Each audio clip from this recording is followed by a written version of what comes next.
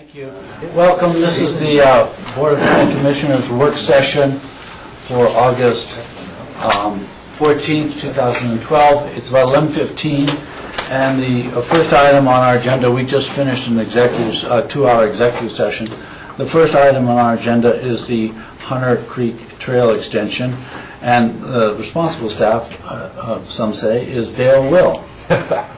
Well, Gary's gone to see about our city colleagues. I thought they understood our meeting time. We do have Howie Mallory here as well, who is the chair of both of the City Open Space and Trails Board as well as the County Open Space Board. But I can lead this off and get this conversation going. There's a memo in your packet for me that is simply my attempt to survey the points of view that were bandied about during our site visit. I don't know whether we want to go through those things individually, but I guess the most general description is that we took a pretty good look at the location of this proposed crossing. My understanding of this issue is that most of the concern about the project has to do with the at-grade crossing of the Hunter Creek extension at Red Mountain Road. There's been a lot of brainstorming around whether this crossing is adequate as is. Meanwhile, the city parks construction crew they have in-house is kind of treading water, waiting for us to decide what we're doing. They had prioritized this project as something that they were going to try to build in-house this summer, and of course if they're going to do it, they want to get started, and if they're not going to do it, they want to reprogram their people and figure out what they're going to do instead. So we have that degree of time pressure on this. The recommendation of the open space staff at the county and of the city, as well as the two boards, continues to be that we think this project is a viable project that deserves to go forward. I do appreciate the concern about safety for this crossing, and without belittling that at all, I just note that we have at-grade crossings on many of our pedestrian crossings of roads and trails around the county, and our experience of these is that once the crossing is in use, that the behavior of the motorists adjusts itself. There is a crossing at Gibson and Red Mountain Road that's just up over the next knoll coming into town, which has many of the same physical characteristics, and I've included a photograph of that crossing in the memo. In that case, although I think that was entirely within the city and consequently we weren't involved in the permitting, I note there's a speed bump uphill from the crosswalk, and the crosswalk is simply striped, and I for one have never heard any commentary on safety hazards at the Gibson crossing. So from the way I look at the world, once this Red Mountain Road crossing is in this new location, I think that over time the behavior will be, or the experience will become similar to what we have at the Gibson crossing today. It just might mean that traffic needs to slow down and assume that it's essentially in town a little further out than it does currently.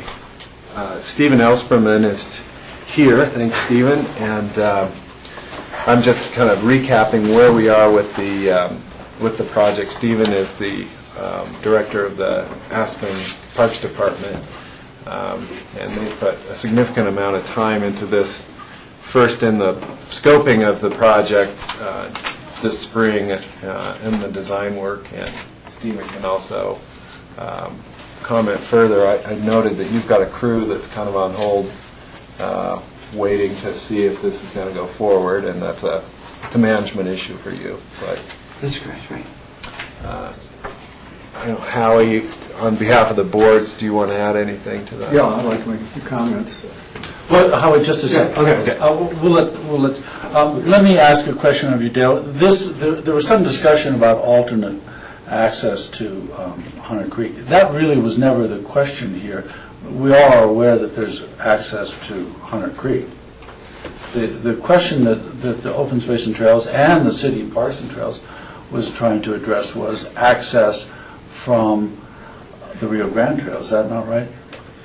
Well, we do strive to have our trails link seamlessly, and I noted in the packet that there's a new element in the county strategic plan that's kind of picked up on this idea of seamless trail linkages between neighborhoods and between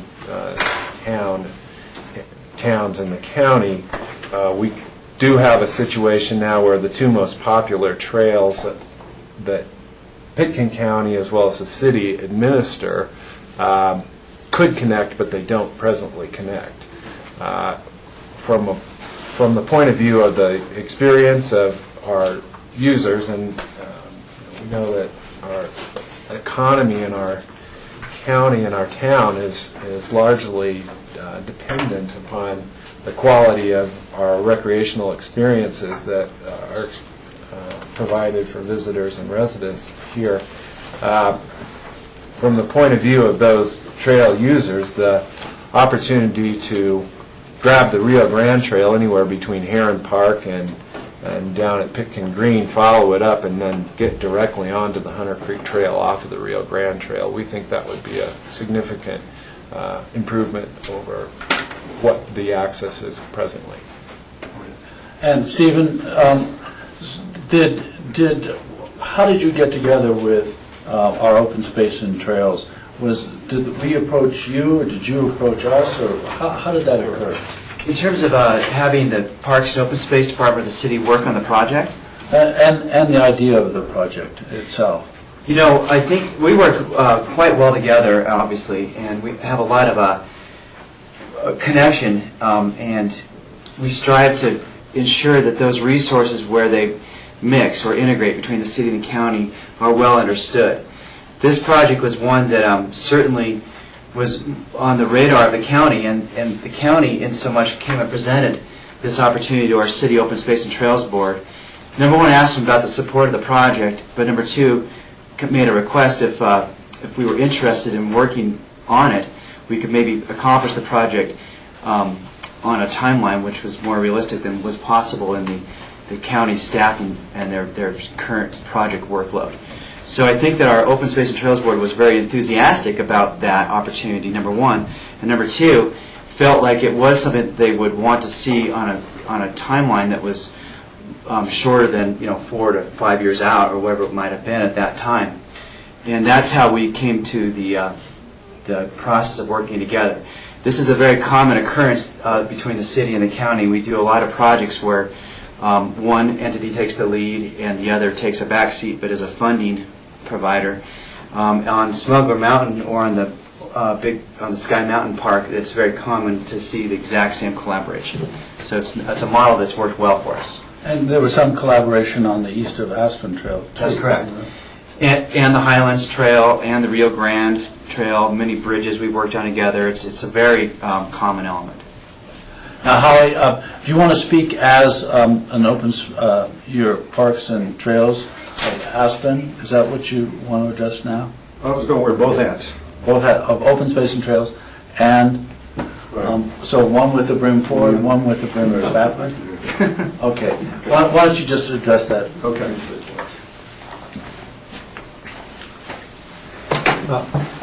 I appreciate your questions, sort of background to Stephen, because I think it's important to understand sort of the lead up to the proposal, the proposed Hunter Creek extension, how it came about, how the opportunity presented itself, and how it represents yet another example of the city and the county, the open space boards and staffs working together to accomplish a common objective.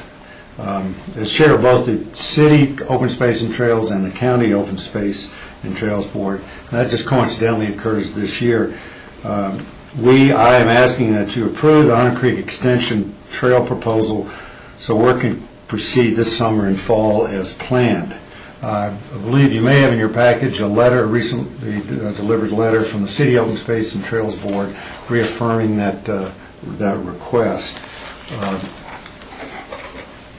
Back to sort of referring, I want to make a few points here for everybody's benefit.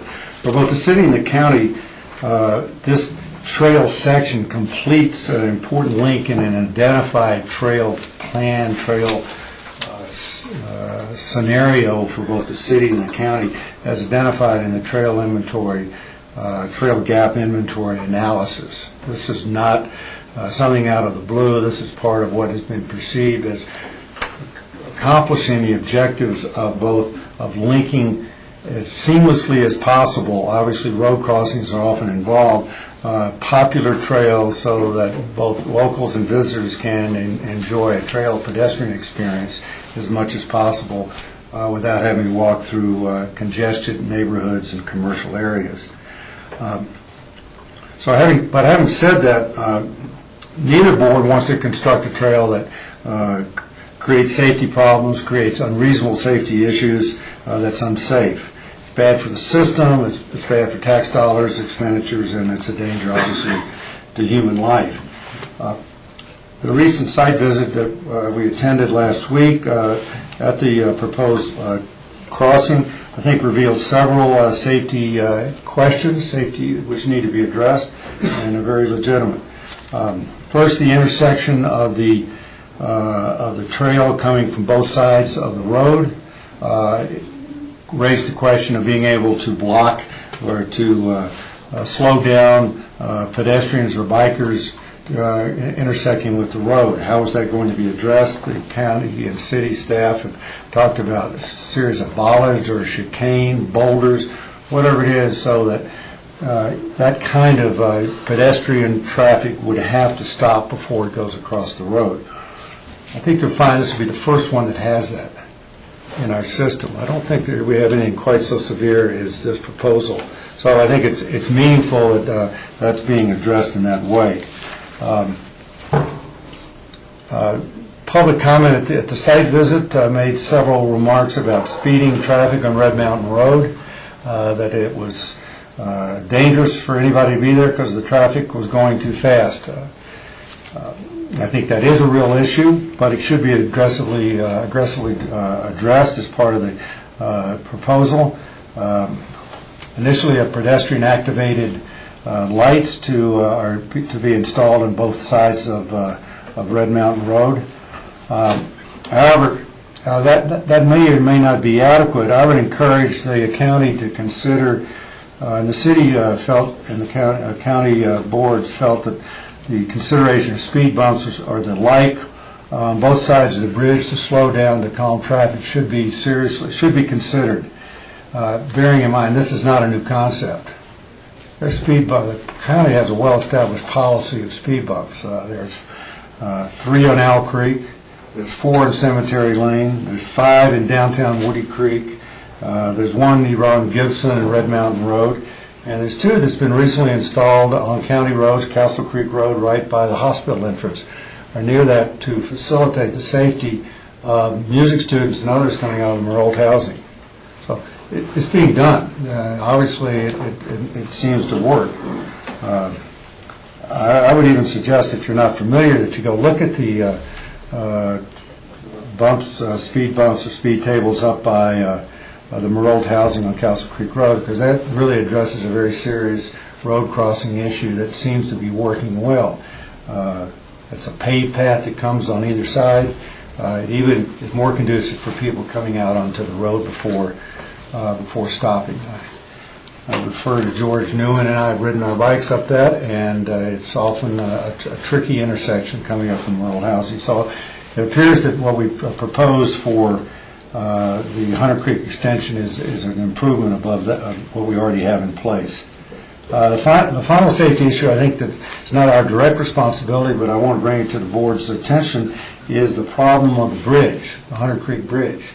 It's an interesting no man's land because the bridge straddles the city and county boundary, and as a result, it seems to be more difficult to manage. Who's responsible for what? Who's responsible for cleaning it up? The drainage seems to be a problem. We heard from the residents, water and snow runoff on the bridge causing icy patches to occur in the winter. That's a that's a problem that's not our responsibility, but I think the city and the county should address it. I don't know if the drains are on the city side of the boundary or the county side of the boundary, so I don't know who's going there and taking care of that. But I think that will add to the overall safety and the proper traffic management and speed concerns, which I think people have raised as an issue. So, in sum, the county hired the city to put in the Hunter Creek Trail extension as part of the overall plan. With these considerations that I've mentioned, I think they can be incorporated this season into a construction timeline that can meet the original construction schedule. And with that, I would request that the board, county commissioners, approve the request with whatever safety improvements you feel appropriate. So, any questions or thanks? Thank you, Howie. Board, are there any questions for staff or for the representative from Open Space and Trails on both sides? Yes, George? Maybe for staff, because let me back up for a second. Hearing from the constituents, going on a site visit, it was very clear to me that one of the, if not the key issue, comes down to safety. And that issue was based on not only the crossings for pedestrians and bicyclists, but also what is perceived is a lot of vehicles speeding along that section of the road. And that was expressed by many of the residents of Red Mountain, that they've noticed that there is a tendency to speed along that road. And I would suspect that actually many of those abuses are done by the residents themselves because they're anxious to get into town or back home. So I think, and I agree with Howie, that I think one way to resolve that safety issue and to resolve the issue that seems to be a concern for the Red Mountain residents is to address some sort of speed enforcement. And we certainly don't have the resources to actually man a public safety officer to do that. But I think speed bumps are the answer. And I think there is an ability, and that's why a question for staff, or perhaps GR, as you're approaching the bridge going up towards Red Mountain, but just as you're approaching the bridge, seems like that's a good place to have a speed bump, because there is good sight line vision for the vehicles as they're coming around a corner before they hit the bridge, and to have a speed bump there that would, with signage, that would then warn motorists that there is a speed bump, you need to watch your speed. Coming down Red Mountain, once you've come again down to the base of Red Mountain and around that corner, before you get to the bridge, there is also a good sight of line vision that we could have a speed bump there as well, again with a warning sign. So motorists coming down from Red Mountain will expect that they'll need to monitor their speeds as well. And I think it may seem to be a bit of an inconvenience for the residents of Red Mountain initially, but I think it's something that they'll get accustomed to very quickly, and hopefully that they'll understand the benefits, certainly similar to the residents along Cemetery Lane. I ride home back and forth on that road periodically, and there's a series of speed bumps there, and I think it does really address the issue of motorists not zipping through those neighborhoods, making it safer for pedestrians as well as bicyclists. So I think the safety issue can be addressed with those speed bumps if that's feasible to put in that plan. As Howie said, that this is not an unusual way to manage speed limits. It's done throughout the county. It's very successful. And I think it addresses the concerns and hopefully addresses the speed issues for the residents of Red Mountain. I would think that they would welcome that, the ability to monitor not only for residents but visitors and service people. So if that's a possibility, I throw that out to staff. That's something that I would strongly encourage. Thank you, George. Board, any questions or comments? Yes, Rob? I agree with George. I think the speed bump is a wise choice for safety in this crossing. The other part of it, Well, just, George was talking about multiple speed bumps. multiple speed So bumps. instead of Two- the original proposed one, we're going to have three. That's why, Possibly. I would agree with that. Okay. The 3 speed bumps. The other thing that Howie said a couple of times is that it's been addressed that the bikes have to stop, and I don't think it's been addressed in the proposals that we've seen yet, that bikes will have to stop there. I think we need to have some sort of mechanism that requires or forces a stop and or dismount of a bike. And I think just because it slopes up it hasn't been addressed yet. So I think that's the other element that needs to be addressed in this, is that you come up on that curve with little sight vision, and if a biker is going fast and doesn't stop and dismount in that spot, that's when another accident is going to happen. I'm a little confused actually walking the trail, because the existing Hunter Creek Trail, from where it starts from the Longhouse, really isn't a biking trail. You don't bike those catwalks, and there's places where the catwalks start and finish. That's really a walking trail, and I'm not sure we're mimicking that with some catwalk type stuff on the other side, the new trail. But is the intention for that to be big enough and strong enough to be a bike trail? Because I think we measured those at 4.5 feet. You can't have bikes passing each other really with 4.5 feet very safely. So is that going to be a walking trail from Red Mountain Road to the Longhouse? Or is that going to be a biking trail? And I think it would be a lot safer if it were a walking trail, meaning you tell bikers that if you want to get from the Longhouse to the Rio Grande Trail, you walk your bike from the Longhouse to Red Mountain Road. You cross Red Mountain Road on foot, and you get on your bike at the bottom of the other side of Red Mountain Road, and that's where the dismounting or mounting takes place. And in walking the small section of the uncut portion between the Longhouse and Red Mountain Road, I'm not sure what sort of trail construction is going to be going on there to make that a bike trail, and how much use it's going to actually get as a biking trail. But again, my issue is the safety of that crossing. I think George conveyed it properly, that's, I think, the biggest issue here. But I think those safety... Yeah. George, is that an improvement that you could agree to, too, that somehow we have structure or something that we dismount bikes at the Red Mountain crossing? Is that something you could agree to? I think we had already agreed with that prior to this, the need of that, whether it's a boulder or something. I just don't think they've addressed on how it's going to happen. Right. And I'm not sure that a step would do it, or a series of steps, or whatever. There's one step on when you have to step up to the boardwalk on the Hunter Creek Longhouse Trail. So that immediately actually raised the question, quite frankly, of whether it was a bike trail or not. So there's some agreement here. I just want to try to get those issues out in terms of agreement, and in terms of whether or not it's a full bike trail. Let me ask staff, is it being designed as a full bike trail? Since the connector doesn't seem to be a bike trail, what is staff's view on that? I think I can address all three of those items if you Sure. desire. We've done a number of studies since our last site visit, based upon direction from the BOCC, on a dismount type of safety system at the intersection. And we have a number of different ideas on how we could do that. We hesitate to do any type of stairway system or drop system on our trails. But we have a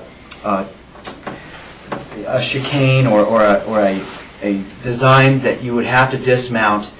Stephen, can you just define chicane? Basically, it's a mechanism where you have to weave your way through an opening as you dismount your bike. You will not be able to do it riding your bike as you come around. So it could be done with a simple fence section, boulders as well. We have some bollards as well. I think we've gone away from the bollards based upon some feedback we heard. So it'd be more like an aesthetic boulder type placement, or likely a fence boulder combination that would be both safe and also would not allow you to ride straight through. So that's easily done. We've already sort of, as mentioned, accommodated that into our process. We don't have a site plan since our meeting was so abbreviated, but we will plan on doing that upon approval, no matter what at this point.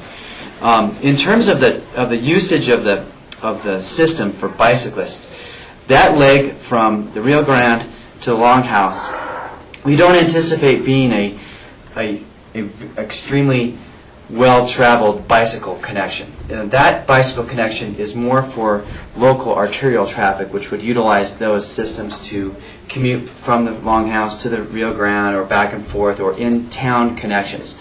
You're right, the Hunter Creek Trail is really not a biking destination, but we've heard a lot of feedback from the residents, especially of the Hunter Creek zone, that they would use that to go to places in town. The system of boardwalks is designed at 6.5 feet on this trail section. We laid out, I think on the Hunter Creek Trail, I don't remember, Gary, was that a little bit smaller than that now? I can't remember how it is, but we've done enough study of that bikes would be able to pass through that zone. We would place a number of items along that trail to make it evident that this is not a high-speed mountain biking adventure trail. This is kind of an arterial connection trail, and you need to be respectful and you need to be safe as you travel that.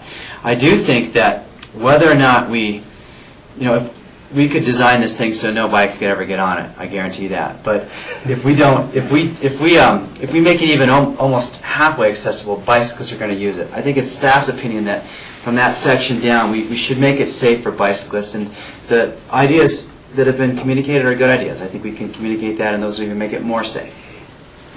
Thank you, Stephen.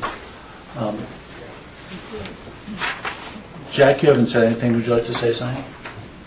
Yeah, I'd like to hear from the public if the chair will allow any feedback. Yeah, we have about 15 minutes. Are the members of, and you'll have to make your comments brief. We've had lots of input. I see some faces out there that are familiar faces from our site visits and stuff. So if you can be brief, just raise your hand, state your name, and I'll call on you. Yes, sir. I'm David Meckenhern. I've lived in the county city here for 40 years. And my concern is, well, several concerns are primarily the safety. This, where you're proposing to put the speed bump, I think all the rest of the speed bumps you've mentioned are not at the bottom of two hills, where people naturally speed, and I agree they speed there. And the bridge ices over in the winter. That they've tried to repair it, and I assume find better ways, but it consistently every winter ices over. So my concern is, I don't believe it's possible, realistic, I should say, to put in 1 or 2 speed bumps there. When you say speed bumps, there are concerns of chain reactions, people slipping and sliding. Mark's got a garage there off the road where people slide into and destroy his carport, I guess. So I'm concerned about the notice. This came as a surprise to me when I first learned about it. But I'm sure if you've got a collective opinion of the area, you'd find pretty unanimous concern about the safety issues there. Also, why right now the connector from Longhouse to the Rio Grande Trail is through Lone Pine Road, where it tees into Red Mountain Road, near as I can tell. There's a maze of trails, and I applaud the trails that have been installed in the city county over the last 40 years. But this, to me, I would question the demand for it, and could it not be easily done? People abate their speed as they go up the crest of the hill beyond the bridge and coming into town. And there's a crosswalk there. You could add lights if found necessary. I'm sure that had to be considered, but it seems a mystery why that isn't acceptable for that short 2-block stretch there. The infrastructure there for the Rio Grande and the switchbacks to the post office. So those are the questions I would ask for more. Delay this until you get more input. Consider the T intersection of the 100 log, because I think it's not being realistic to expect speed bumps in that location to be affected. Cemetery, everything, even All Creek is a hill, it's a gentle hill. You come down that hill in the wintertime, it's treacherous. You know, they smoothed out, spent millions of dollars smoothing out the grade up Red Mountain, but that's a different issue. Thank you. Thank you. Are there any other members of the public who wish to speak at this time? Yes, ma'am. Yes, I'm Janae Kirk, and I agree with what this gentleman just said. Plus, I would like to submit this this letter from the Picken Green Homeowners Association, because they were never noticed. And I've been riding this road for the last 45 years before it was even paved, when it was a dirt road. And I appreciate Howie wanting to have interconnecting trail systems all through town that make it easy for people to get the Rio Grande. But this is a different situation than any of the other roads that connect, or trails that connect to other trails. For example, the Castle Creek Trail, when I came up the other day, you have to come up a steep hill. You go out onto the Castle Creek Road, that's a flat road. Every other trail system that crosses a heavily traveled road is a flat highway. This is two very, very steep pitches. You're not going to be able to control motorists, even if you try to control motorists. There's always a big truck, heavy trucks that come down there in the winter that aren't going to be able to slow down due to the weather conditions, and you created yourself a very, very dangerous situation. Myself, I bike that trail frequently, as I do the Castle Creek crossing, and I've had cars come to screeching halts when I've crossed onto that Castle Creek Road, and I would hate to see what would happen if I tried biking across the bottom of Red Mountain Road with cars coming down it. So I think you really have to consider the safety issue as being one of the most serious matters. It's not an NIMBY. Most of the homeowners around this area were not notified because they weren't within the 100-foot boundary to be notified, and this has all of a sudden come up to our attention. So I think that you should seriously look at this, other than just having a few flashing lights and boulders put out, and no matter how much you keep the bikers from coming out there and trying to warn them, those motorists are going to keep coming down as fast as they can, and I don't think there's any way to control it. So with that, I'd like to, do I need to give you this, the board, or do you have this? We have it via email, and Okay. I passed that same letter on to the county manager and to deal with open space and trails. So, All right, thank you. are there any other members of the public who wish to make a comment? Yes, sir. Mark Zachary, thank you for your time. I agree with the commissioners that I don't think we let the tail wag the dog. Speeders don't dictate trail alignment.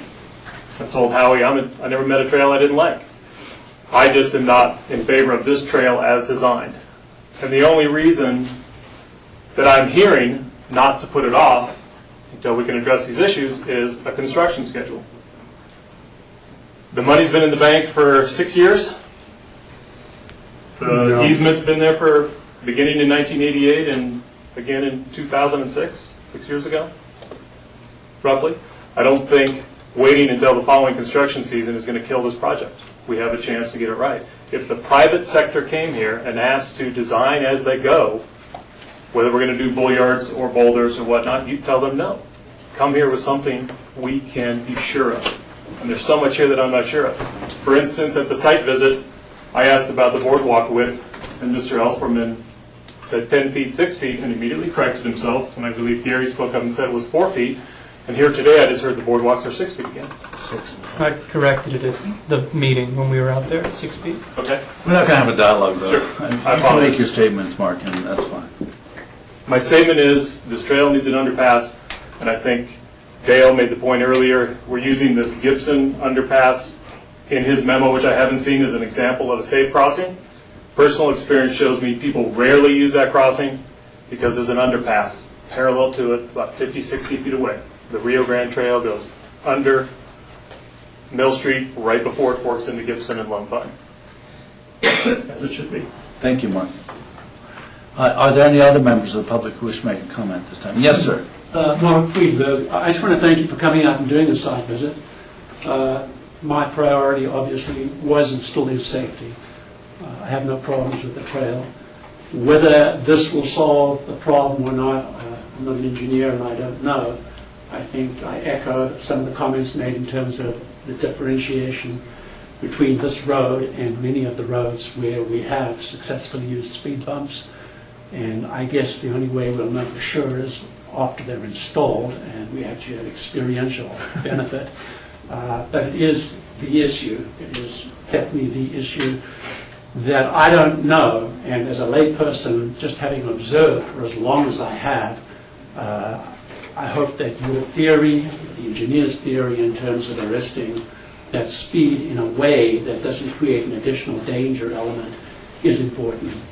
And so I want you to know that I appreciate your coming out and delaying the previous decision, and I hope that whatever they do, both in terms of access across Red Mountain Road and in terms of controlling, trying to control the speed on that road, will be effective. Thank you. Thank you, sir. Jack, you wanted to wait until, I think we're finished with public comment. Are there any members of the public who wish to speak? Seeing none, typically we don't have public comment at work sessions. These are just sessions that we try to work out problems.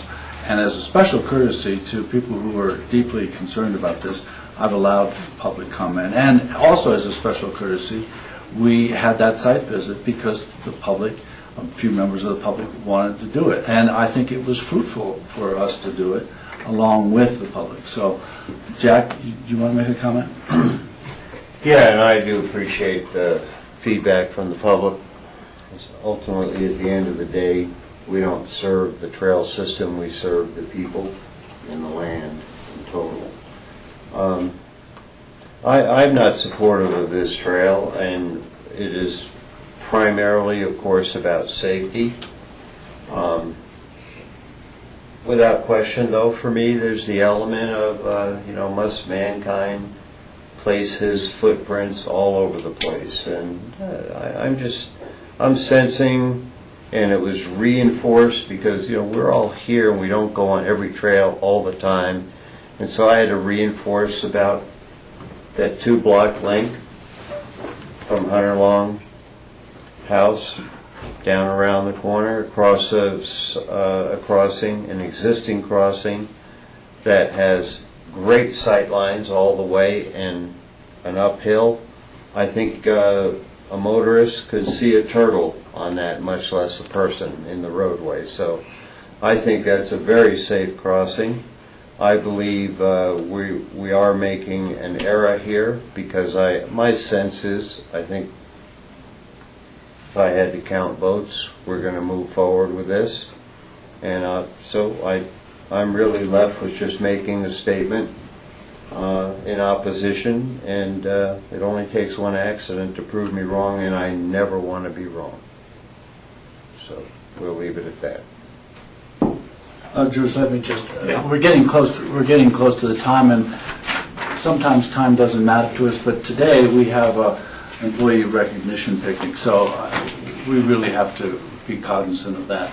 So it seems to me that what we're really lacking, given all this dialogue, is a sort of a final plan that we can look at and say, well, here's the chicanes, here's the width of the boardwalk, here is the approach, whatever it is. And because I think the direction is safety and enhanced safety and greater safety.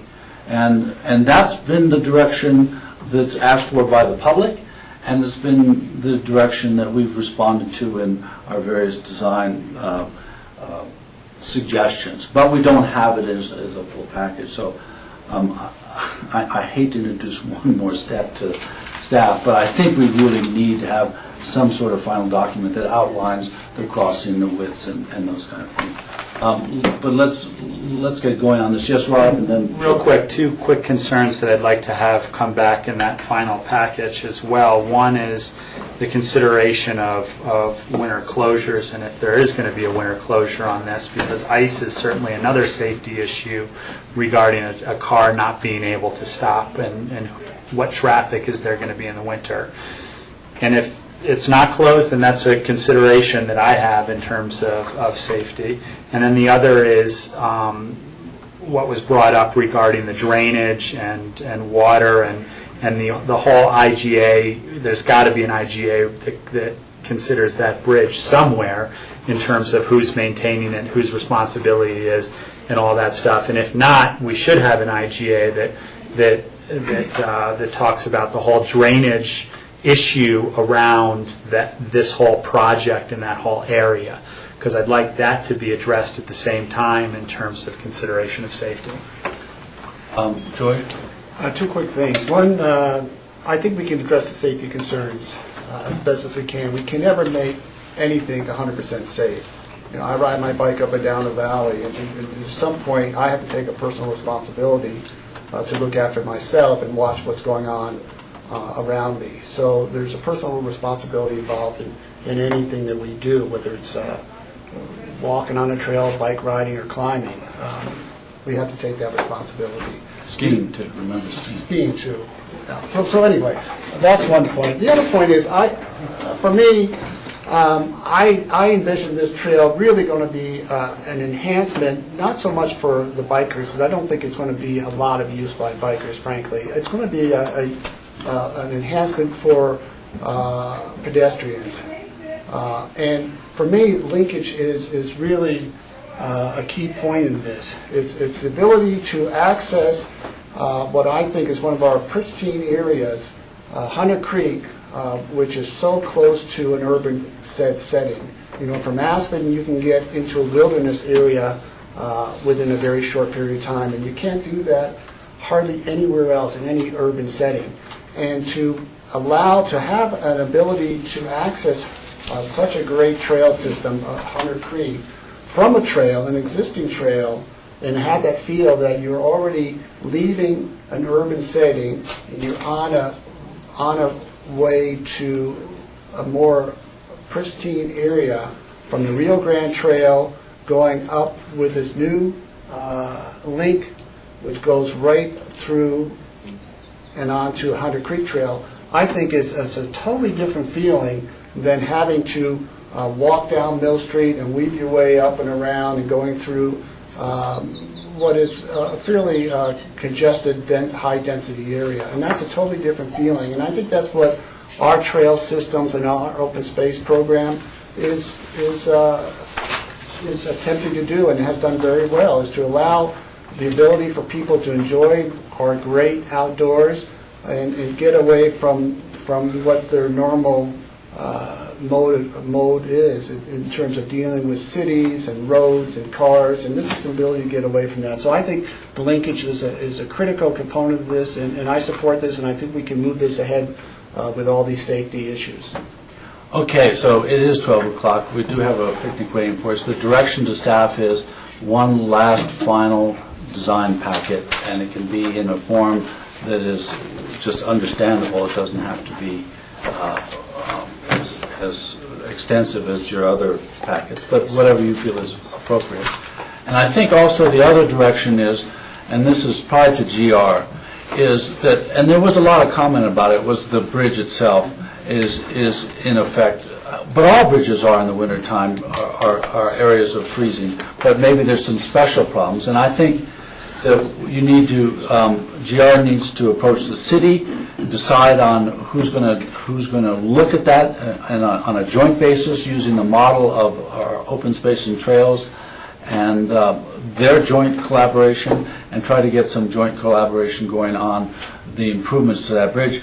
Not just ice, but also it's cosmetic, and maybe it needs to be completely redesigned. I don't know. But I'd like you to come back to us at some point and talk about that also, if that's okay with the board. Is that okay with the board? Yes, please. That direction? I have one quick, yes. if I may, a suggestion for your, if you could weigh in on this, it might be helpful. From what I understand and what I'm hearing back, the feedback, most of the concern for the safety aspects of the project really are centered on the road crossing itself. It might be possible for you to give some direction to staff to begin work on the trail system and come back with a final design for your review of the crossing itself, in so much that we could initiate some activities during that time period when we're bringing back a final design of the crossing. That might assist us a little bit with this season's construction. I just throw that out there for your consideration. Okay. Board, is that okay? There are, and what are those elements that you're talking about getting started on? The boardwalk, laying down some gravel fines and that kind of thing? Exactly. We have a bridge crossing in Hunter Creek. We have a connection to Rio Grande with a retaining wall, a trailhead, and some trail surfacing, and some clearing. Those are things we could start in a timeline, and then we could bring back that final crossing for your approval. What does the board think? I can support that. I'm okay with it, but I'll put out the caveat that if the concerns that were raised aren't met, we're in a lot of trouble financially because the crosswalk isn't going to happen, and then we've expended money. Yes. And I'm not going to weigh in based on the fact that money's already been expended. I'm going to weigh in on safety. And my suggestion is only based upon the guidance I've heard, which is that you feel the safety considerations could be met and that the trail will be moving forward. You just want to get a final check of those.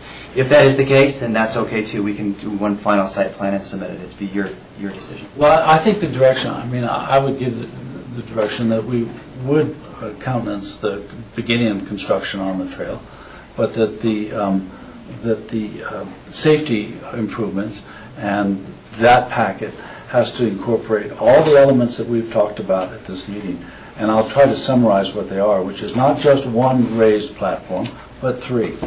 That there are going to be a system of ways of stopping bicyclists and forcing them to dismount from their bikes so they don't go across the road. And also the other things that we talked about earlier, which are a series of pedestrian-activated lights. And so this looks to me like the crossing of the crossings and the mother of all crossings, and that's what we expect back to this board. That sounds fine to me. I'm not in a position to speak about the road and bridge potential improvements or budgetary. No, that's a different subject entirely, and it's not linked to this, although the subject was brought up in these discussions, so I don't expect that to happen immediately. I understand. I'm just trying to suggest that some of these road berms crossings might expand our project budget significantly, and we would have to have a discussion with And I think I could speak to that. The city open space felt that by virtue of including the speed tables or bumps, the budget would probably be, original budget would probably be exceeded. But again, safety first, and we'll find the money to make it happen. Okay. Okay. There's a city side and a county side. Both sides. So it looks like we can Speaking for come up both. to a solution on that particular budget. No, I'm not going to call on you, sir. I'm sorry. I'm sorry. Yes, Jack. Yeah, I don't support moving forward. I think staff has got direction. They ought to facilitate the end result here of what's been directed. Come in and you make a decision by next Tuesday. Now, I'm not hearing you got to reconstruct the world here.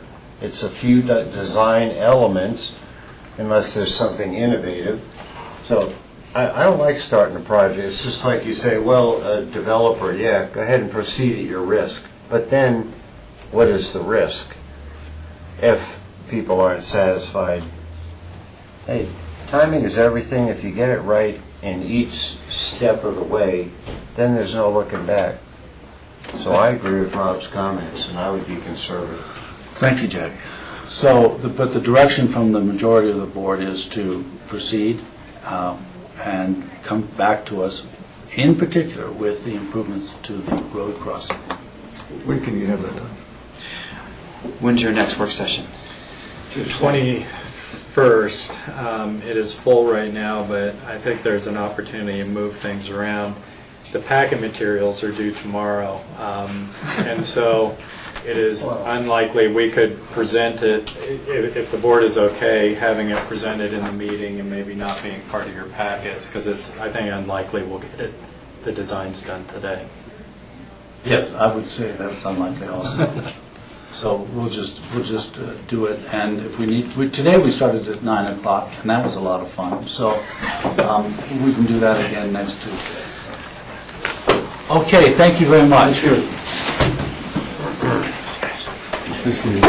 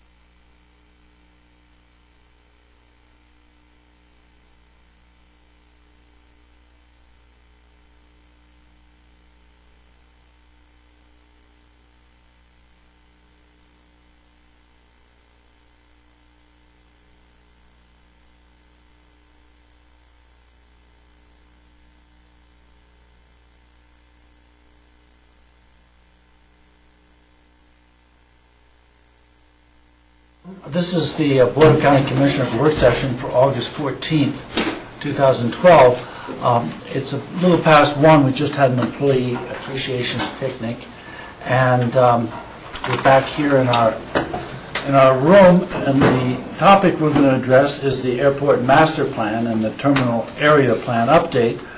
And Jim Elwood is here as our airport director to lead off the discussion.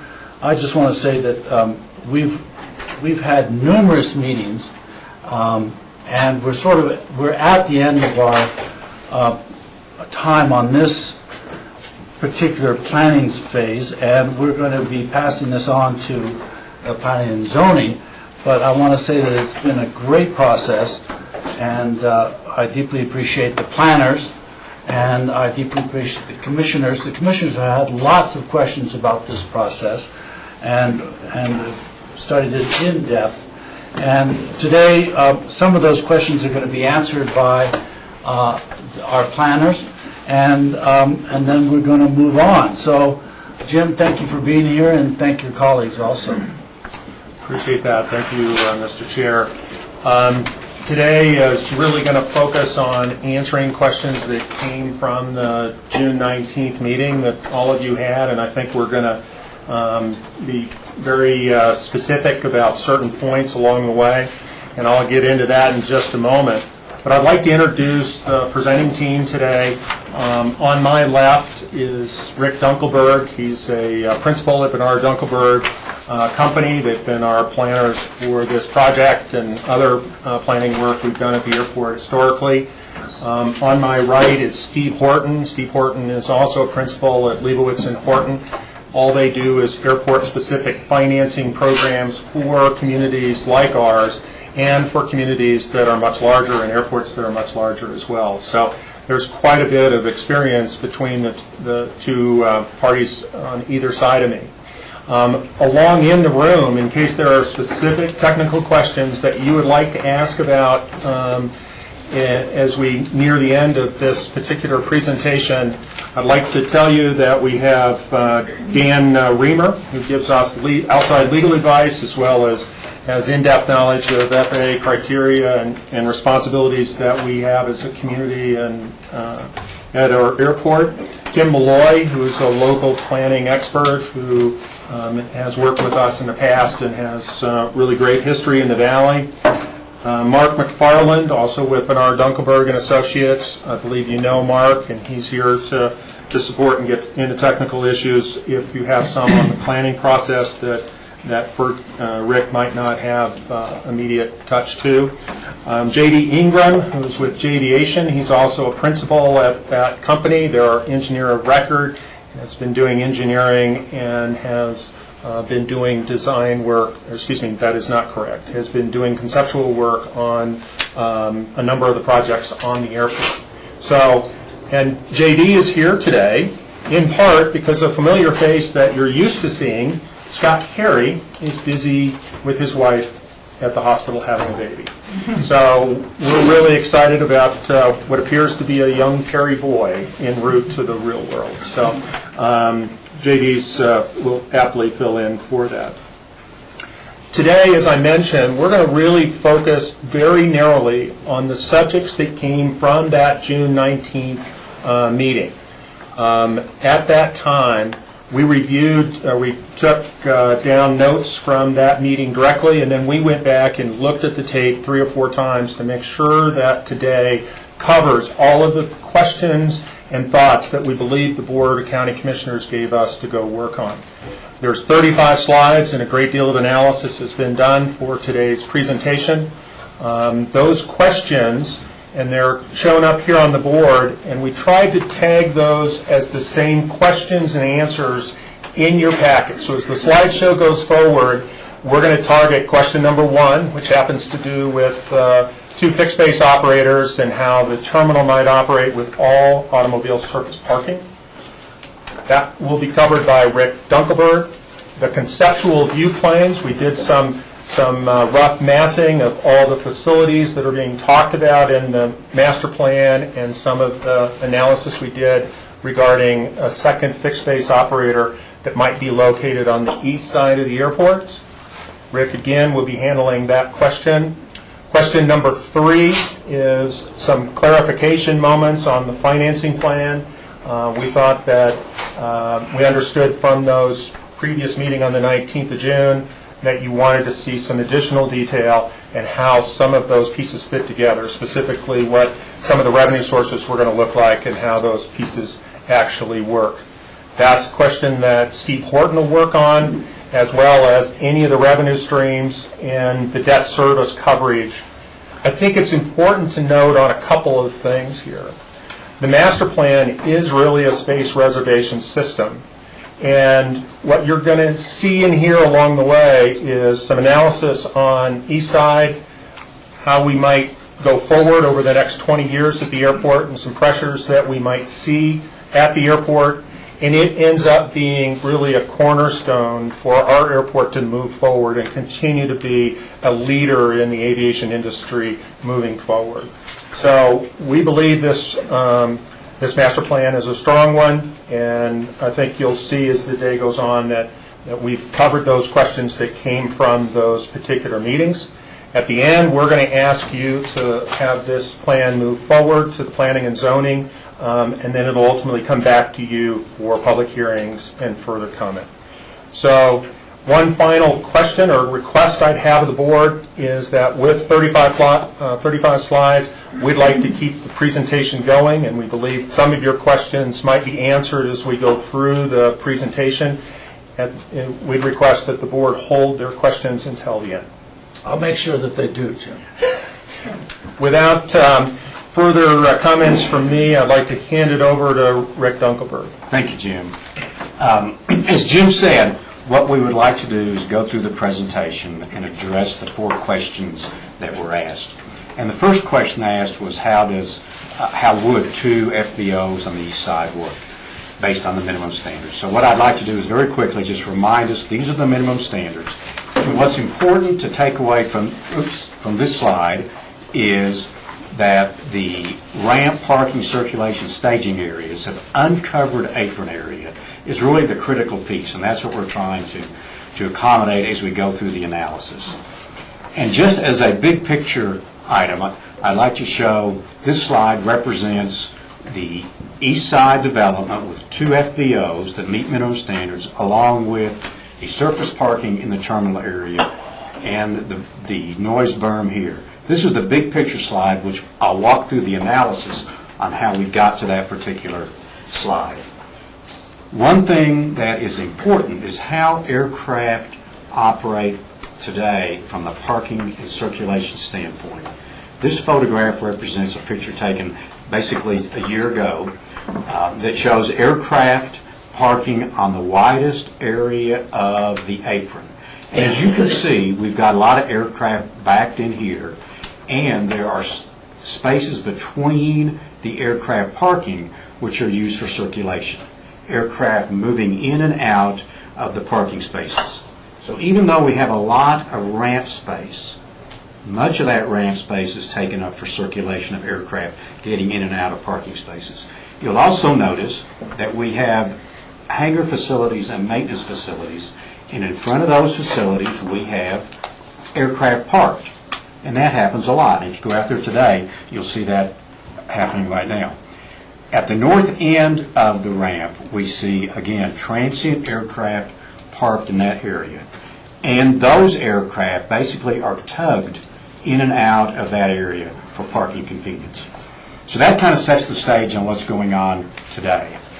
This next slide, as we start our analysis, we have to look at existing conditions. This particular slide represents existing conditions at the airport, with the red line showing the platted Lot 2, the green line showing platted Lot 1, the patio hangars, 2 rows of them, and then the existing tie downs.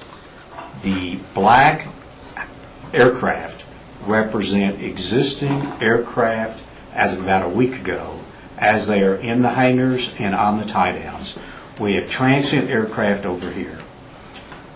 What is important to note on this slide is these tie downs really are leased by Atlantic on the first first FBO that has Lot 1 over here. So as we start our analysis in the minimum standards, we look at 2 FBOs east side with existing structures remaining. In other words, can we accommodate 2 FBOs on the east side that meet minimum standards if we leave the existing structures standing as they are? And the answer to that is no. Now, what you will see on this slide and the other slides, I want to go through the legend real quick, is that the green area represents ramp space that would be needed to accommodate the requirements of 280,000 square feet of ramp space. This color brown represents new facilities. The blue represents parking and or roadways. And of course, the solid airplanes represent existing aircraft. So the possibility of getting 2 FBOs on the east side that meet minimum standards with existing structures remaining cannot be met. So we go to the next step of the analysis, and we say to ourselves, well, this is a list of pros and cons on this particular slide, with the main, negative being we can't meet the minimum standards. And as we go through each slide, we're going to have a list of pros and cons on each one of these that we'll go through. So the next step is we look at 2 FBOs on the east side, but use only Lot 2 to achieve the second FBO. What we see here is this little island down here represents existing local pilots' aircraft that would be displaced from the existing patio hangars that we would have to demolish to achieve apron space. What we see is we could mass the FBO facilities here. This represents the patio hangars. This represents transient aircraft. We allow for tie downs down here. We have minimal transient aircraft parking here. And this represents an area where we could have aircraft that are basically dropping off people at the FBO and then being parked someplace. Aircraft that wouldn't be parked on the apron for a long time. Now, the pros and cons of this particular analysis: number one, it does achieve minimum standards all around. It requires the permanent removal of 41 patio hangars, which means that 41 pilots that live here would have their aircraft someplace else. We have a mass of structures up against the Highway 82 view corridor, along with parking here. One of the concerns we heard at the public meetings and the charrettes was, if we develop facilities along here, what will that do to the ridgeline views from the highway? This particular analysis would present a break in the ridgeline, and we'll go through that in another slide to show that how that actually works. The way that aircraft operate as they move in and out of this apron area, you can see that aircraft in the patio hangars would all exit onto this taxi lane. Aircraft in the maintenance hangars would exit onto this taxi lane. As you can see by this aircraft, which is halfway in and halfway out, it blocks this taxi lane from aircraft maneuvering on that taxi lane. These aircraft backed up in this area, they too have to exit into the taxi lane. All those one-way exits cause congestion in this minimal taxi lane, which, if there was a breakdown or anything happening on that taxi line, you'd have a real problem from a safety standpoint. In addition, if aircraft are parked as they are in existing conditions over here in front of any of these hangars for any length of time, you have a bottleneck in the taxi lane where aircraft taxi. Now, some of these tie downs would exit into that area, and also some of them would exit down this way, depending on how they're faced. So we would have aircraft congestion here, some additional auto congestion up here. It provides a minimal area for itinerant aircraft parking, and it does not preclude any west side development. So the next analysis we go through is, what can we gain if we expand the apron to the north? What can we achieve by that? We looked at expansion of the apron as far to the north as we can, and this is as far as we can go. We have a critical area defined by this red circle there, which basically says that we cannot intrude upon that critical area of the weather station. We gain additional patio hangers up in this area, again, backed up against the Highway 82 corridor. We gain some additional space for itinerant aircraft here, but we still lose, again, down here, the island of what we call misfit airplanes. We lose those existing aircraft from those hangars that they're in now. Again, we achieve minimum standards with this particular analysis, but again, we have a list of negatives here. This requires the removal of 34 existing tenants out of their patio hangars, so they have to go someplace. Again, we have a mass of structures right along the highway here. They're backed up. This dotted line represents the 100-foot setback from the street, and they're backed up right against that line as far as we can get it. Again, we have the ridgeline concerns that the public has expressed.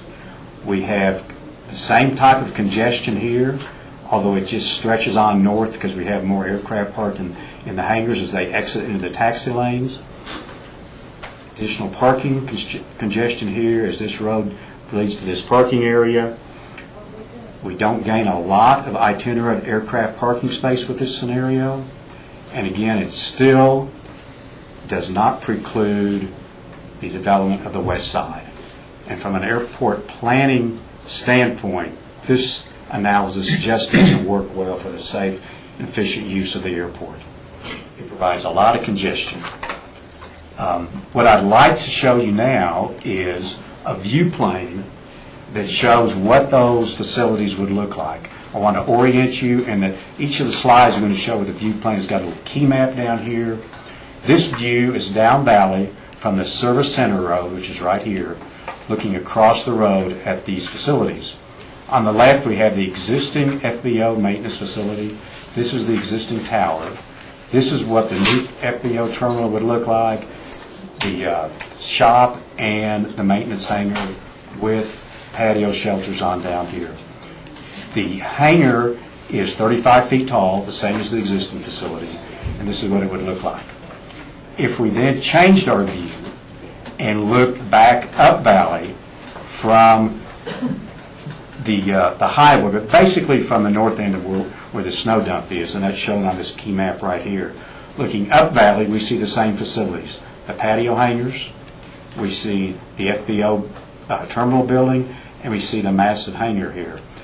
What's important from this slide is behind this dotted line represents the ridge view that would be broken by this view. And that was one of the concerns that the public expressed from a view standpoint that they really weren't in favor of. Okay, key concerns of two east side FBOs. They're fairly consistent with what we talked about last time. Again, the number one reflects the safety concerns as stated by John Bauer, the area manager in Denver, for congestion of aircraft on the east side. We don't have enough depth to really accommodate that. Efficiency of operations. When we have that congestion on the east side, it could also lead to delays in aircraft operating at the airport because of the congestion. And we have safety, taxi runway incursion concerns. Inefficiency of operations, both aircraft movements and vehicle movements. We've got the break of the ridgeline view, which the public has expressed a concern about. The only way we can meet minimum standard requirements is if we displace a large number of existing tenants out of their hangars. There is some impact on the existing FBO with their leased areas. And again, it does not preclude any west side development from occurring.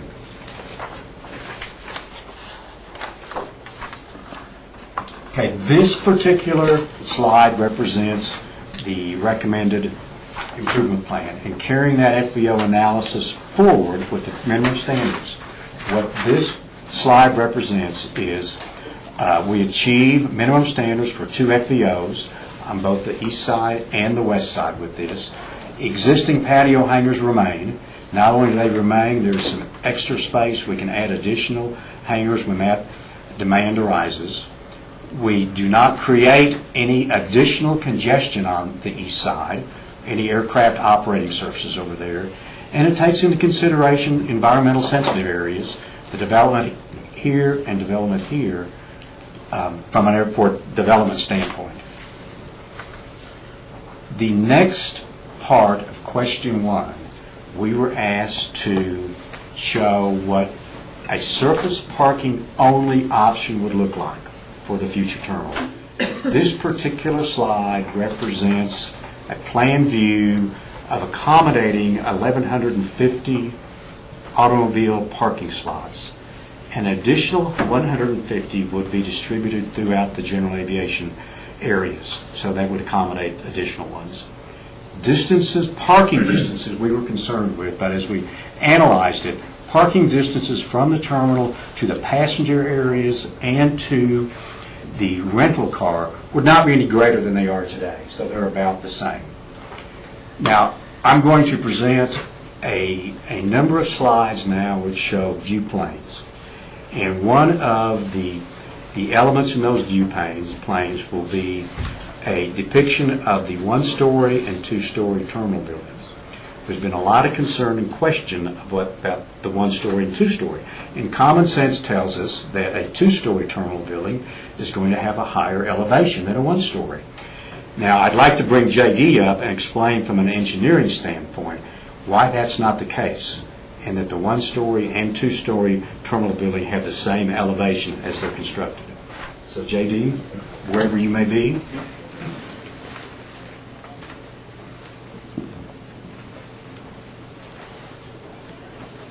So what I'm going to attempt to do is explain a somewhat complicated system of variables with the buildings in a very simple drawing. So bear with me.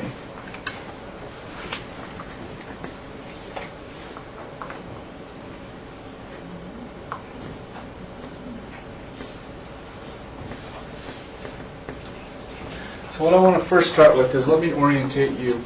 If you were to board an aircraft today and you go into the terminal building, when you walk out to board your aircraft, what you look up, what you see when you walk out is the apron rising up. And what I'm picturing here, this is the current terminal.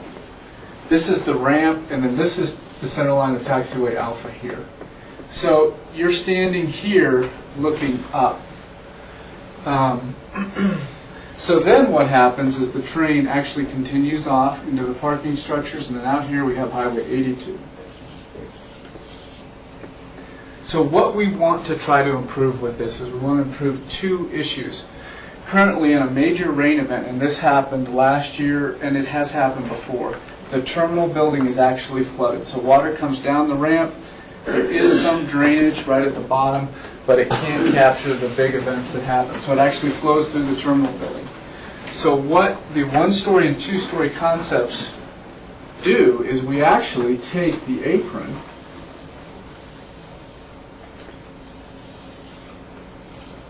here's the airplane, and we create this. And so what this does is it drives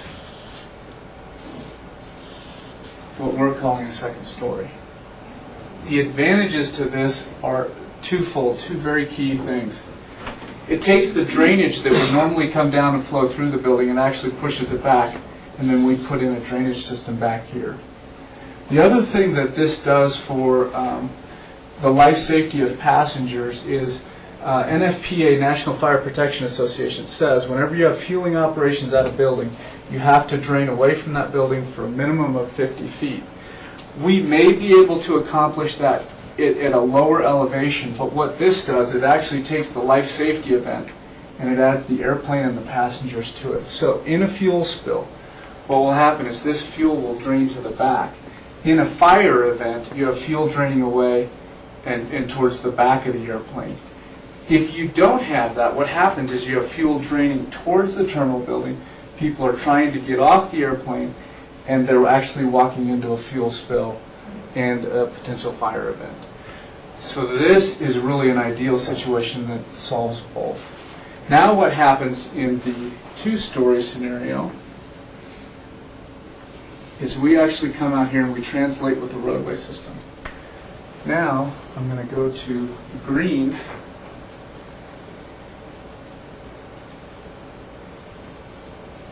And this is exaggerated, but what this depicts is a berm. And so we have parking garage that exists right in here, here, and here. So from Highway 82, what you see is a berm. You have a car here, and this is the one-story, and this is the two-story. So it's actually a varied story. So the advantages to it is you do get a smaller footprint. But in either the one-story or the two-story scenario, that top point does not change. In a one-story, what happens is this goes away. And so what happens if you go to a one-story? If this goes away, then what happens is we drop down here with a retaining wall, and we actually put our surface parking here. So this is a retaining wall. And then we have another retaining wall that drops in here. And this is the surface parking option. So this is, when you see the slides that Rick's going to present, this in essence is what he is describing. I'm sure that was clear as mud. Thank you. Thank you, sir. So we're going to see a series of view planes now that depict what the terminal area would look like. We were asked to show these, so that little explanation will help explain some of the things that we'll go through here now. This particular view, again, the key map is down here, is from Highway 82 at Baltic Avenue intersection. And we are looking at a terminal building, which is, this is a two-story terminal building, the mass, but if you carry the outline out behind you, you see the outline of the one-story. So this conceptual view shows surface parking with the one-story terminal building depicted by this large footprint. We have retaining walls, as J.D. explained, right here. We see the Rafta bus stop over here. And just to relieve everybody, we are not trying to imply that when a new terminal is built, it'll look like a bunker. This is just to showing what the mass would look like with the height. This is a 25-foot height at that point right there. I'd like to jump in here. You saw two retaining walls. To get a one-story building to work, you've got to build up about 12 feet to get to the new floor height. So this represents some kind of retention system to allow that roadway system to work. And then this is that second retaining wall that J.D. just described on the sheets. Thank you, Jim. Now this is the same one-story surface parking from a different viewpoint. This is viewpoint from Highway 82 at the BMC or the ProBuild building. What we see here is the rental car facility, the new rental car facility, surface parking, automobiles here. This is the one-story terminal building with the retaining walls that Jim just described, these two retaining walls. The next viewpoint shows the same position of the view, but we see a two-story building. So it does not carry out as far. There are no retaining walls. We see surface parking, automobiles here. And this is what the terminal area would look like from Highway 82 at the DMC. Now, the next question we were asked was, what would the whole terminal area look like if it depicted what the recommended improvement program showed? And so this takes us to question number 2, and we are looking at conceptual view planes with the parking garage and partial surface parking with a two-story terminal building. Again, this is from Highway 82 at Baltic intersection. This is the building. The berm right here in front is what J.D. described as being the berm over the parking garage. This particular little entrance right there is the entrance to the parking structure. Over here we see the Raft bus stop, and right here, which you can barely see, is the stair and elevator structure entrance to the parking garage, and it also would take you underneath the highway. That's what this particular slide depicts. This is the same viewpoint showing the difference in the one-story and the two-story terminal building with basically the same height as explained by J.D., but the footprint of the one-story goes out here as shown by these dotted green lines. So it's a wider, larger footprint in that particular scenario. The next viewpoint is back up valley from Highway 82 at the BMC. Here's the entrance road. Here is the rental car facility. Right in here you can barely see it, but these are surface parking automobiles, which we've got, as we explained, the terminal, our recommendation would be partial surface parking and partial garage. So we do see some surface parking here. We see the terminal building, two-story outline with the elevator and stair structure down here. And so this structure right here represents the two-story terminal building. This is from the same viewpoint, just illustrating the difference in the one-story, which is a much broader footprint, and the two-story. Heights are basically the same. Rental car facilities over here. Now, this slide shows, and I'd like to point out that at some point, based on traffic, there may need to be a signal here, but we don't show that in these slides. Okay, if we go across the airfield over to Owl Creek Road, what would the view look like? This slide indicates the two-story terminal building as seen from Owl Creek Road, the rental car facility up here, and shows the height of the structure and the size of it. The next slide then is the one-story versus the two-story, with a much larger footprint for the one-story. Height's the same. It just takes up more space. Okay, I'd like to hand it over to Steve now, as he will go through question 3 and question 4. Thank you, Rick. As I begin the financial review... Excuse me one second, sir. Michael, may I?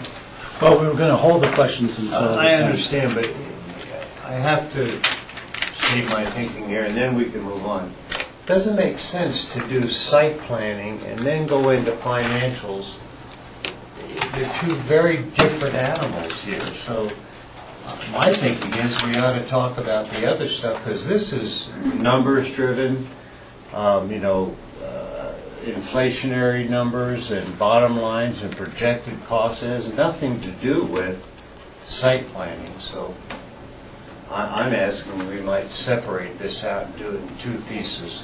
I was on board until I realized that the financials are in a whole different world about it. Well, I'll ask the board. Board, how do you want to address it? We were hoping to hold the questions till the end, but Jack would like to divide it. So how does the board feel? Just ask another question. Are we going to go back to from the financials, or does that lead us back to the design again? Does it wrap around? It does. We kind of have some concluding comments and an opportunity to revisit any and all of the slides that you desire to look at or ask further questions about. I can go either way. Yeah. It's so fine. I think Jack will proceed with going through this, write down your questions, and then we'll go back with a question period. So proceed, Steve, with the financials. Thank you. As I begin the financial review, I first want to emphasize, before we go into the slides, 4 important points since our last presentation. Number one, the overall goal of the financial analysis we have conducted has been to meet FAA master plan requirements to develop a financial implementation plan that is financially reasonable and that is reasonably achievable. We have done that. Key point number 2, the numbers you'll see today have not changed since the summary presentation that we conducted in June.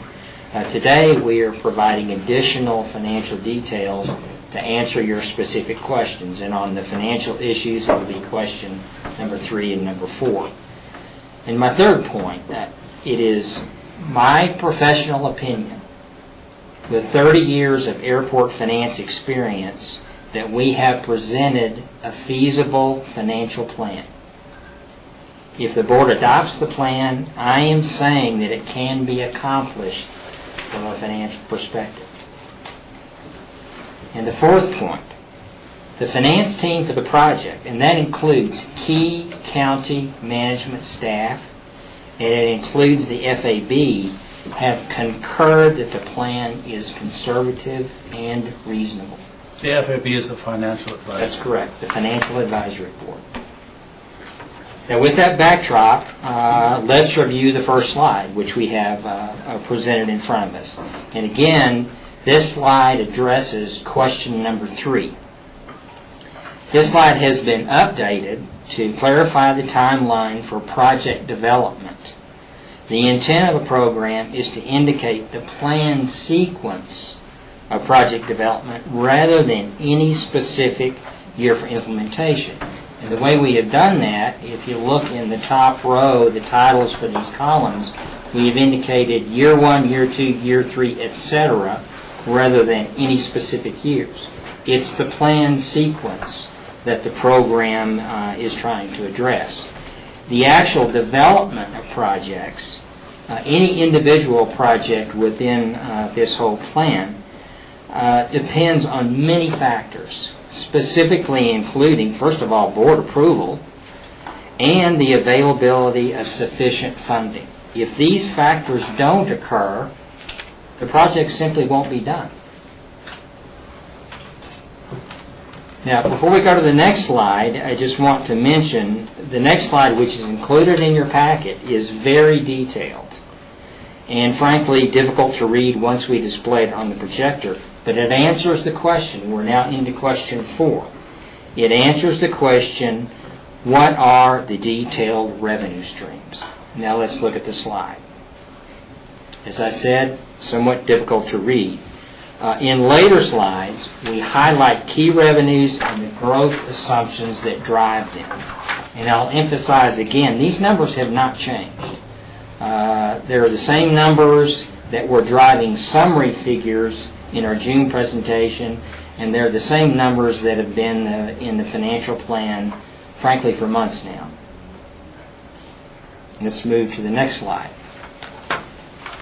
This slide talks about key revenue sources. This particular slide deals with capital revenues, including AIP entitlements, AIP discretionary grants, state funding, passenger facility charges, and bond proceeds.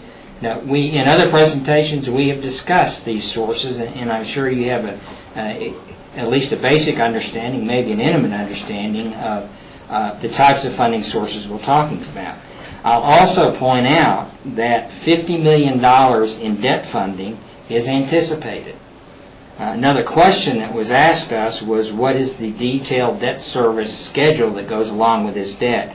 We have presented those in later slides. Continuing with revenue source projections, this slide provides projection assumptions for key operating and other revenues. The previous slide was capital revenues. These are operating and other revenues. And I would like to point out that the growth rates associated with these key types of revenues combine both an inflation growth rate, which will of course occur, and also activity growth. Many of the key revenues are driven by activity at the airport. That means as employments grow, revenues will grow. As operations grow and as landed weight of aircraft grow, revenues will grow. The inflation rate we've assumed is 3%. That may be a little bit high now, but it's probably not too high years down the road. In the long term, we think that's a good assumption, a reasonable and conservative assumption. So bottom line again, the growth rates we believe are moderate and are reasonable for the financial plan. Now, what I'll also point out and have you note is that rent from the second FBO developed on the west side in the early part of the short term is significant. We realize that. But we believe it is reasonable, based on our analysis, based on the airport's general aviation demand, and based on comparisons with other airports. A very key point, I've mentioned this before and I'll mention it one more time. A key point we continue to emphasize is that if operating revenues needed to fund projects are not realized, the implementation of those related projects will be delayed or they may be canceled. If the funding is not there for the projects indicated, those projects won't be done. Plain and simple. Now to the next slide. This slide provides, I realize this slide is difficult to read too, but a copy of it is in your presentation package. This slide provides detailed debt service schedule for the PFC funded debt that was only summarized in the previous presentation in June. This debt issue anticipates funding about $11.5 million in PFC eligible project costs. Costs like ramp, local matches, and costs like improvements within the terminal building. The next slide. This is the second part of the debt issue anticipated. This slide provides detailed debt service schedule for airport revenue funded debt that was only summarized in our previous presentation in June. This debt issue anticipates funding about $38 million in various project costs that are not eligible for federal, state, or PFC funding. And these last two slides answer the detailed questions related to what does the debt service schedule look like on a year-by-year basis. Now the final slide.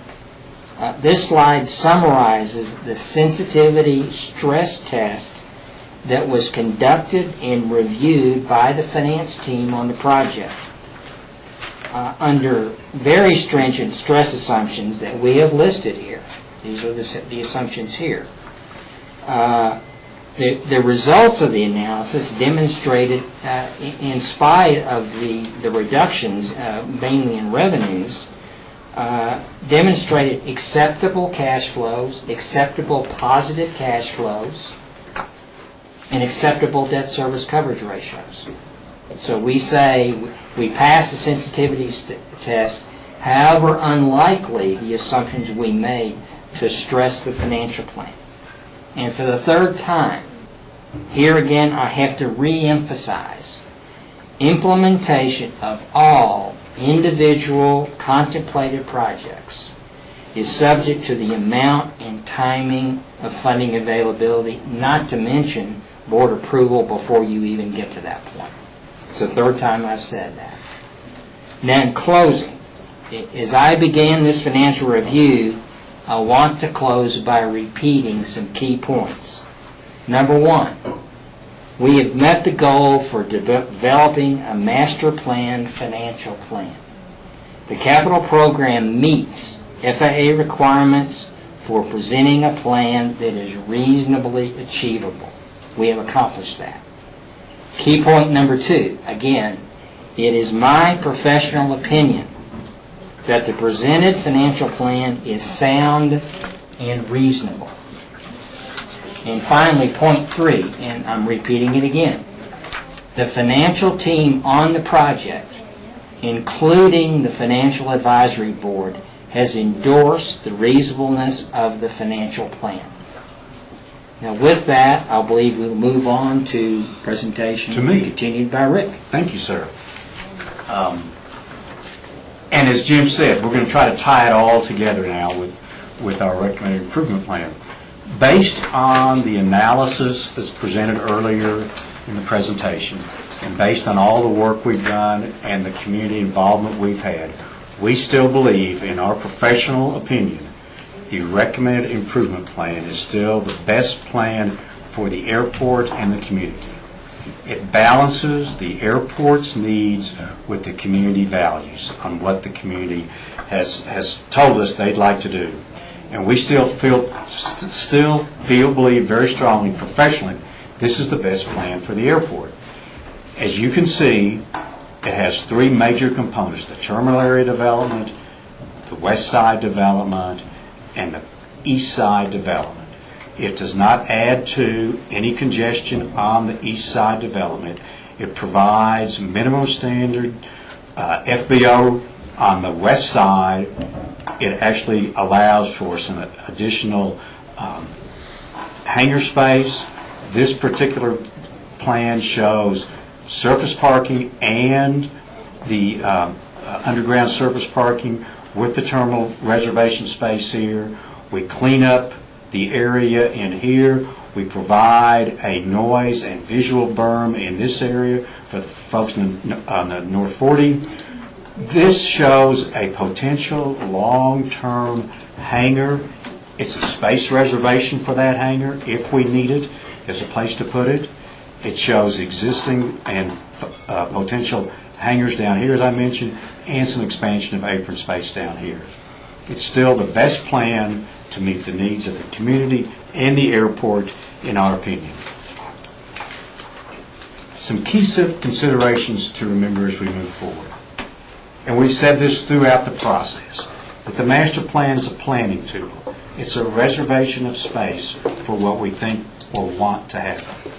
The master plan guides development, but at the same time it's still flexible and can be updated when conditions change, and they will. Things will change throughout the planning process, but it's flexible enough to allow this board to be proactive and not just reactive to things. As Steve said, project timing and sequencing will depend upon the conditions as they exist at the time, including market conditions, financing available.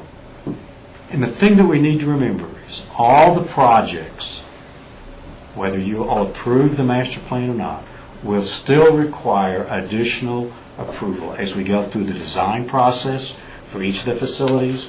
We have to go through environmental clearance for each of the facilities. We have to have funding in place for those. We have to get local approvals. And so there's still a lot of approvals that this board will go through as we move forward. I'd like to hand it over to Jim now to close. Thank you very much. You know, I think that there's a couple things that we should be really proud of in this master plan process. One is every single concept that you've seen today in the recommended plan came from the community originally. You know, it's somewhat unusual for a community to go about the process the way that we did. Many communities will hire professionals to come in, look over the airport, talk briefly with the community, and come back with recommended ideas. We all know that's not a way to be successful in this community with the expectations that are on us. So we did Tourette's, really brainstorming sessions with the community, and we're so very grateful to the significant number of people who invested quite a length of time to come up with ideas and conceptual thoughts for these professionals to look at. And every one of the idea you see in front of you on the recommended plan come directly from that grassroots phase. So I think that's something that we should be proud of as a community. You know, however, it's very difficult to balance an airport that's very close to town and has impacts on the community in both a positive and sometimes negative way. But I think this plan really does represent good strategic thinking that attempts to balance the community's position and the functionality of the airport together. A lot of effort has been put into trying to find that, you know, the best balance possible. You know, my role to this point has really been to help facilitate this master plan along. But I can tell you with my professional opinion to all of you is that this plan is a very strong one and does work toward that successful balance between the airport's needs, the users of the airport, our customers, and the impacts on communities surrounding the airport while still being a safe and efficient airport. So and attempts and works toward environmental sensitivities as well. So, my thoughts to you really as we start to move toward the closure portion of this plan is that it is my professional opinion as well that this is a strong plan and will work for the community moving forward. Thank you, Jim. So, we'll open it up to commissioner questions at this point. Commissioners, do you have questions? George? Also, I just have a couple of few. With your description of the 1- and 2-story terminal, they both seem like they're going to be much more visible than the current terminal today, where as you're driving into town from 82, you basically can't see the terminal because of the height and the landscaping. And I'm assuming we're going to see more of that terminal because of the adjustment of the elevation grade to account for the changes needed in that ramp? I think that's possible, George. One of the interesting pieces that's happened in this conversation with the community and the master plan has been that some members of the community believe we're already designed the building. We have not done that. We've just done kind of a reservation of space, and we've done these now kind of view plane that are somewhat crude and really try to describe massing.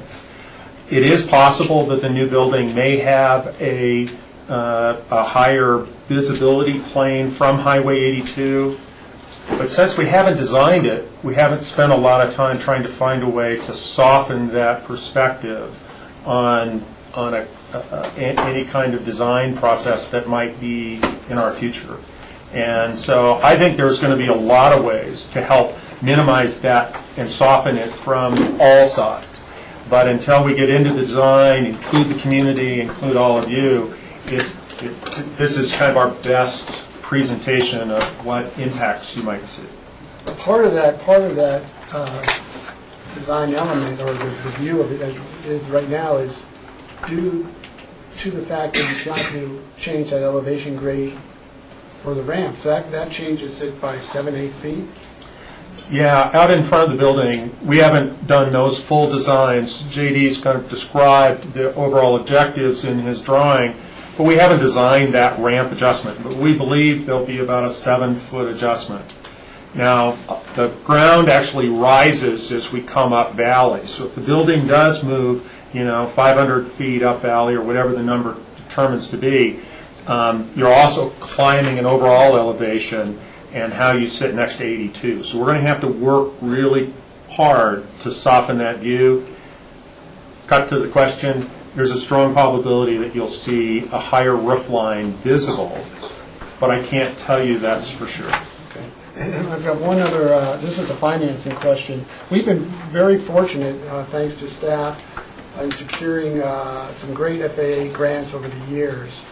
And I'm just wondering, as we look at this financial plan, where a lot of these funds are with the assumption that we're going to continue with those FAA grants, how competitive are we going to be when we look nationwide in terms of so many of the old airports that are in desperate need of renovation as well in urban areas? And are we going to be competing with limited dollars over the next 10, 15 years against these other outdated, antiquated urban airports? Well, first of all, there is some competition, that's true, but the competition is really only within your region. It's not to deal with other national airports. And I think it will be competitive. As far as entitlement grants go, you earn those. You will get those in any case. As far as PFC revenues go, you will get those.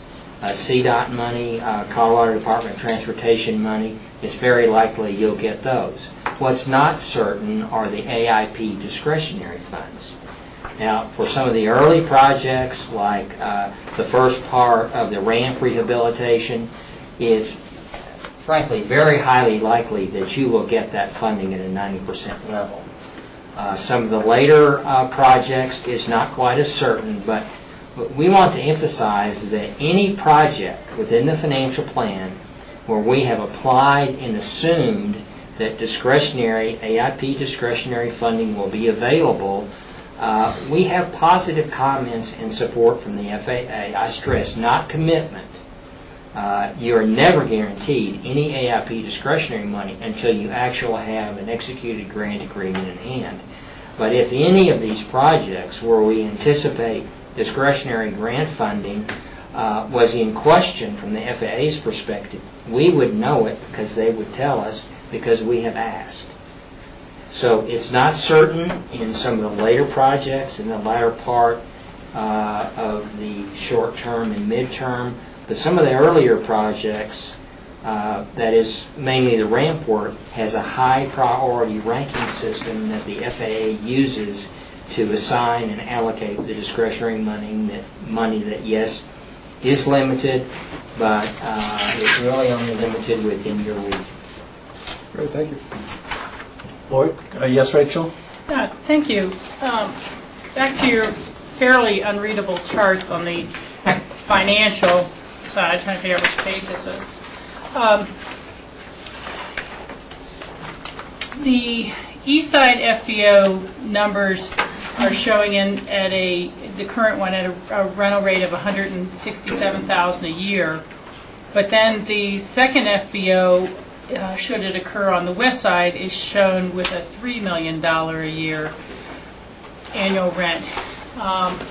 Is that because that west side FBO would be financing the taxiway necessary to get to it?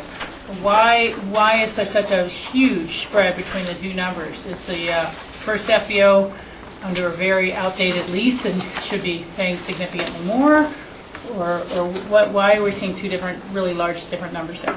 Okay. Well, first of all, regarding the West Side Taxiway, that is one of those projects where we have indicated that discretionary, AIP discretionary funding would be available at a 90% level to fund that project, which is currently roughly estimated at about $10 million. Again, regarding that taxiway, the FAA has indicated support for that project. Not a commitment, not a guarantee whatsoever, but a support for that project. Now, regarding the FBO rent is the line item that you're looking at.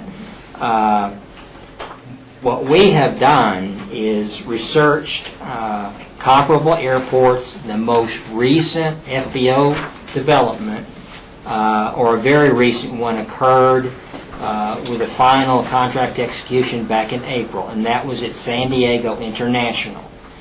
Now, your first thought may be, how can the Aspen-Pitkin County Airport compare remotely with an airport that has about 17 million in plane passengers? We have about 200,000. That's not the valid comparison.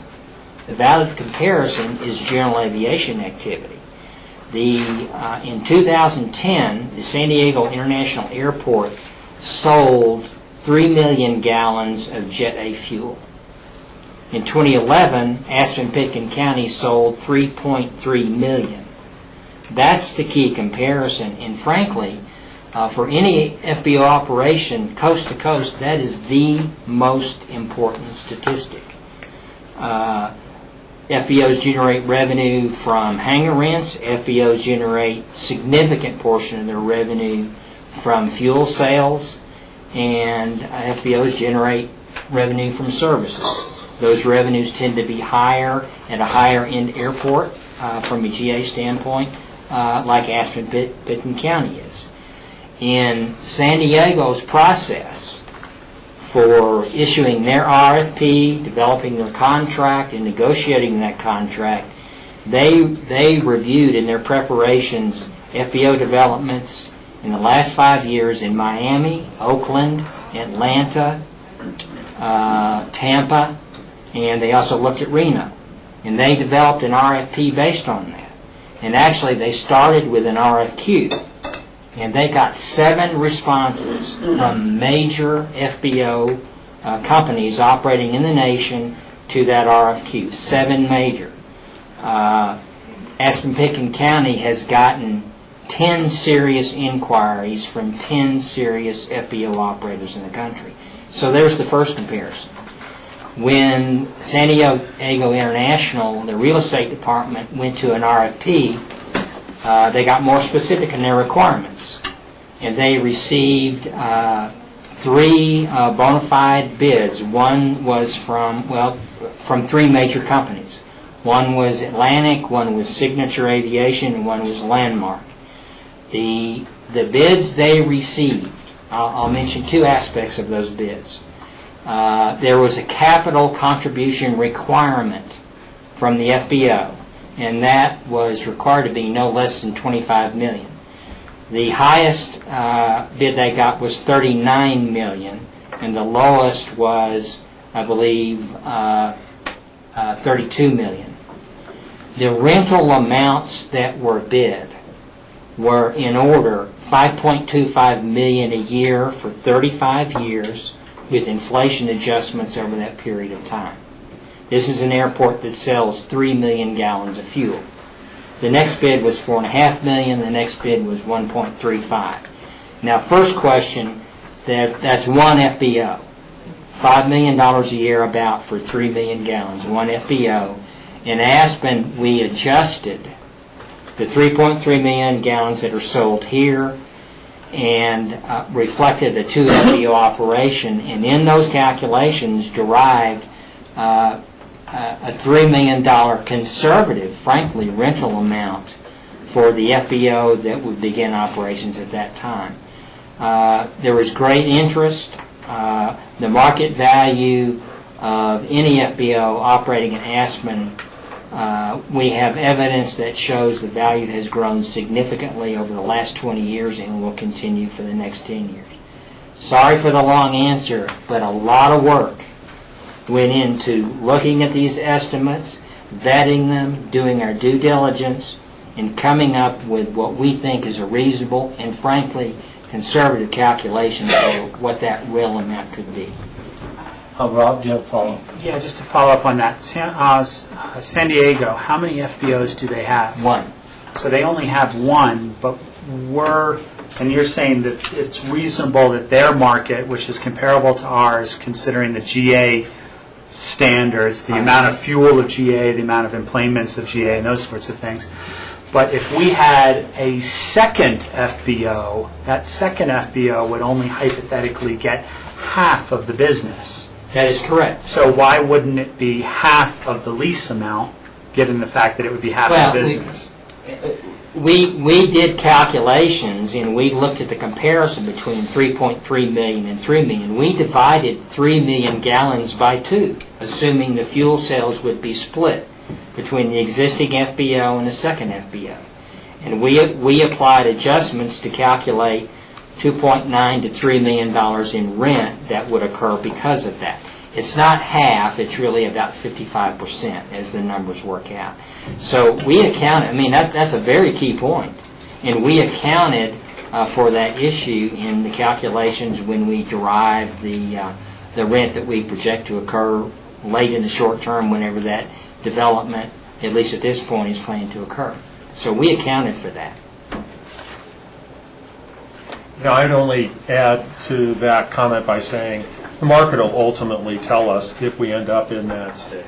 And the good news about how this plan is built is that if those monies don't appear, then you adjust the financial plan at the time you're looking at whatever project that might be.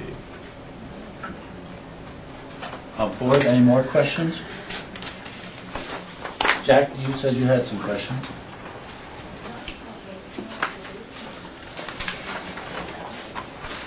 We'll start at the beginning.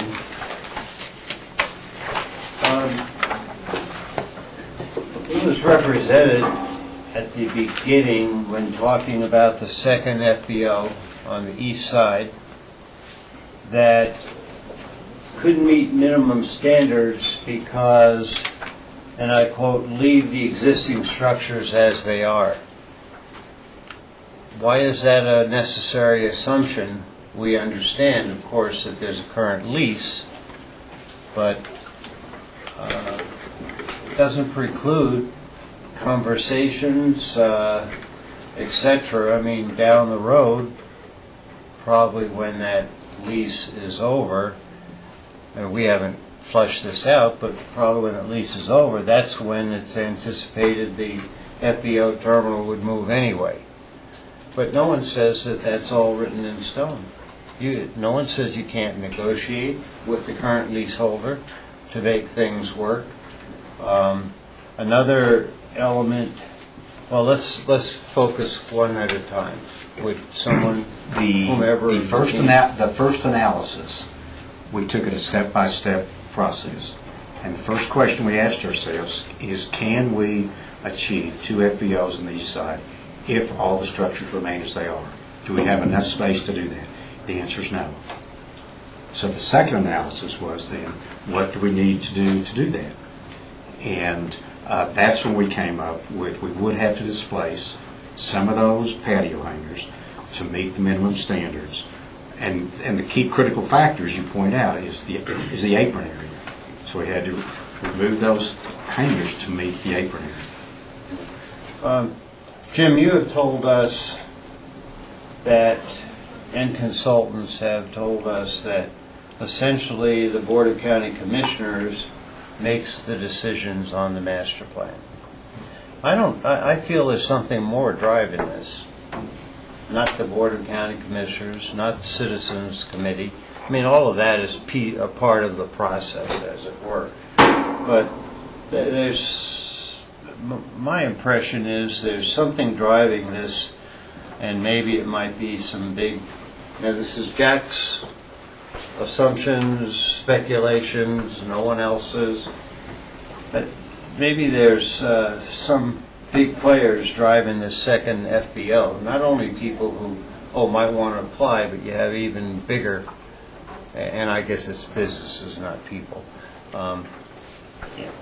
Some bigger players than just a normal Atlantic, or I'm talking that's typical of our environment, the Atlantic here. Because I can't see, with a little innovative thinking, for example, why cannot patio shelters be moved to the west side? Why can't tie-dyes downs be moved to the west side? And then you could have some structural components. And again, we haven't got into design features, and that's important because of the height of hangars in today's world.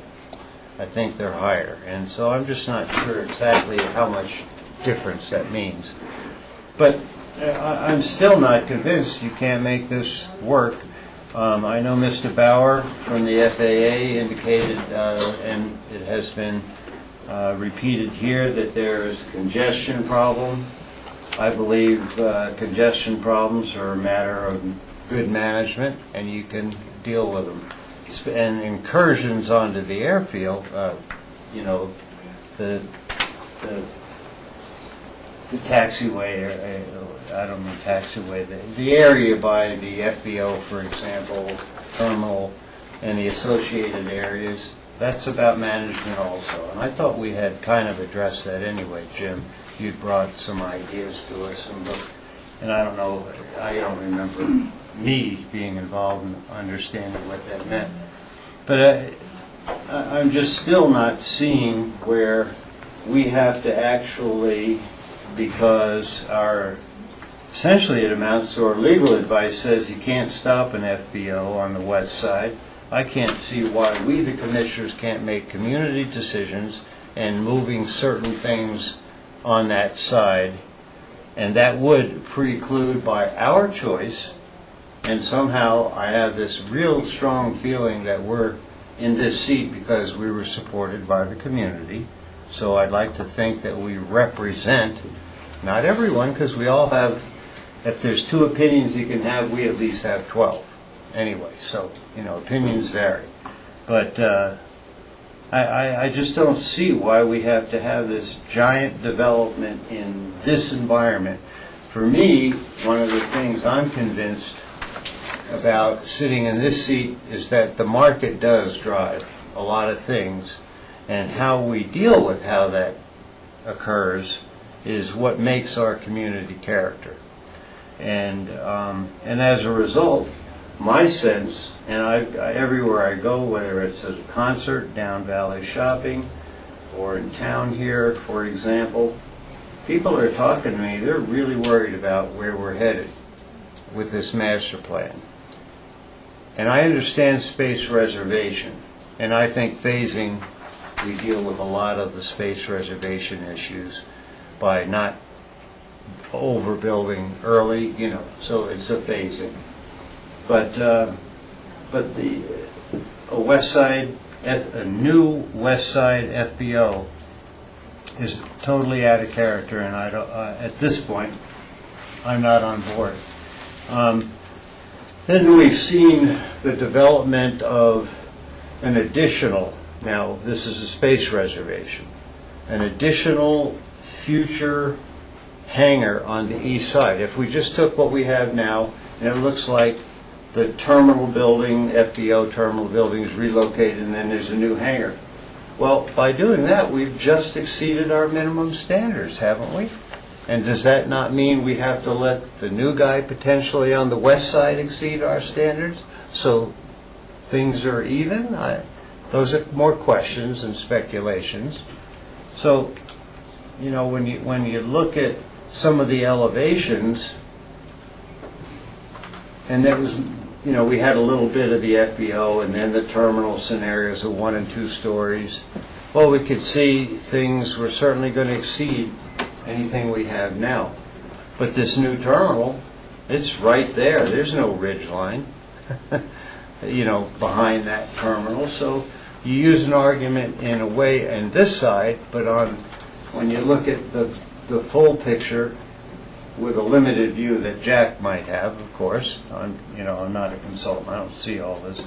Well, we've just contradicted ourselves because that new terminal blocks the ridge line. So, another question there, as it were. Now, do I understand that the noise buffer relative to North 40 has kind of evolved more to a berm than a wall? I heard berms today. Well, the description, I guess I'll try to get to the various questions that you may have targeted there. One is that we haven't designed that noise barrier. We were anticipating an early process, though. Kind of our vision would be that the side that faces the airplanes would have to be some kind of sound absorbing material. So it would probably be a wall type characteristic on the air side. On the land side, you're going to need to make some kind of transition up to match where that wall would be. So it's kind of a hybrid of both, perhaps. The key issue for us is once we get into thought process is that it actually makes a difference. And so, there'll need to be some more thought process about how tall it needs to be, what kind of materials it might be constructed of, to make sure that it really does accomplish the goal that we desire from that improvement. I think you asked some questions about minimum standards. We'd understood all in this process that the board had directed us to keep the minimum standards as they currently exist. So that was our baseline. You asked about drivers behind some of the direction that this is going. I pull you back about 4 years or so when the board that was in place at that time, when we started talking about the pressures that were on us and inquiries being made about a second fixed base operator. That board directed us to go forward with this master plan and give thoughtful consideration about how it best would operate on the airport because of some of those assurances that we've given to the federal government about how we operate the airport. So if you're saying there's some push behind it, I think there is because of the number of parties who have expressed interest in providing that service and our grant assurance responsibilities. So I think the pressure's at the door, and we're trying to be proactive and thoughtful about how we could get what best matches the community's character. Okay, so And then you asked to follow you asked the question on the hangar that we showed on the film plan. We don't know who would own, construct, or lease that hangar. It may be an FBO, it may be an individual, it may be a different company. So the use of that hangar, we don't know yet. And its potential, it could be, somebody we just don't know yet.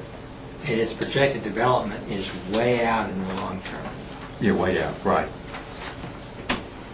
Okay, well, and I was alluding to, what is it, 2023 or 21, when the lease is up. Yeah, obviously. I knew it was out. The Atlantic lease comes due in the middle of this planning cycle, so it has its own kind of unknowns that go with that. But I think when you look at, for example, that hangar, we've been asked about enclosures for emergency providers that might support something in the community.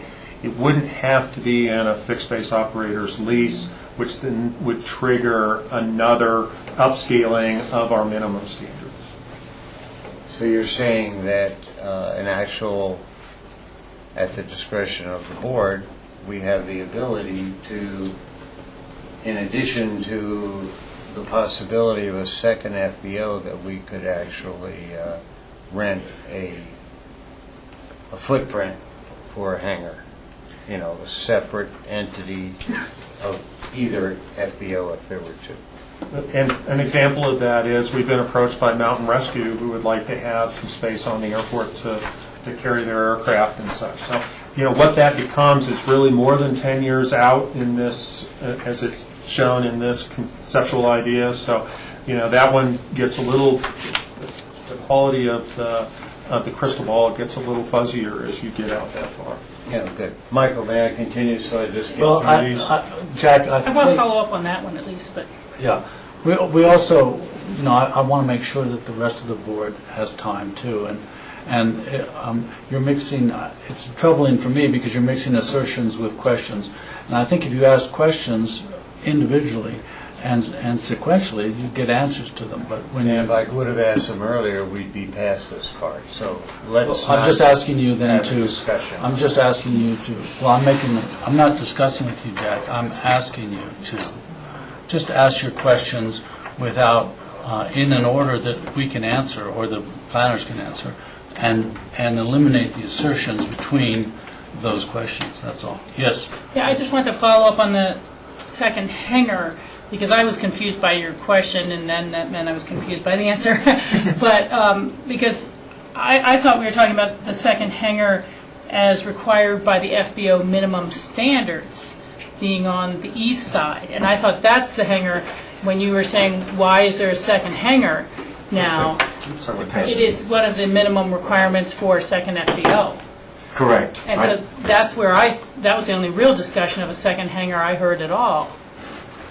The hangar right here Yes. is a standalone, not associated with an FBO requirement hangar.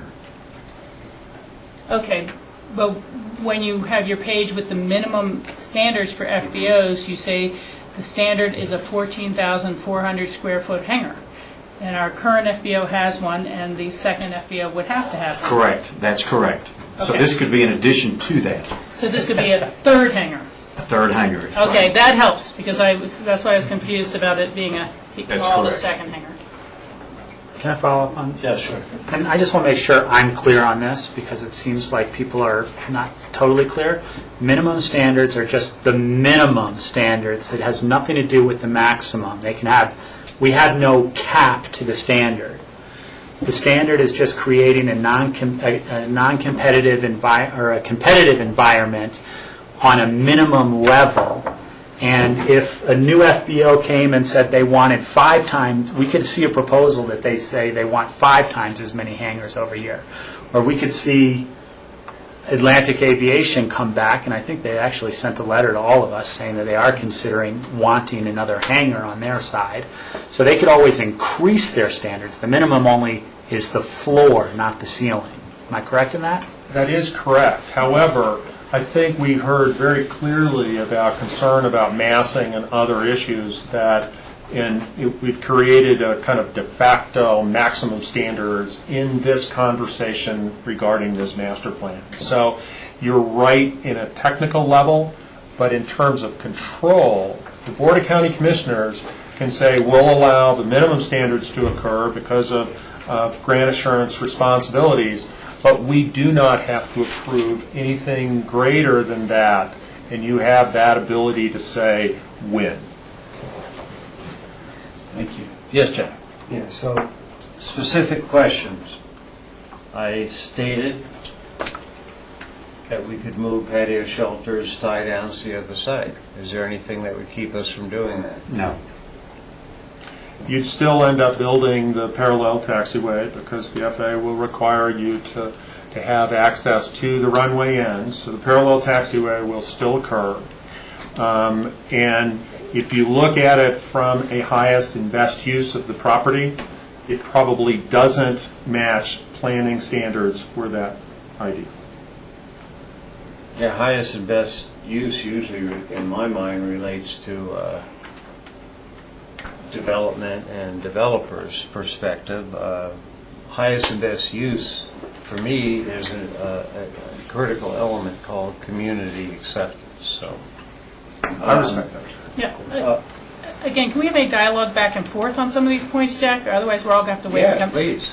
I mean, if Michael's... Okay. Well, again, the thing to me about that is if you put in the second taxiway to service tie-down space or a hangar on the west side development, west side, you're just inviting another application for west side development because now the taxiway's there.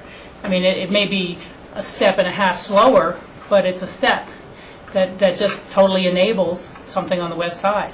And I mean, one of my biggest fears and concerns of this is that we'll do everything we could to shoehorn in a second FBO on the east side, and then, you know, in order to accommodate that, end up developing the west side as well. And you know, that's my concern, is that, you know, if you do this, add the new taxiway, and that just enables west side development, you're going to end up with 3 FBOs. Well, and I thought of that, and by the financial analysis, we're paying the $10 million anyway for that on the other side. And you're right, it's a matter of timing. And I think 10 years without a west side development, a second FBO would be a great advantage to this community. And dynamics change. Hey, guys like me might not even be around, so it won't matter. The evolution of the next generations might not be so particular. But as it may matter in terms of what we have done to the east side to make that happen. And the length of buildings, the number of buildings, and the things that have to happen on the east side to put off west side for 10 years. Okay, and so taxiway runway incursion, whose responsibility is that? It is the airport's responsibility to protect the aircraft movements, surfaces at the airport. I think when John Bauer was here, he really alluded to the concern the FAA had about the amount of congestion and the probabilities of having people find their way onto the taxiway or runway system inadvertently and without permission from the air traffic control tower. One of the top issues in the FAA for safety is to minimize those movements or those incursions onto critical aircraft space or airport space. So there's a runway safety action team that travels around the country and works to reduce those and find ways to reduce them. And they've been to our airport too many times, quite honestly. We've had 8 of those incursions in the past year, and they want them to go away entirely. So anything more we try to kind of start to occur, there will be a magnitude increased risk, is how the FAA will view it. And I'm speaking here of commercial because the example behind Rachel, I believe, was the commercial terminal. Do we fuel in front of the terminal? Yes. Literally, a truck goes while a plane is parked there? Yes. Hopefully that's at night. Well, it actually isn't. If you look at how those operations take place, the airplanes that arrive, especially the longer haul routes from Chicago and Dallas and Los Angeles and San Francisco and such, all need to take fuel while they're here. And so that it doesn't happen when the passengers are on the airplane. The airplane will be deplaned and the people get into the terminal building, then the fueling takes place, then they board the new passenger. Good. I learned something here. Rental car facility, did I hear that it's planned, speculated, that there would be a building associated with that as well as surface parking? Yes, there's an existing building on the airport that is to support and allow washing of the cars and vacuuming and such. The plan that we're showing here, because we'd be moving and displacing that facility, we'd need to create a new facility, and it's shown in those drawings. Yeah, and it's humongous height. Hopefully when specific planning occurred, it would never be like that. Well, we've tried to reflect on all of the drawings and heights to reflect as accurately as we can at the time. We think that in all the subjects, terminal or the rental car facility, as we get into design, there'll be some ways to soften those and make them lower, whatever goals that we try to set out. Yeah, we certainly wouldn't want rectangle buildings without any roof line. Couple questions on finances. Was I correct in thinking that the $10 million would probably be paid by the public? That's What for 10 the million? West Side GA parallel taxi? The plan includes the assumption that the West Side Parallel Taxiway will be 90% funded by an AIP discretionary grant. That's public. Okay. So we'll, Okay. I mean, public tax dollars, I don't care where they come from. Okay. So, because we had heard, if my memory serves me correctly, over the years that parallel taxiways and that connector stuff would be done by the private sector, whoever a potential FBO would be. Now that has changed, evolved, we'll say, apparently. Okay. Now, West Side GA development is the private side. Is that not correct? The 22 million? That's correct. Yeah. And AOC improvements, that would be the airport. And, you can apply for grants, I'm not, it's just public-private is where I'm at. Now, why in Phase 3A of parking development short-term, and again, I don't know how far short-term is supposed to be, but year 5, $45 million for parking. Is it the staff and consultants' opinion that the dynamics of parking at the airport are going to change so much that we've got to spend $45 million in this community for parking? Just, 5 years? Okay, so we didn't start for 2 years. 7 years from now? We'll get to employments and all that down the discussion. Well, if I might, the question really is about parking. As we move the terminal building, we will eliminate all of the surface parking that exists in and near the airport, and so you're going to have to construct that replacement parking in some format. The majority of that comes from the below-grade parking structure, which you've seen actually kind of help soften the transitions to the terminal building. And in the financial plan, there's a minimal adjustment on a daily charge to accomplish what would likely be a higher quality, higher value parking environment. So it's one of those that still continues to be, and I remind all of you that this is really a strategic document to think about what our options and what possibilities we can have, and if we're focused on the reasonableness and the environmental sensitivity and the kind of matching the community values with the airport needs, I think it's a very good place to look at what kind of customer experience do you allow people at the airport. Yeah, well, that will be a subject of discussion. But I just am not sensing any need when, say, we have as a community decided to go forward and have designed and implemented a new terminal. I don't see a reason to eliminate the surface parking in the short term. Now, who knows? You know, this airport is looked at one time in planning, could house 2,000 or more cars too. Well, thankfully, hopefully that has gone away. But, you know, things do change. Yes, John. If I could jump in. So, Jack, I think an important part that Jim was getting at, though, this is a plan, and part of what we heard from the public is that they didn't want to see seas of asphalt. Could you have slide 14? Yes.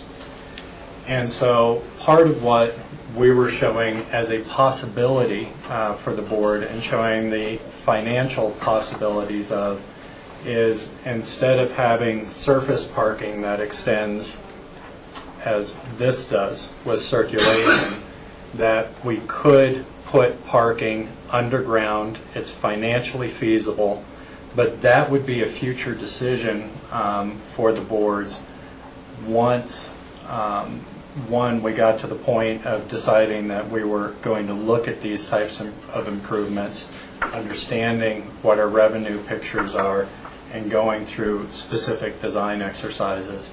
But including a portion as underground parking actually presents a more conservative financial model, because surface parking is going to be cheaper to build than underground parking. And so this option is, it's not what we're recommending based on public input, but once you get to design, this would still be a possibility for the board in the future, if that's really what the community wants, is that much I'm asphalt. certainly not saying eliminate the possibility of underground parking.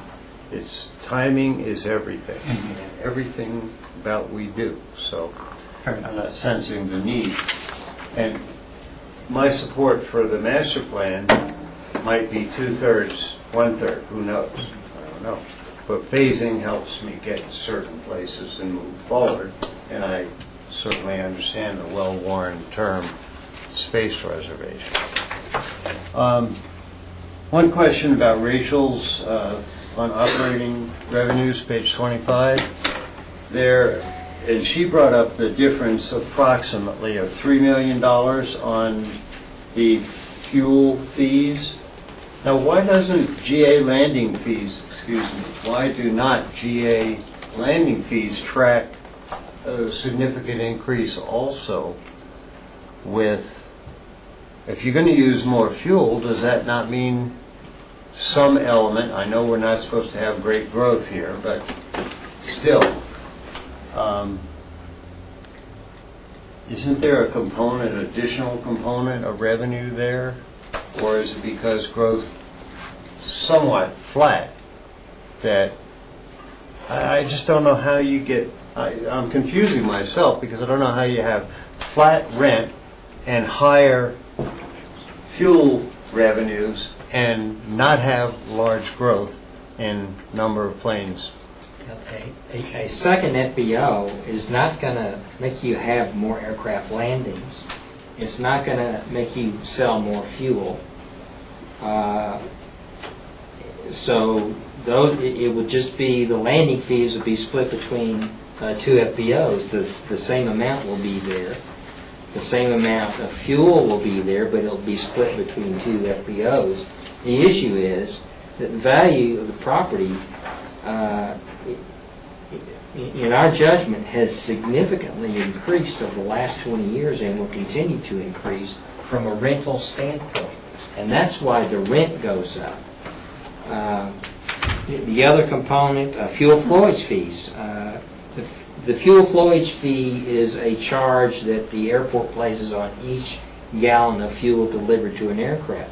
That's not going to change either. It'll just be split between two FBOs versus one. So GA landing fees should not go up because of a second FBO. Fuel flowage fees should not go up because of the existence of an FBO. The distribution of where the revenues come from to go through the airport will, but the rent, in our judgment, will go up significantly because of the value of the property. Yeah, and so I could understand, say in '09, 982,000, and as you said, the value, the rent, the lease, et cetera, well, you go up to 1.4 million, say, in year 4 or 5. But I'm hearing a contradiction in what I see, because I understood that, well, we wouldn't have dramatic increases in planes landing, fuel, but there is a $3 million difference in years 4 and 5 here versus for rent. 151 in '08, 167 in budgeted year 1, to 3,188,000. So what did I miss? Jack, the simple answer is there is an assumption that on the west side there would be significantly more rent, and that is based on. But no, I'm talking fuel number, John. I apologize for interrupting you. This on the third. That's a rent number, Jeff. The 3 million. That's FBO rent. It's FBO rent, not fuel. Could be. FBO rent. Ah, okay.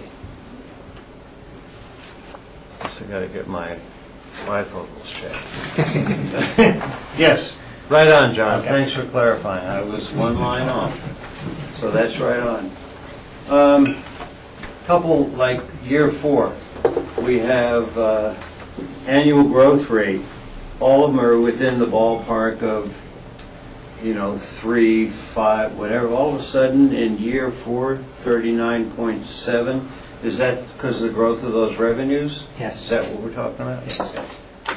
Right on. Now, the last two things deal with pages 26 and 27. Got a number of assumptions here on inflationary numbers, whether it's employments, 1.7 a year, and then the Department of Transportation, there's kind of an inflation. That's a kind of a fixed number, but it's an approximate. So, but the employments are what counts. So, are we actually considering 1.7% over an average employments? That's correct. Because we have, and where would that take us in year 5 of the plan, approximately? I'll let somebody with a fancy calculator try to pull that together, but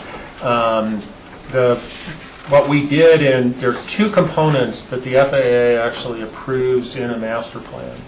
One of those are the forecasts, and this board approved those forecasts. We submitted them to the FAA, and the FAA has approved those forecasts as having been reasonable, and so that's where we got the number. It sometimes surprises people when we've done these tours and other things that, only about 40% of our customers and users of the community come in by the Pickens County Airport. The other 60% arrive by rubber tire. So, one of the questions sometimes that's been asked is, where's this growth of 1.7? We're not building lots of new lodges. What are those pieces about? So we're not anticipating the growth to come from significant growth in the community. It's just diverting a few of those folks off the highway. That's always good if it happens. So on page 27, you've got a lot of assumptions. I think there are increases like airline landing fees, 3.9%, FBO rent about an average of 3%, public auto parking fees, which would be pretty hard to get to 4.7% every year, but I guess we'll round it off somehow. But so these are all assumptions, and those assumptions were taken in your projections. Going, I guess, back to the previous page, on page 26. These assumptions and inflationary numbers are all these constant dollars from 2012. That's correct. 2000, they're constant. There are.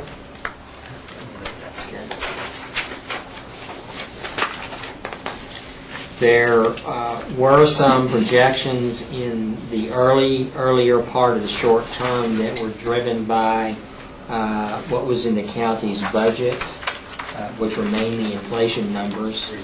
And in the latter part of the short term and into the midterm and long term, those growth assumptions were driven by both inflation and by activity growth levels. So from that perspective, the growth numbers are very moderate, and the numbers in our judgment are very conservative. Yes, Rachel?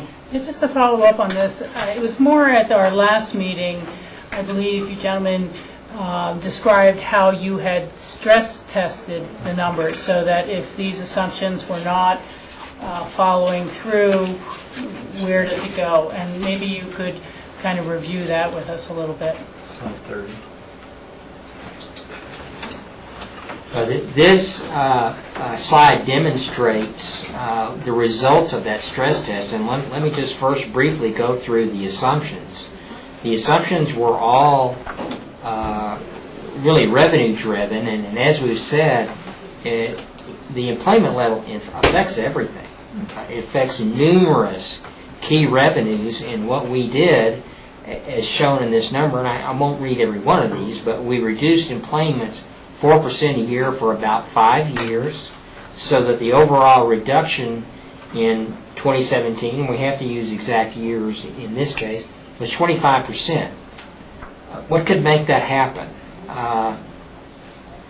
Maybe a loss of an airline, but if you lose an airline, generally the traffic will come back with other airlines, or maybe another new replacement airline comes in.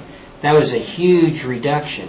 When that happens, the entitlement formula and the PFC formula reduces those revenues. And if passengers are less, concession revenues are less, numerous revenues are less.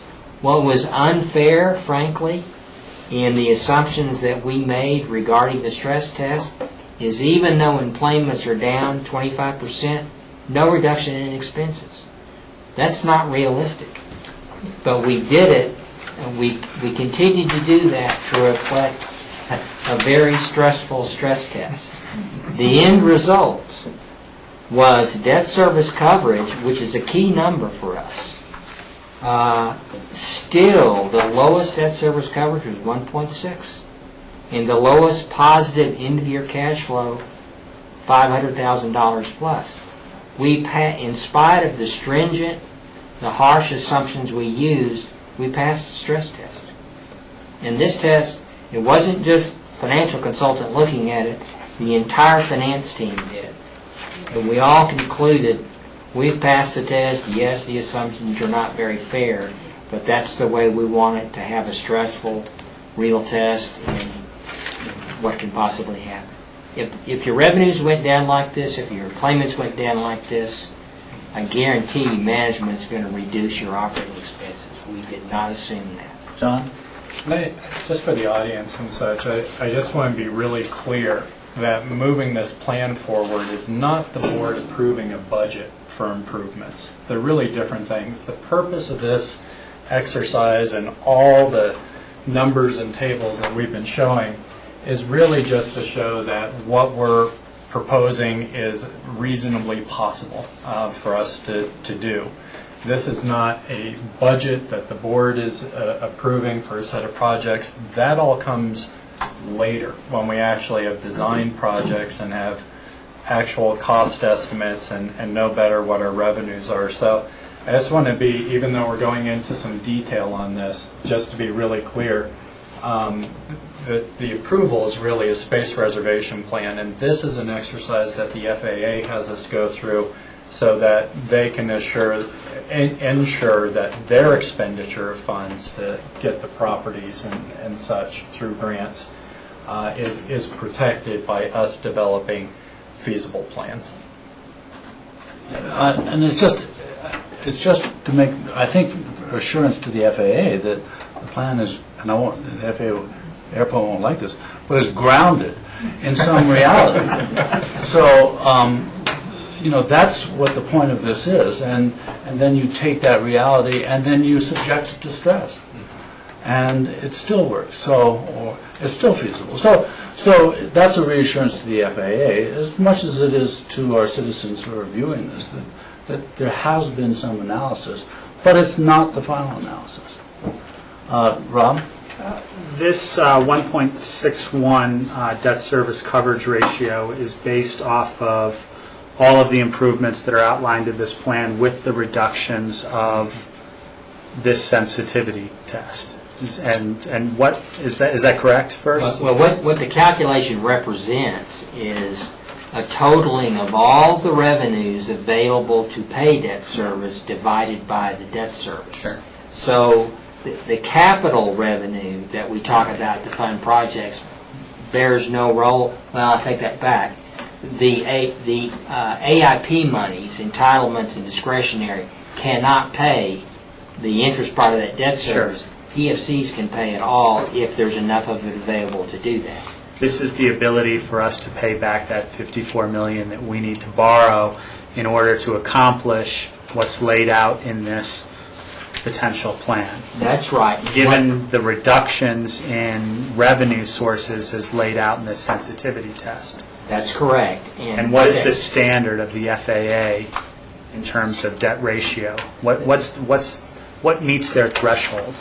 But they don't have a standard or a threshold. I do, personally, in my 30 years of experience, and I say that number is 1.5.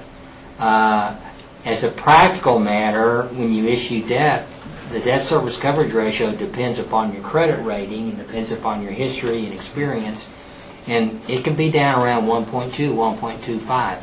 In preparing a financial plan and opining on its financial feasibility, that does not make me feel comfortable. 1.5 does.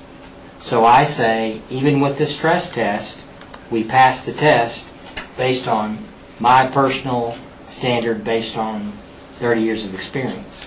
And that says 1.6 is bigger than 1.5. It works for me. And hypothetically, and this is a big hypothetical, let's say that something happens that prohibits the second FBO on the west side, total hypothetical. We're then out $3 million worth of lease money. What is our debt service ratio at that point? Well, the point with that is if you don't have that revenue, you're not going to issue a very large chunk of that debt. In fact, I would say, go further to say, you won't issue the $38 million. So hypothetically, if we don't have the additional lease revenue, we don't have a new terminal. I'll go back to the statement I made 3 times, and that is, if the funding is not available for the projects as indicated in the plan, those projects can't be done. Or maybe they need to be delayed, but certainly they may be canceled. Now, you will recall, though, that in earlier presentations there were phasing opportunities, and there may be options to take some of those, and Jack, going back to your point, some of those phasing opportunities, depending on what our actual revenue streams are, to make improvements. This is looking at the whole picture of improvements, the whole enchilada, and not taking a phased approach, as we know. And one of the advantages of having the opportunity to do incremental development is you can manage that risk. Let me get George here. Unless you want to follow up on that, because I'm going to go on. No, I want to go over a couple of things together. So you go ahead, and I'll go after Well, you. I just want to give my final comments, because we're going to run out of time here. And as Jim stated earlier, this process started almost 4 years ago. I was just starting on the board. And the reason why this master plan process was started was, at least from my understanding, was it was precipitated by an interest for a second FBO. And then rather than trying to determine whether that second FBO was really warranted and where it would be, we decided that we really need to do a thorough master plan to looking at the entire airport facilities. And so that's what precipitated the master plan that normally probably would not have happened this soon after the last master plan had been completed like in 2004 or so. So that's what got us to this point. And we've been working on this diligently for the last 2 years, I believe. And I really just want to acknowledge and thank Jim, his staff, and all the consultants for all the work that you've done to date to get us to this point. I think it's been a tremendous amount of work. I also want to thank and acknowledge all the community members that have participated over the last 2 years, devoting hundreds of hours of their time and input to get us to this point. This is definitely a plan that has been driven by the community to this point, and with many different options and changes throughout this process. So I just wanted to acknowledge everyone who's participated in this. But as our county manager has said, and has been stated several times here, the purpose of the master plan is just to look at a space reservation only. And the financial aspect of this is to show that this plan is feasible and it is conservative. And I think trying to get into the details of this is way premature. And we have much, much more work to do as we work through this process. But the goals are always going to be, as we move through this process, safety, community needs, environmental needs, financial capability. So those are really the key components. So at this point, I want to thank everyone for all their great work to getting us to this point, and I would support moving this on, this draft final plan, onto the P&Z and let them start their work. And I would also suggest for the P&Z, depending on when they meet, is that they have the opportunity to stream this presentation, this session today, so they can get up to speed maybe perhaps a little quicker and have the opportunity to hear this discussion today and then perhaps help them in their process as well. Thank you, George. Rob, you had some more questions? Yeah, I want to reiterate some of George's words. I think there's been a tremendous amount of work put into this, and I commend Jim, your entire staff that you've worked with here. I want to reiterate what Steve has said time and time again, that as portions of this project move forward, they will need board approval. As portions of this project move forward, we will have to determine whether or not the funding is in place for these, and whether or not, quite frankly, the funding is reasonable for what our community wants to put out there. As going through this project, the one thing that keeps on coming back and back in my head, and as I talk to people out on the streets, the one thing that comes back in my head is that this community has got a strong belief in history that once we master plan something, it's set in stone. Somehow we need to break that belief, and we need to act, and I'll pledge myself, and hopefully the rest of the commissioners here will pledge as well, that we need to act as such when we go through that process of further approvals, of further looking at the funding, of further looking at the reasonability of each one of those things, that we need to pledge that we act, that we didn't pass a master plan and it's set in stone and that's exactly what we're going to do. We pass a master plan based on a guideline of feasibility with potential. And it's not to say that we're not going to look at everything line by line as each one of these projects comes up. With that said, I'd also like to keep in mind that we should be master planning it like we mean it.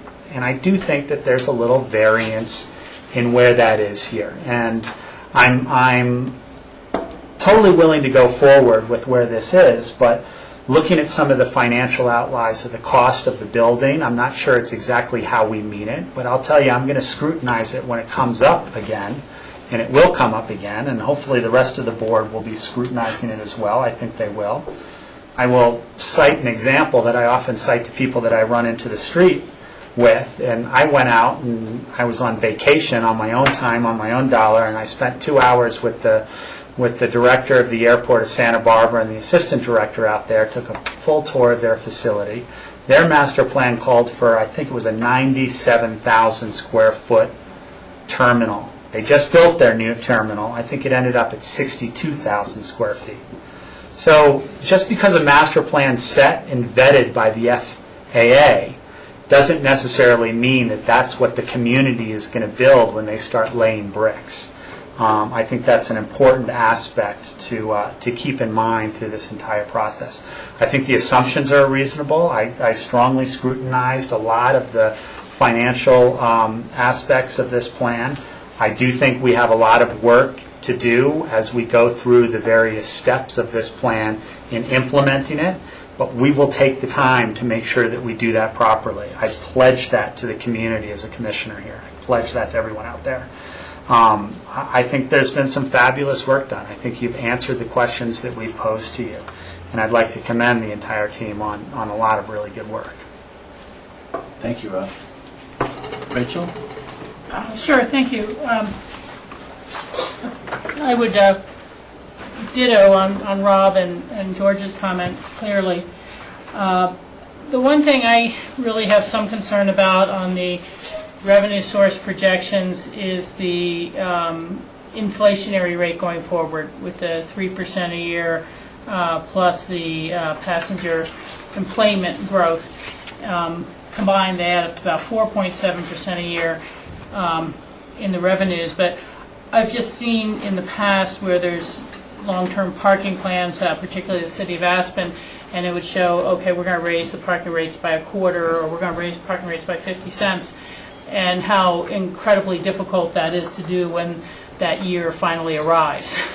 And so, while it may make sense, only 3% is inflation, I just question whether there would be the political will to do it when you get to those time periods. Maybe it's easier with the rental car concession fees, as long as that's kind of where the bids come in, but still, I just kind of am a little concerned about those two numbers. The second is to reiterate, I think, what has been said here, alluded to a little bit, but if you look at the old master plan, it left us wide open to development without control, restriction, placement, appropriateness. This whole west side was just designated future aeronautic use, and in my mind that left us very wide open for anyone to make a proposal of almost any size, far exceeding the minimum standards or whatever. And so this has been, in many ways, a master planning effort to make sure that whatever happened for general aviation didn't preclude the appropriate amenities for the commercial airline traffic that we depend on as a community and the guest experience. I think I would certainly credit Jack with keeping in the forefront for all of us community values and scale and mass, and I think that's been driven home to our consultants time and again. And as others have said at this table, this is a space reservation, and it will take some real refinement, hard looks at what that character or structure of a new terminal should be like, how much space is really needed. And but I don't want us to go through a long process and then end up, as I hear daily complaints as well, about our new city market that is just like lining up to go through a Halloween haunted house. Half the time you have to go up and down the aisles in a row because that's where the traffic is, and there's no room to turn around. And everyone said, boy, it's a great remodel, now it's time to build a new building. And and I just don't want to see us at that situation in the airport. We have not allowed ourselves enough room. And whether it's for the board in 2025 or the board in 2045, we need to allow the space. There's nothing wrong with blank space on the plan now, or unused space out of the reservation. The last thing, I guess, is more of a question as we send this to the P&Z, but when we get to the recommended plan, which I may have torn out here, there it is, we're no longer labeling this space on the west side beyond the second FBO anything. And I think we need to make sure that is labeled and pursued as mitigation for noise, wildlife habitat, open space buffer, or whatever. But to the down valley side of Owl Creek. Again, at least right now, that airport land is not labeled anything, and so I'm afraid of leaving it unlabeled, and I think, as we've discussed at least at some meetings, it needs to be set aside as mitigation for the growth that is occurring there and as a mitigation for the noise factors and other factors. So that's the only thing I'm seeing as missing from moving this forward. How do we pursue the protection of that area? Yes, Jim? That particular area, Rachel, we've heard you very clearly, and I think it does represent a very important idea. Earlier concepts, we had it stated as reserved for future aeronautic, just like it was in the 04. By not putting a label on it, it does more to protect our future than if we put it down as anything else in the eyes of the FAA. I think you heard that John Bauer came and said we're not open to a conservation easement. In essence, we're setting that away from the aeronautic purposes, and so less is more here, if that makes sense. I understand there are both legalities and technicalities surrounding that, and perhaps that's just something I need a little further dialogue on at some future point.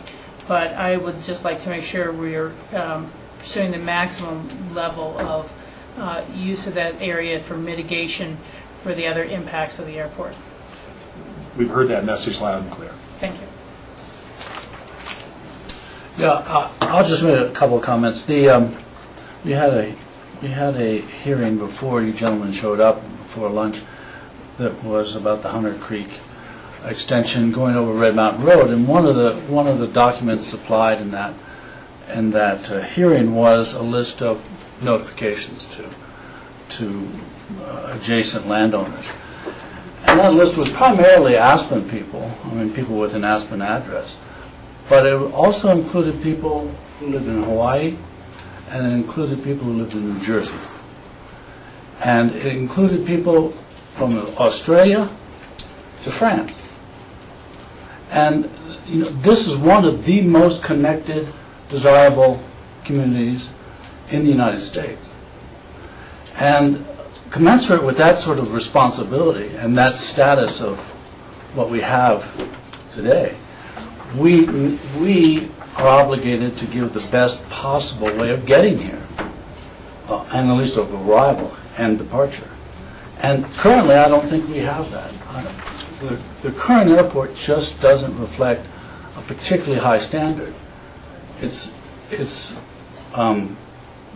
well taken care of, and every day people go there and do their best, but I don't think it reflects what the possibilities for this community are, and the far-flung aspects of this community.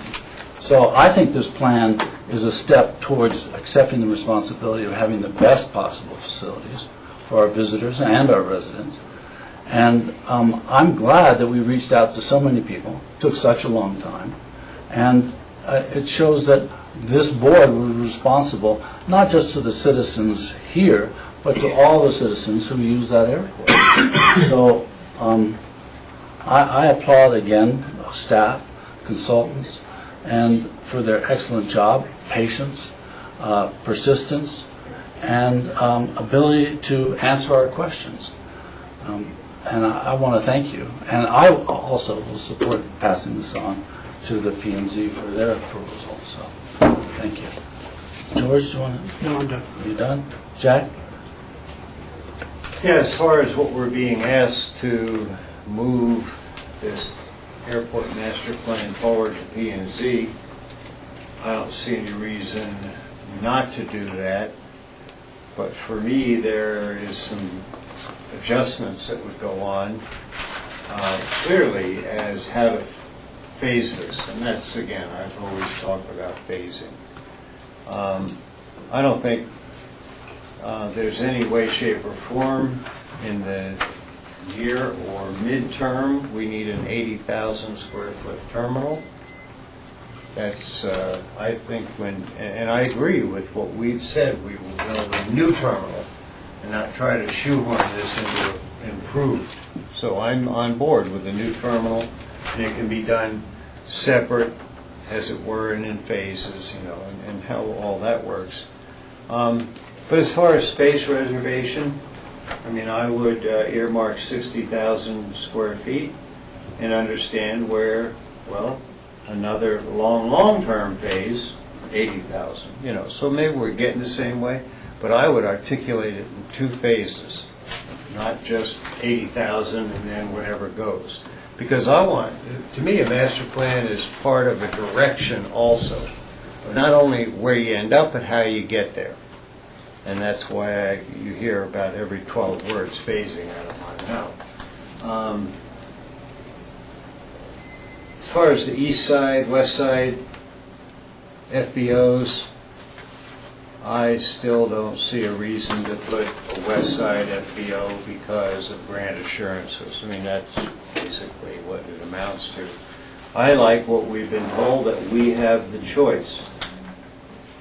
So in my two-phase, as it were, master planning, yeah, again, I mean, that might be reserved for the future, long-term future, other than that grant assurance question. But to me, what ought to drive this is community need, not an individual need or competition. And I understand where the FAA is, and you know, I'm not trying to buck the rules, but I didn't get elected to represent the FAA, so I'm pretty well aware of that. But we play within the rules too, so I think West Side is probably inevitable, but I would do everything I can to make sure it didn't happen right away. I just don't buy it, because I think we can do something with the east side. And again, I don't know what exactly that means. Does that mean reduce minimum standards? Oh, I don't know. We've never even had that conversation, and I won't spend any more time on that idea. That second or future potential individual hangar, well, hey, if something gets moved, maybe there's space, but I'm really concerned about, again, that viewplane issue. Finances, I think that we've done an important exercise here, and I infer it's necessary as part of the FAA moving forward. As we've heard, they want to have an idea that we're dealing with reality. And I understand the pieces aren't exact, and when we get to increments of phasing, well, we'll go each one step at a time, because we're certainly not going to build without financing. The one question that I have, kind of similar to what Rob had indicated, well, okay, so the $3 million isn't there, we don't build. But what if the $3 million is there, meaning, you know, the rent from the second FBO? What if that does occur? And God forbid we see another 2008. Business goes bankrupt, we have all this infrastructure. What happens to it if no one's operating that second FBO? Is that a fair question? Well, as you go through the process of perhaps responding to requests from FBOs interested in proposing on the West Side development, and you get to the point of making a selection and you contract with them, there have to be assurances within the contract document itself that protects the county from an eventuality of that. But what I would also say, the types of FBO operators that may likely be successful in this kind of endeavor, these are big, financially sound companies that have a lot of financial backing. And I imagine it would take more than a failed operation here to make that company go down. That won't matter to us in a contracting process. The contract would be established, and this is another one of these things. It's preliminary to talk about any specifics within the contract, but there will be revenue guarantees, as are typical, but there will also be some protections that in the eventuality that something really bad happens to that FBO, you can still make debt service. Yeah, good. I mean, we're getting a little bit deeper maybe than where we need to be, but I like that kind of understanding moving forward. Last thing would be, I'd love to see employments grow, commercial-wise, absolutely. I'm not confident that that's going to occur until we have another airlines full-time, year-round. But obviously, that's one of the foundations of making decisions to move forward about where you think your revenue stream is and your growth is. So, I hear all over from people, well, yeah, the airport's not perfect, but especially leaving, when you're in that portion. But the airport's not all that bad, and do we have enough growth to really go ahead and go spend 75 million or, because numbers are all over the place, of course. So I say, we can move this forward. I just have great reservations, and if it came back to me as it stands today, I'm not sure I would, because you can't vote. I can give you my impressions on 2/3 of it, but 1/3 of it I don't like. I can't have a split vote. So I might not support it now, but we'll see what the next iteration is coming out of P&Z. Thanks for the hard work. So, Jim, it looks like we have a consensus to hand a direction for you to take this to P&Z and keep us updated.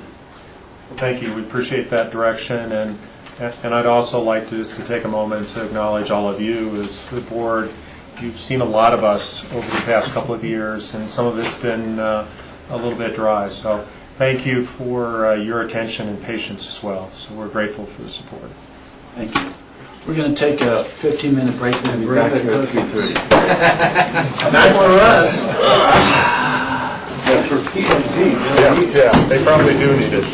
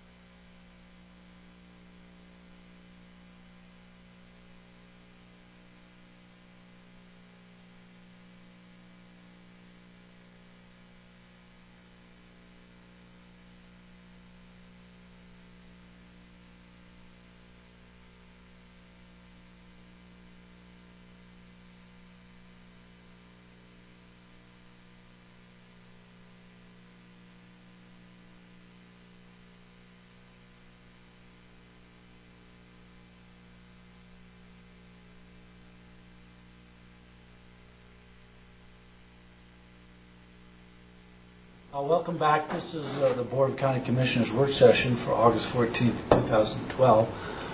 It's about 3:30. We just finished with our airport master plan process, and we've passed it on to the P&Z. And now we're going to go on to other items on our agenda. The first item is prep for the August 20th meeting with the school district. John? Yeah, so we have an hour and a half scheduled with the school board on August 20th from 2:30 till 4. And we set aside some time today for us to talk about possible agenda or discussion topics that we might want to have on an agenda with them. I have not had an opportunity to speak with my counterpart at the school district to see if they've had this discussion yet, so I do not have that information for you at this point, but we may be able to identify a few discussion topics that would be of interest to us. Inside.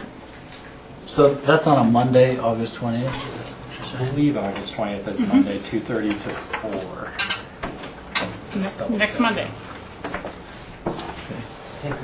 Board, are there any items you'd like to discuss with the school board? Yes, Rachel?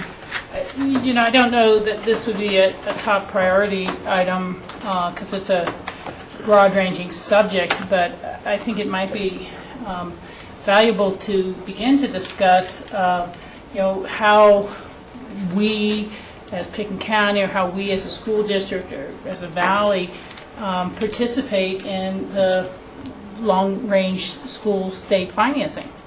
It's a continuing issue.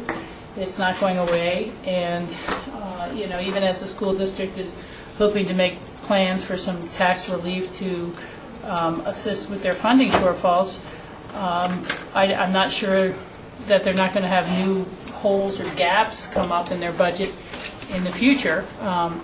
It's been a while, but I saw a presentation, I guess, at the fall meeting with Club 20 that was very, very detailed. I guess it was a spring meeting about the structural deficit in the state and how even if the economy comes roaring back and is growing at 5% a year or more, they're just still not going to be digging out of the hole and get back to even the funding levels they had, 2007.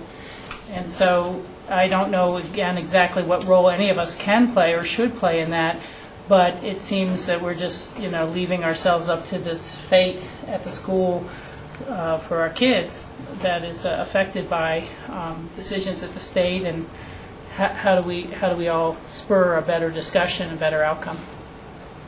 So, discussion about school financing statewide, what role they think Pickens County can play in it. Any other discussion points? Yeah, it might be worth just recognizing there might be two things that we're working on that they have some interest and update on. One, they are participating in the Aspen Valley Healthcare Alliance, which is they're one of the 5 employers looking at the health insurance. If nothing else, it might be worth just recognizing their participation, since we are one of the entities really pushing to get that started. They may also have some interest in broadband. The statewide efforts to cover this middle mile with fiber is really centered on education, so they may have some information for us about any statewide efforts with the school district, and be good for them to understand some of our efforts right now to look at cell service and broadband expansion. And we are planning an update to you guys actually in September, but we could talk a little bit about some of the analytics and such that we've had done and where we're headed with that. I think you wouldn't even have to get into analytics. You just said this is what we're exploring, and just want to let you know. Chad? Yeah, at CCI's Mountain District meeting, there was a presentation by a gentleman concerning that middle mile thing, EagleNet, etc. I had a very brief conversation, and I know Jody has talked to him. But would it be a benefit to have him? He offered to come in and do, some work session time. I mean, timing is everything. Gee, we're tired of hearing that, I guess, from me, but anyway. It would really seem it would be reasonable and sooner than later just to get your hands around what is it actually they're talking about. It's public institutions like a private business or a residence can't participate, but a provider can participate that's not connected to schools or government.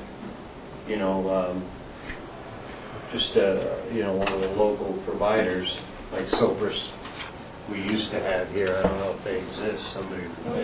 Yeah, and that probably wouldn't happen for the joint meeting, but we've talked about having not here. this person come up, and present. I think what you might find is, given some of the work that we've been able to do now, we might be a little bit ahead of where the Eagle Net and such projects are. Yeah, and we'd certainly want to understand the link of what the city's done. Haven't they wanted to expand Wi-Fi throughout the community? At least I kind of heard that years ago. Yeah, I think they I don't pay looked at attention. years ago, and there were a lot of concerns why not to. But Okay. Anyway, there's the offer, and I'll give you his card. Just That'd be great. So any other items for the school district meeting? Michael, is there a need for an update on the Woody Creek housing or anything like that? Did they build the garage in the Rockfall area, or I just? They did, but it was a long time ago. Yeah, so that seems to be pretty settled. And Don't bring up. Yeah, another opportunity, the broker that we brought on is putting together options for us, is also the real estate broker for the school district. I don't know if there's... we want to make sure we're not getting into a bidding war with them. But it may also be interesting just to hear if they've got anything on their radar screen. I don't believe they do because of their budget situation right now when it comes to future affordable housing projects. No, their annual revenue won't produce I a don't supplement. think they do. Yeah. So, not many topics, but we'll meet with them. Maybe something will come up, and we'll just have a good discussion. We are way ahead for MOIs. I may need to contact some folks here.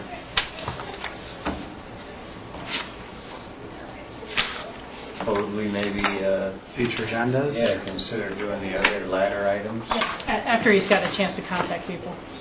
Well, right now, I mean, Cindy was thinking definitely 4 o'clock. I just chatted with her outside. So.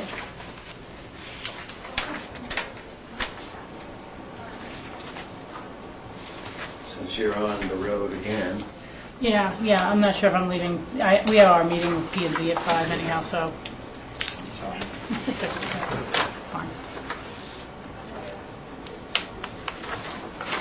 Everybody get 2 sets of agendas in that thing? For future agendas, yeah. It's like the old set and the new set combined. Yeah, sorry about that. It's okay, I thought you were just scheduling this out till Christmas. So the old set is now first- it's updated. Yeah, exactly.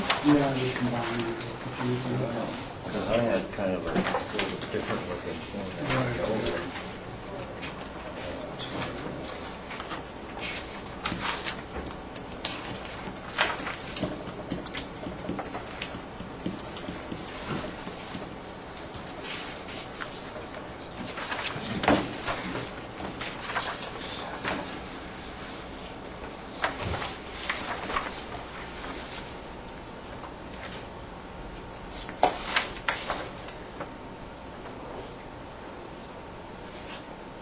So we obviously, if we look at the 21st, I'm sorry, I got to scroll through here to get to that second set now. But obviously our agenda on the 21st is going to be changing.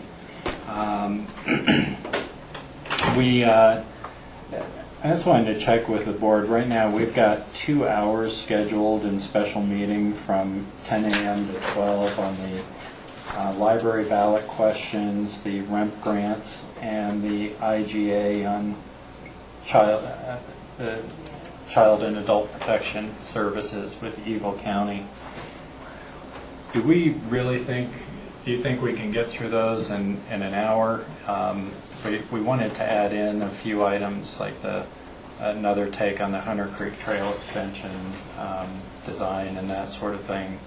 We can either start early, or if we think we're going to get through those items more quickly than 2 hours. But I wanted to get a sense from you guys. You never know. From my point of view, we've had a lot of discussion on this, and we should be able to get through, but it depends on other commissioners' questions and concerns. Yeah. For me, it's easy, but... I think it's less than an hour. For those 3 items. Now, you mentioned a couple in addition. We may probably notice it at 10 and add some items. Okay. I mean, we can schedule a bag lunch just in case. If we get out early, we take our bag lunch to the park or wherever. Yeah. And, Okay. and you've got executive session question mark here on the lunch. Yeah, and what we're going to do is move that. That was a miscue, I think. We are going to remove the technology assessment recommendations, and disability discussion may come off also, but we're going to put in an executive session in the afternoon to discuss items, including continuing the discussion from today on the Sudi land exchange, and then also negotiations on IGA. So I'm sorry, I got to this, I was scrolling through. Yeah. A little late. So we're talking on the August. 21st Yeah. of August, a meeting starting at 10 a.m. And it's a special meeting, so we can hold second readings on the items that are listed here. Is that right? That's correct. That goes till noon. Right now, that goes till noon. What I was suggesting is maybe we don't need 2 hours for those 3 items, that we could do those in an hour and then add in the Hunter Creek Trail extension. And then in the afternoon, we'd have executive session to deal with negotiation on the IGA and continuation of the Sudi land exchange discussion. Makes sense to me. So, Sorry, Mike. I'm still, so then when we start at 11, is that what you're saying? We go from 10 to 11 with a special meeting, and we cover the 3 items that are currently a special meeting from 10 till 12. Take 11 to 12 to do the Hunter Creek question, break for lunch, and then do an executive session in the afternoon to cover negotiations on IGA and Sudi land exchange. And adjourn at 5. Yeah. And still and have an exec. In the afternoon, we'd actually start the exec at 1 o'clock. There's still a question mark, I think, around disability discussion and whether that comes back to us or not. Okay. Yes, George. Just in terms of the scheduling, I think it's hard if we have an exec in the middle of our session, because then grassroots, people public leave. You're right. We should section move be the, beginning or At the end. Or the end. or we can move the memos of interest up to 1 o'clock and then do the exec at the end. Yeah. Why wouldn't we do exec first? Because then grassroots gets to come in at 11. Kind of like what we've done, and you're right on, George, that interrupting that flow for grassroots. You got to come on, so. We could do that either way. Okay. So we're going to readjust it, put our executive session first, and then this schedule's gotten very confusing. I don't know why, but and so then we'll go from there. Definitely going to have a lunch break, and we're definitely going to leave at 5. And it's going to be much simpler when you see it next week. We'll see it in our packets. We're going to be here at 10. We're going to leave at 5, and we're going to get a break for lunch. Yeah, and we'll say whatever else we need to fit in there. Just a reminder then, we do have the Pro Challenge bike race, so your Wednesday meeting on the 22nd is canceled. For the public, our building will be open on Wednesday. We will be closing the annex side of this building, and we'll have limited public access in the old courthouse Thursday morning, which is when the start is down this way. And we'll be posting all that information.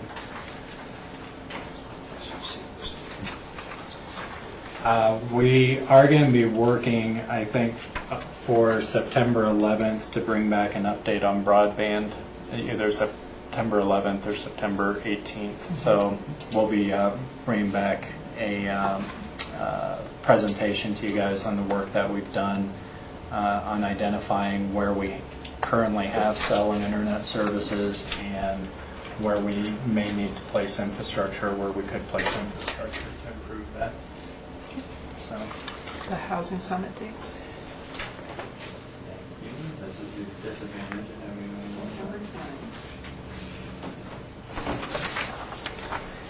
And then following up on our discussion with the city on the housing summit,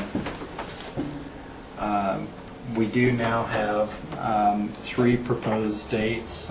September 20th is the date where we'd be doing the workshops or focus groups with the public that we had talked about, with a follow-up then on September 27th, and then a second follow-up on October 4th, our proposed dates, and those are all-day sessions, I believe, Phyllis.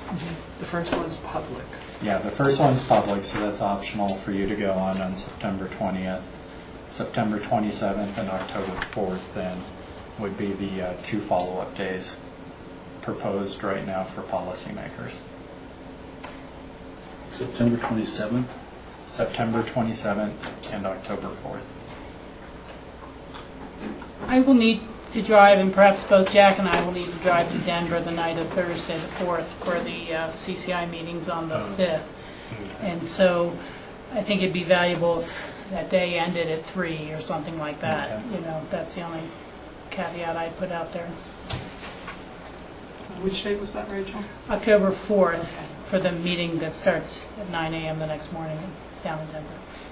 And so Rachel, you're, I'm definitely planning on being there for that meeting. but you're not the 6th and 7th, so Correct. I need to make my reservations. And then we're continuing to work on scheduling the other joint meetings with entities. So we'll give you updates as we have those. That's all I have on future agendas. Now, I kind of like that 2 days of policy makers, quote unquote, but breaking it up so if we need to catch our breath, an analysis, questions. Yes, George. John or Phyllis, you should note that I will be out on September 10th, that Monday. And I know. Oh, you know, I think we had started to put that on there, and for some reason it got cut off. Okay. So, yeah. And then the other Yeah, it's question. both George and I. We're not going to be there. The other question I had, while it's still somewhat fresh, at least in my mind, are we going to have a discussion on funding from the Healthy River System, the hedonic study? And I don't want to wait for months from now when everything is sort of gets gone fuzzy. We can probably actually put that in next Tuesday now, to have John come in probably in an MOI or even open discussion kind of format, because I think right now it's just about direction from you guys. Yeah, we have all the active material. Okay. Okay, anything else? Rob? No. I'm sorry, that was already taken care of.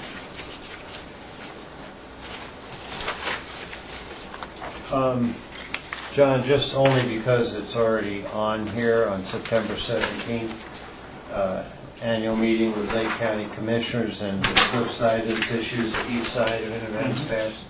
I did not get, as I told you, I did not get a chance to bring up the idea of a discussion about fines, about semis on Independence Pass, because we were 40 minutes late anyway, so we just might note that there so we don't lose sight of it. Yeah, that'd be a good one to talk to Lake County about. So I'm not going to be here for the 17th and the 18th.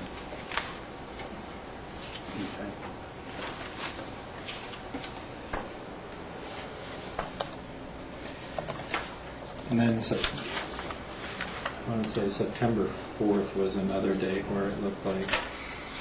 I'm not going to be here either. Yeah, so you won't be here. Is there anyone else that's thinking they're not going to be here because we only have 3? That would only be 2 of us, because Rachel and Mike. George and Michael will all be gone on the 4th. So we're, oh, wow. We'll need to cancel that meeting then, and so we'll move the prep. Fortunately, there's only one thing on that agenda. It that's happens possible. to be a short one that we've already gotten halfway done here, as I can tell, so. Woody Creek Road to care. September 4th, we need to cancel. Will you guys be in town that week at all, or is that a trap? But I do think we've had folks show up for MOIs if we're done. Okay, Lindsay, you want to come forward and talk about your Rio Grande Trail feasibility study update? Where's Ron? Ron's upstairs. Okay. Puppy daycare. Yeah, so I'm Lindsay Etter. I'm the recreation planner for Pickens County Open Space and Trails. And we've just started the public process on a feasibility study that we've conducted to look at the last 4 miles into town. The Rio Grande Trail is 42 miles long, and all but the last 4 miles have a hard surface connection on it. So the goal of our study was to look at the different ways we could achieve getting that hard surface connection from W/J Hill, which is where the asphalt currently ends, into the city of Aspen. So I guess we just wanted to make sure everyone was aware of it. We're looking at 4 different options. We have a website to cover all the options, as well as we're conducting different open houses. The first one's already happened in the city of Aspen. That one was August 7th, but we have 2 more coming up. August 21st in Snowmass and September 12th at the CMC out in the ABC. We're also meeting with all sorts of different user groups and various community groups. And the idea is that we're trying to gather public comment back via a survey on our website, which is, the website for this project is pickencountyrgt.org. And it's dedicated specifically to this feasibility study. But the idea is we want public comment back with people's opinions about the different options or combination of options, or how they would like to see the planning process go forward. So we just wanted to stop by and make sure that everyone was aware, and hopefully will be involved as this public process goes forward. Thank you, Lindsay. Any questions for Lindsay? Yes, George?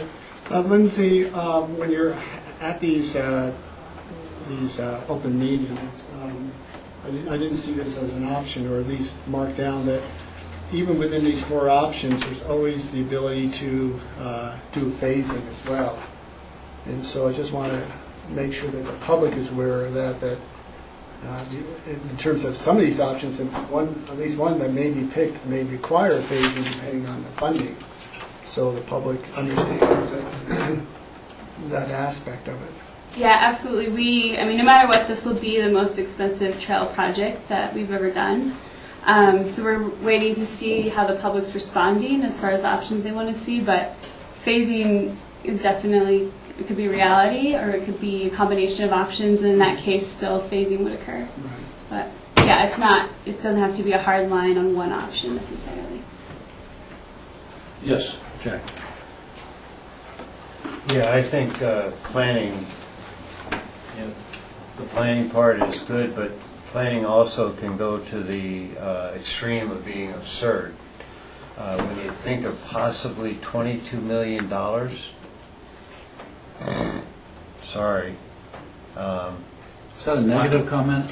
Jack? No, it's kind of meant to be a little humorous. $22 million is very humorous. So I really hope as this evolves that there are projections about dollars very much part of this process. And always say these are just projections that, reinforce the fact that nothing is written in stone. But that's a huge component. What we could buy for that kind of money, half that money, do other things. And also, over time, we are fully cognizant of the fact, we staff in particular, that we have maintenance obligations to keep the whole system up and running and in good quality. So dollars are hugely important, and regardless of how we adjust ratios between acquisition and trails and operations and all that, dollars on every part of this are important, and I just won't get any positive comments from me spending this kind of money. But Well, Jack, there was, that is just me, Michael. Yeah, May I? but I just want to, for the viewing public, you mentioned $22 million, but there's a range of possibilities here that range from around $700,000 up to $22 million. And that was just an effort to show the public what could be done. And it will be, they could all agree with you and say that $22 million is too much. So I just want to make sure that it isn't about $22 million. It's about a range of dollars. Well, I appreciate you making some of the points that I did for me, because I was unable to, I guess, get that out fast enough. But anyway, enough said on this for me. Any further questions for Lindsay? How was the attendance at the first open house? We had around 30 people. That did include some board members, but for us, I was pretty excited. That was, for me, a good number to show up at an open house. So, and we got a lot of great comments, a lot of good feedback, so that was pretty valuable. Yeah, I don't know if there's been any chance to maybe do some interview with KAJX Public Radio or something like that about the proposal and the open houses coming up. But if we can get some public service announcements out or free letter to the editor inviting people, it is a big project. And we've been working with Pat on all of that, about getting the info out there. We actually just did a video too. It's not yet released, but will be within the next day. It's not going to explain every intricacy of the project, but it will give an overview, and hopefully people will refer to the website or contact me if they have questions. George? I wonder when you've got the final timeline for this. The feasibility study will be due September 21st. And then you bring the comments and recommendations back to the board at the OST, Open Space and Trails Board meeting. Do we have around that time a scheduled joint board meeting, and would that be worthwhile to think about that presentation at a joint board meeting? Around the 21st? No, this is October 18th. Oh, October 18th. I'm just curious if that would be worthwhile. I'm trying to remember when we got that. We're not going that far. I know we do in there somewhere just because of Elk Park. We were going to do Elk Park at it. Yeah. I can't remember the exact date, but there is something around there, George. But I mean, is it worthwhile for us to consider having this presentation September 25th. with a joint board meeting with OST?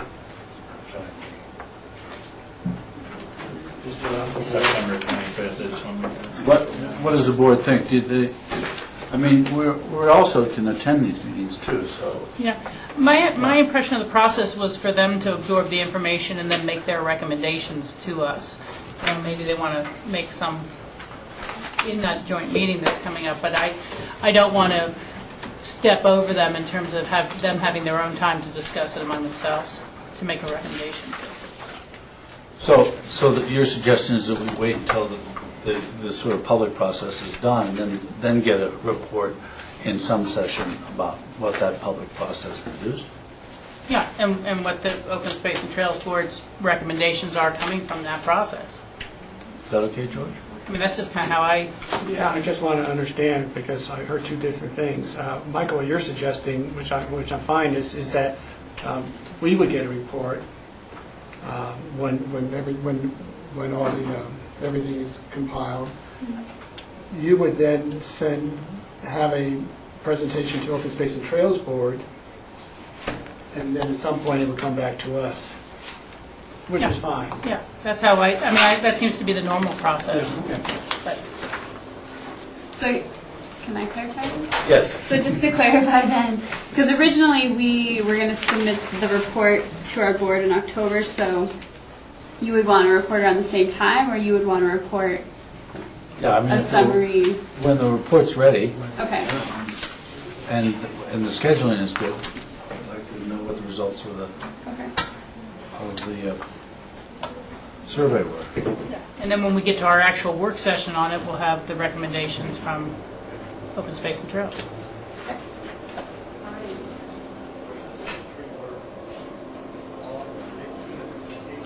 Okay, anything else? Yes, Rachel? You know, this has just struck me as a side note, but since we're starting to talk about what meetings we're having in October and things like that, we need to get what is our budget schedule going to be integrated into our calendars as well, because, you know, sometimes we're all booking things on a Monday or this or that and don't realize that you're trying to schedule other meetings on those days. So the sooner we start to have that schedule integrated in here, the better. And we do have that laid out Okay. in a calendar form. It's just not hitting your future agendas yet. But we can get you those ahead of time too if you want to see the budget schedule. Yeah, it's just the schedule so that, again, we all make sure we're around. We can do that. So, and now, Lindsay, there's an East of Aspen Trail extension ribbon cutting on the 23rd? Correct. So East of Aspen Trail has been under various states of construction for the better part of 2 decades. We're finally just finishing the last 0.3 miles to connect Wildwood Lane to the difficult campground road. And so we're going to have a ribbon cutting on the 23rd, 4 p.m. We want everybody to attend. We're encouraging everyone to bike there. And we'll have refreshments. And it's also coinciding with, we can let Paul talk about the other part of it. Yeah, I'm Paul Holsinger, Land Officer for Open Space and Trails. So we chose the date of the 23rd of August because it coincides with a statewide event or a weekend event that was started by several statewide conservation groups to promote support for people who already support conservation and recreation opportunities, and to try and get new ways to get folks who maybe haven't been involved. And it's a Colorado Land Conservation Appreciation Weekend from the 23rd to the 26th of August. So we thought, why not just have our ribbon cutting on that Thursday? And then the next day, we're going to have a volunteer day to remove some barbed wire fencing from a open space fee-owned property up the Crystal River. It's the Grange Loadout property. And that's going to start at 8 a.m. And that event requires registration with Roaring Fork Conservancy at roaringfork.org/events. And those are our 2 events that we've put forward to help this statewide initiative to get people more engaged in conservation and help continue support for preserving and conserving these wonderful places. Okay, thanks, Paul. So, Lindsay, that 4 o'clock ribbon cutting is scheduled for after the bike race? Correct. It's gone by? Yeah. Okay. Because it still says 2 o'clock in our schedules. On our agenda, it says 2 o'clock. On the memo, it says 4 o'clock. We did have to change the date or the time recently because of the past openings. Okay, Yeah. thank you. Anything else from Open Space and Trails? Okay, thank you very much. Thank you. Michael? Yes, John? I know we have the BLM comment. I don't have anything for Open Space and Trails, which I think may be a somewhat involved discussion possibly, and we do have GR here to do his regular road project update and open discussion. I wonder if we might let GR give his update and then go into the resource management plan. Okay, is that okay with the board? GR, what are the updates on the roads? Well, Mother Nature's been playing a little bit of havoc with our schedule. So thank you, Michael. I'm GR, I'm the county engineer. Castle Creek Road, we've had a few delays, mostly due to Mother Nature and rain.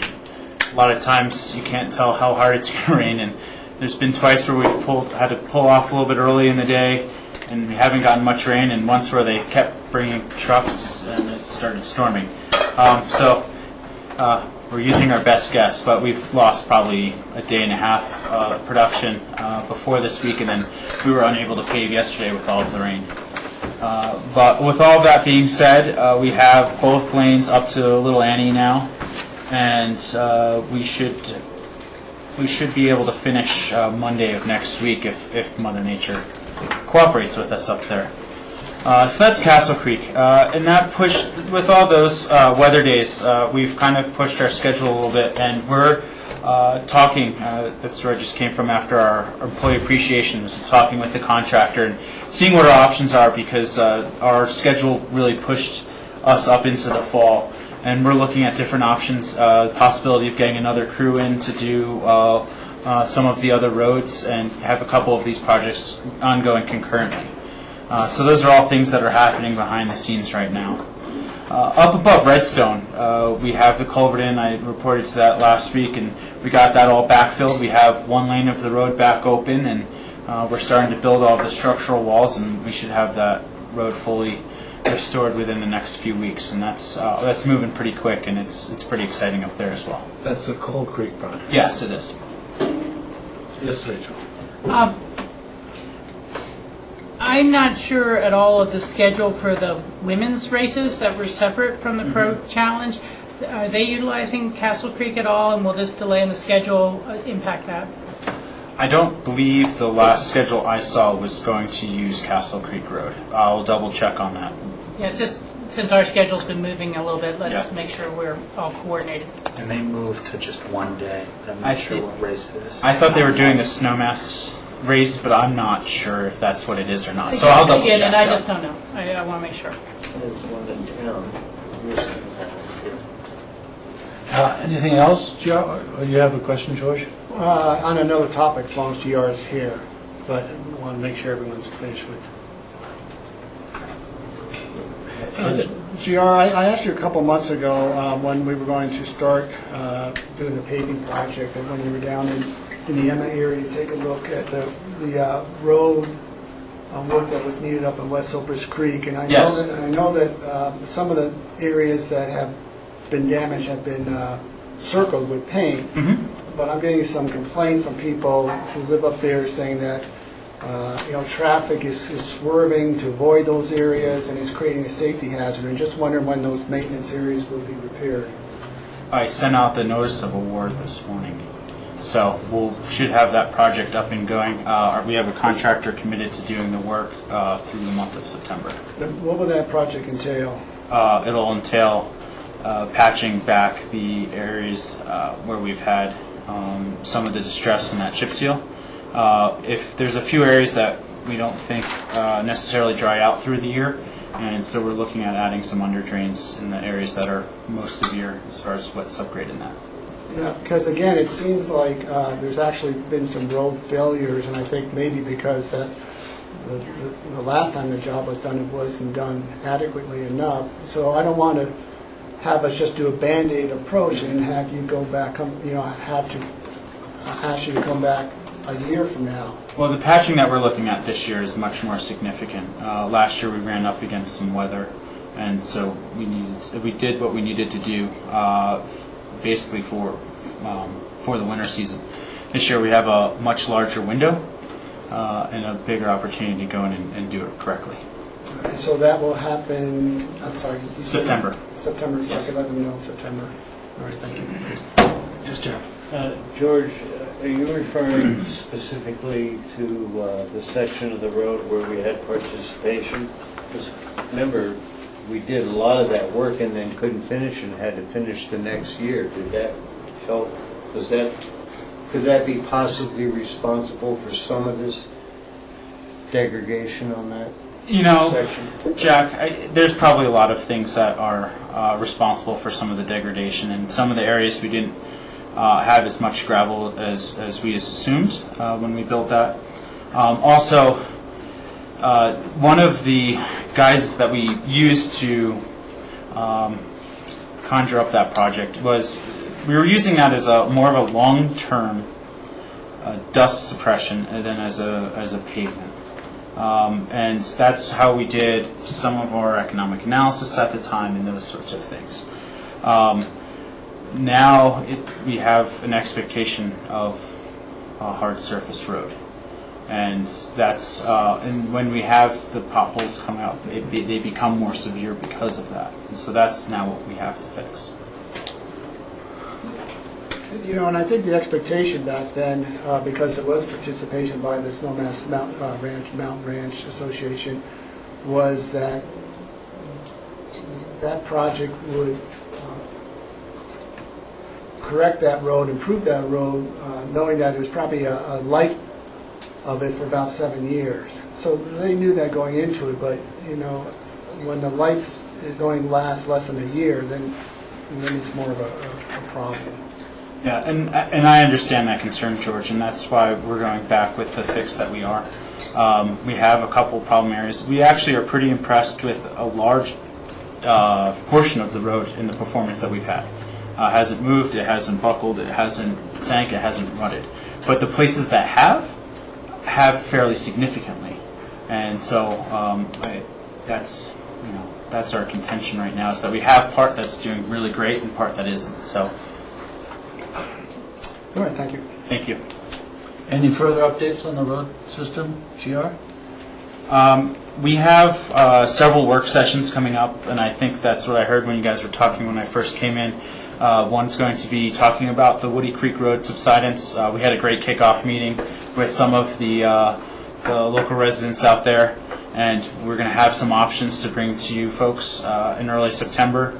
And then later in September, we're going to come back with some of the things that you directed for the Aspen Business Center, and looking at some alternatives to sidewalk. We think we have a couple good options that aren't going to take out nearly as many trees, and also taking a look at that drainage. And we're going through all of those options right now, and some challenges in there for sure. But we're going to be ready for our work session in September, and we're trying to get location and extent review for that AABC project sometime in October, November. So. Any further questions for GR? Thank you, GR. Thanks. Alan, you wrote something on the BLM Resource Management Plan. Yes. Just a little note. I did. Charlotte said, that's quite an MOI. That's how we were able to get on your schedule.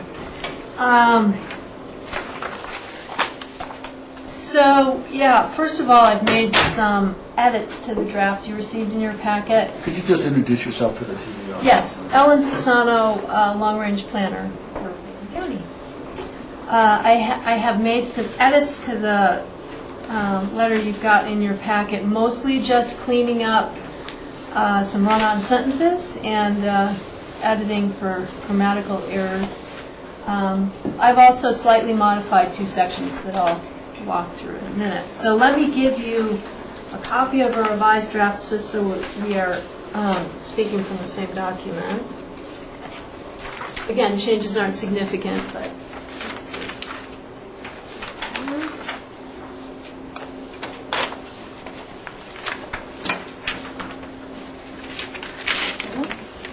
I've got a version that's redlined, but it's so difficult to read that I think it's probably easier just to read off this clean copy.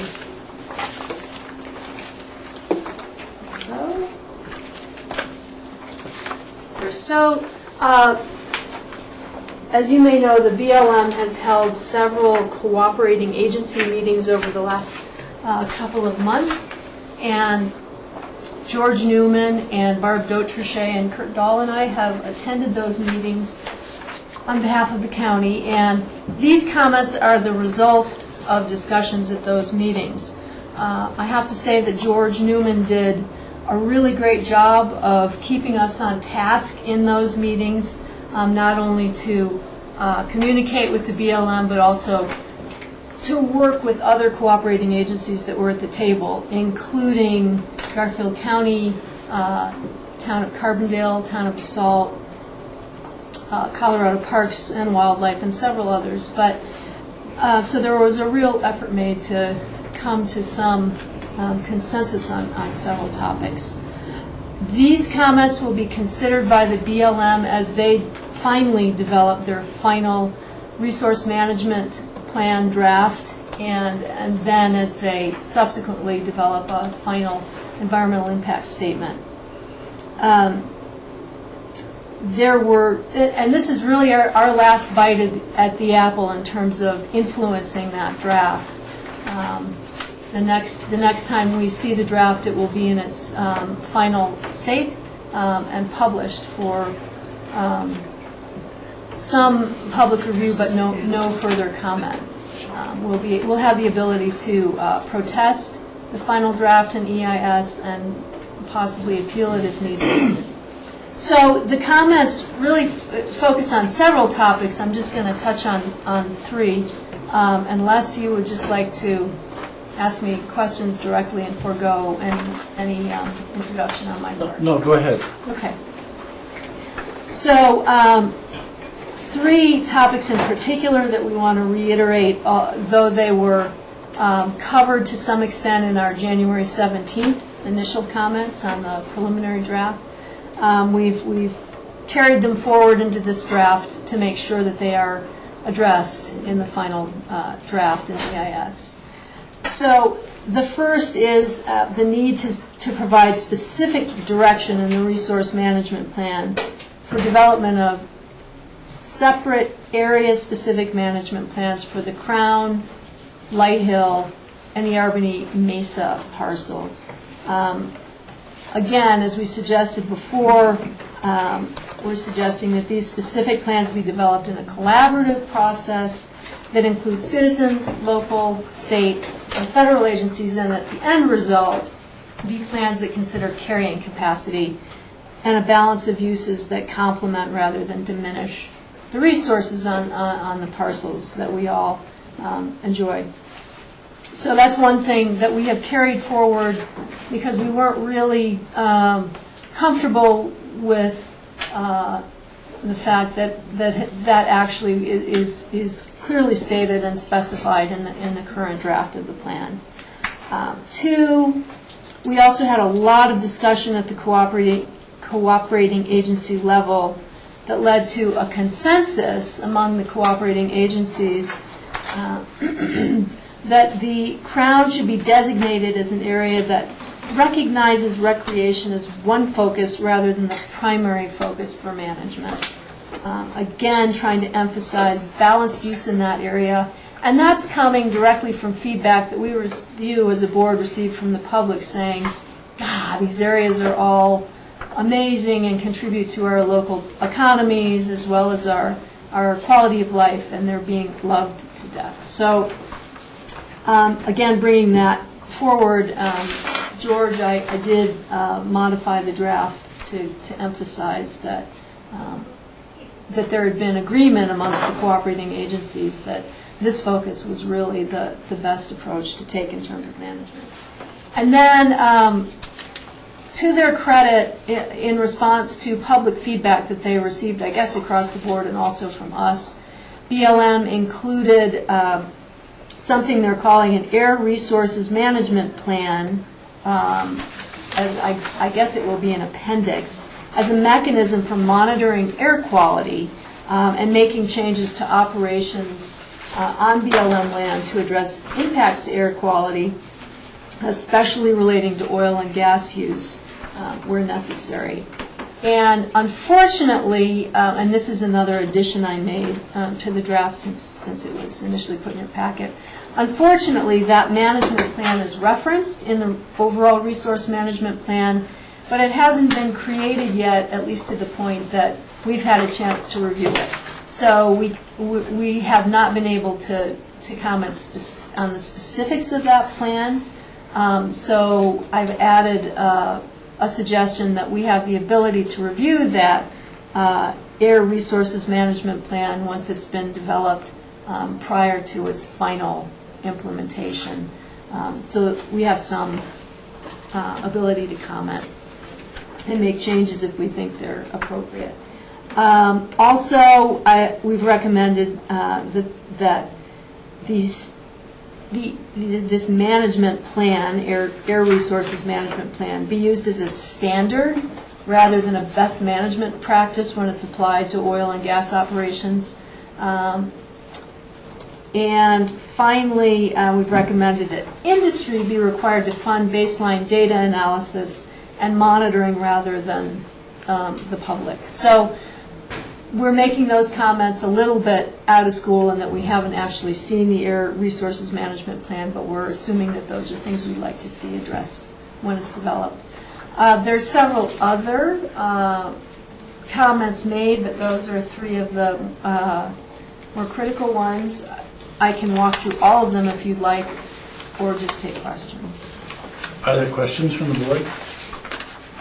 Rachel? Yeah, thank you for your work on this, Ellen. I'm not sure if I'm missing a link or just thinking of a previous set of EIS comments here, but didn't we had recommended a specific alternative that we preferred with further modifications, and do we need to reiterate that in our opening comments, or have they evolved to where they now have alternative E and F? I mean, are they kind of sticking to their original preferred alternative, or what? They have their original, okay, let's see, I'll back up. We recommended alternative C. That's what I was thinking. And their preferred alternative in the preliminary draft was alternative B. Right.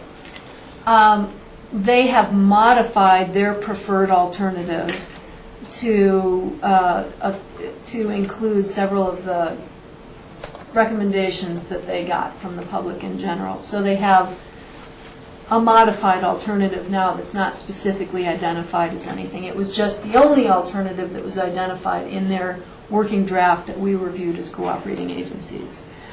When they develop their final EIS, they will, I assume, take the alternative that they presented in their working draft, modify it some more based on cooperating agency and other comments they've received, and move that forward as their final. So we could, well, I guess I'm just kind of wondering, were there components of C that are still not in their modified preferred alternative that we would like to continue to insist be part of their final proposal? I think we addressed most of the aspects of alternative C that we thought should be addressed in a final or preferred ultimate final direction. But as a practical matter, they didn't do a great job of giving us all of the comparison of all aspects of both or all of the alternatives to review as cooperating agencies. So we had kind of a limited perspective. I could go back and see if there's anything in C that we missed that we want to bring forward and try to incorporate that in the comments, because maybe it's the heading was C was the conservation alternative, and from the review of the original 4 and the open house in Carbondale and stuff, was very concerned with the magnitude of development that they were potentially allowing in some of their other alternatives, and so I at least as one person think it'd be valuable to spend that last time, as you said, it's our last bite of the apple, to request any, other good beneficial components of C that don't seem to have made it forward, that they be brought forward. So the deadline is the 17th. Yes, it is. And you can do that on the 17th. I'll do my best. Yes, I will make an effort to do it. Any other questions, yes, Jack? Yeah, I'd like to clarify on page 4 of the new. Yes. I'm wondering if we have made the point strong enough that we do not support the SRMA, but in fact would support the ERMA. I mean, you talk about them and you somewhat define them, but I think we ought to make an absolute point in saying, for example, however, we are concerned the following actions, decisions are identified as objectives for the SRMA, and then you list that. But what I'd like to see is our objectives are more consistent with the ERMA, because you're managing recreation not for the sake of recreation, but in the context of the other resource values. So, just to make that point stronger. A more declarative, we support an EMRA designation. Okay. We're not going to get away from the recreation aspect, and it's a great multi-use area, but other values are more important, or equally important, I apologize. Maybe we can use an example, Ellen, that, an SRMA offers the opportunity to enhance recreational opportunities and market that. And we could perhaps use the example that currently Pickens County is actually taking it under our belt to address the current needs for the Crown in regards to the parking and a safe trail through the purchase, through our Open Space and Trails program, those connections that we're really addressing a BLM problem and issue that they have the resources to address, so we are doing that. So for them to then designate this as an SRMA that would further enhance the opportunities for recreation without any resources is just further exacerbating that problem. So that might be a good example, because we're putting in, over $1 million to address a problem that they're not addressing. Okay, good point. Yes, I can add something to that effect. So, Michael, an example on page 5 at the very top, you say there's a need to balance use of the Crown between rec, ag, and wildlife habitat. The ERMA appears to provide, just like as Rachel said, more declarative. We feel that ERMA does provide. Yes. And it really is a more of a balanced, even reference to the backgrounding, instead of just recreation as being the driver. But isn't aside from the balance of those activities, isn't the purpose to preserve the resource? I mean, that's really what you're trying to do there. I mean, I would say that. It's not a question of sort of parceling out these activities. It's a question to preserve the resource, and by parceling out those things, you address all those possibilities of the resource. I do say that somewhere, but obviously not. It's not strongly enough stated, perhaps in enough places. So yes. So the effort is to preserve. Is definitely to preserve. The end goal is to preserve those resources so they continue to be enjoyed by available to all these, to recreation, to agriculture, and to wildlife.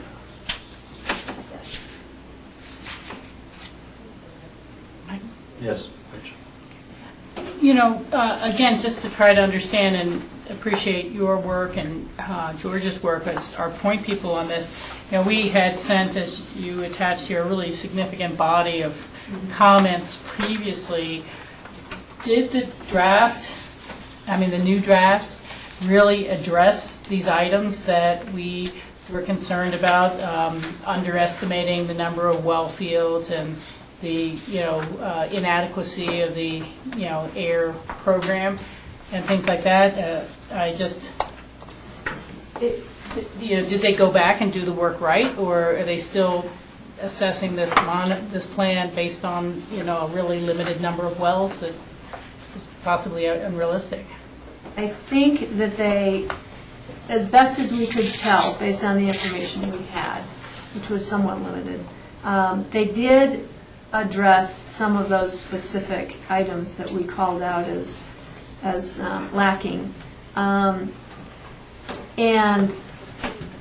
my understanding is that they actually were able to incorporate some state and federal standards that have been developed since that initial draft that they used in assessing, in developing their models for evaluating potential impacts to air quality resulting from oil and gas. So my understanding again is that yes, they improved their modeling to better address potential air quality impacts. We didn't actually see a lot of specific detail. I'm sure there's room to improve still, but they actually, in that particular aspect of the plan, did seem to make some progress and improvement, and especially with the addition of the air quality management plan that they're going to incorporate in there somehow. Yeah. In their. Yeah, because I'm sure it's almost too much to ask the BLM, but it's made me wonder whether, we should recommend that there be some sort of cutoff that, should they exceed the air management plan, that they withdraw areas from further leasing, or they do not, allow any more permits, or, that their work should in some way define some sort of maximum that instead of leaving it open-ended. And it's just more that I've seen it in other areas where they pass the plan and it says 1,500 wells, and the next thing you know, they're approving 10,000 wells. And how do we? What is the fail-safe? What is the safety valve on that? That all this work goes into this, and then it kind of sits on the shelf as permits are approved. So I don't know how to word that. Maybe others need. Well, just so I could throw it in there, on page 2B, it talks about the management actions requiring air resources to be managed in accordance with newly created air resource management plan. And we have, since the beginning, talked about adaptive management strategies. Yeah. And we talked very specifically in the first set of comments in here that we thought that was important to implement. We didn't want to design that adaptive management process here. Right. But it definitely has the triggers of once you reach a certain level in the air quality, like the report that we had that indicated that there were issues, that our concept was that the management of those wells would be adapted to bring that air quality level back into compliance and for a certain standard. But we haven't had a chance to develop that with them yet, but we did offer that that's what we'd like to see.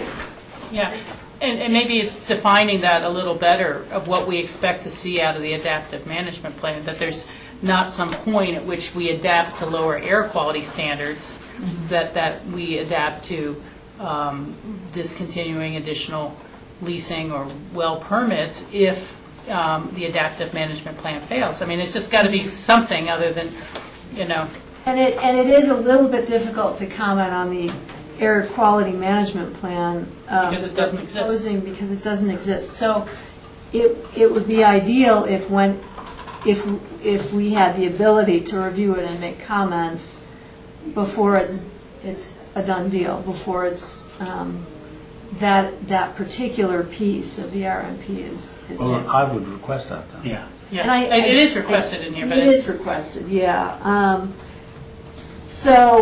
But we can say, as an example, in this plan, we'd like to be, we think it would be critically important that a threshold be established beyond which no more leases would be let or something like that. Yeah, or something. But I think that it just, there has to be some finality to it so we don't just adapt ourselves into real degradation of the air quality. Okay. George, you had your hand up. Well, I was just going to say, they did acknowledge it. I thought we made some headway. They have a staff person that that is specifically working on that. But we should make a strong statement because of course, we know that Garfield County is going to be tugging BLM on the opposite side, frankly. Yeah. Okay. Make sure the rest of the study.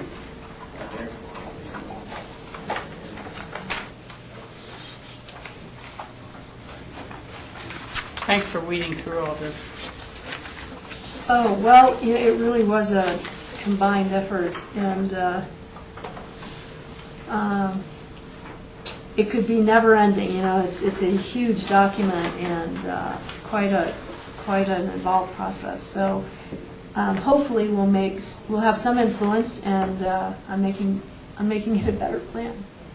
And it should be noted that when we looked at the overall plan, at least for our region, that when I talked to Steve Bennett, for me, it looked like about 95, 96% of the plan there was agreement on.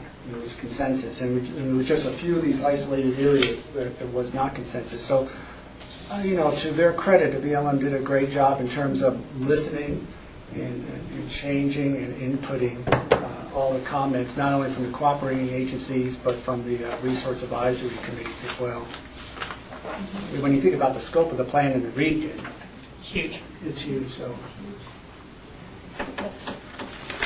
Okay, yes, Jack.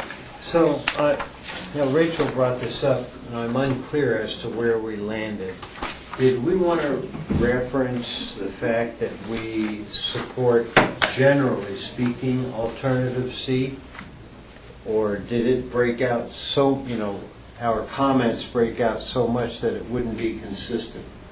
Yeah, that was more the conservation mode. There's nothing in our, were you asking me or? Well, I'm asking everyone about, Yeah. I don't see a support of actually an alternative here, and we know mix and match is really where we end up. But as a basic comment, that was the most conservation-oriented alternative, and I'm wondering if we should, at the introductory, before we break it all out, say something. George? What the BLM did was they took all these different areas, and then they started to categorize them in terms of defining them either as an SRMA, as an ERMA, as an area of critical environmental concern, or as an area for wildlife concern. So they identified throughout the region different areas, and then they assigned the designation that they felt would be appropriate. And so they sort of got away from the A, B, C, and D alternatives, and I think that was sort of the starting point in terms of a broad discussion, and then they were able to narrow that down into these specific area designations. So, as Ellen had said, in terms of kind of looking it over one more time, it might be most important to look at areas that received a lower designation and see if there are any that we felt deserve to be more protected, on par with the intent of the alternative C. I think in Pitkin County, we really addressed all the pertinent parcels in that regard. So, I don't think anything got left out for the parcels that we're tracking most carefully areas. Okay. And there's nothing in the current comments that conflict with our initial support of alternative C. Well, good. Made some progress? Yeah. Ellen will be happy to get this off of her. It's been great. It's been very interesting. It has been a very interesting process, particularly working with the cooperating agencies, and do you want to see how would you like me to get a final draft signed? You won't have time to see it again, obviously. Shall I send it to the chair for signature? Well, 2 letters ago, we signed, all of us signed it. Is there any validity in that at this point? I won't be around to sign after tonight, so. I think as a cooperating agency, Jack, as long as the chair signs it, they're pretty clear on our relationship with the BLM and this review process. So, And also staff has our signatures, so, at least upstairs when we're chair. Yeah. But I'm good with whatever. It's just difference between two different letters we've sent, so. Okay, thanks, Ellen. Is that it? That's it for me, I guess. Thank you. Thank you. George? Before Ellen disappears, I'm just going to bring this up for open discussion, but just quickly, I know you haven't had time to do this, but we talked about drafting a letter of support for Senator Bennett's draft legislation for Thompson Divide. So maybe for next week, you can bring that forth to us. Yes, I will draft a letter of, I will follow up on that. Thank you. Right.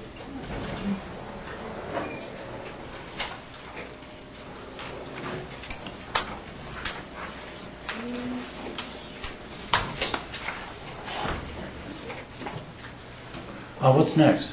open discussion.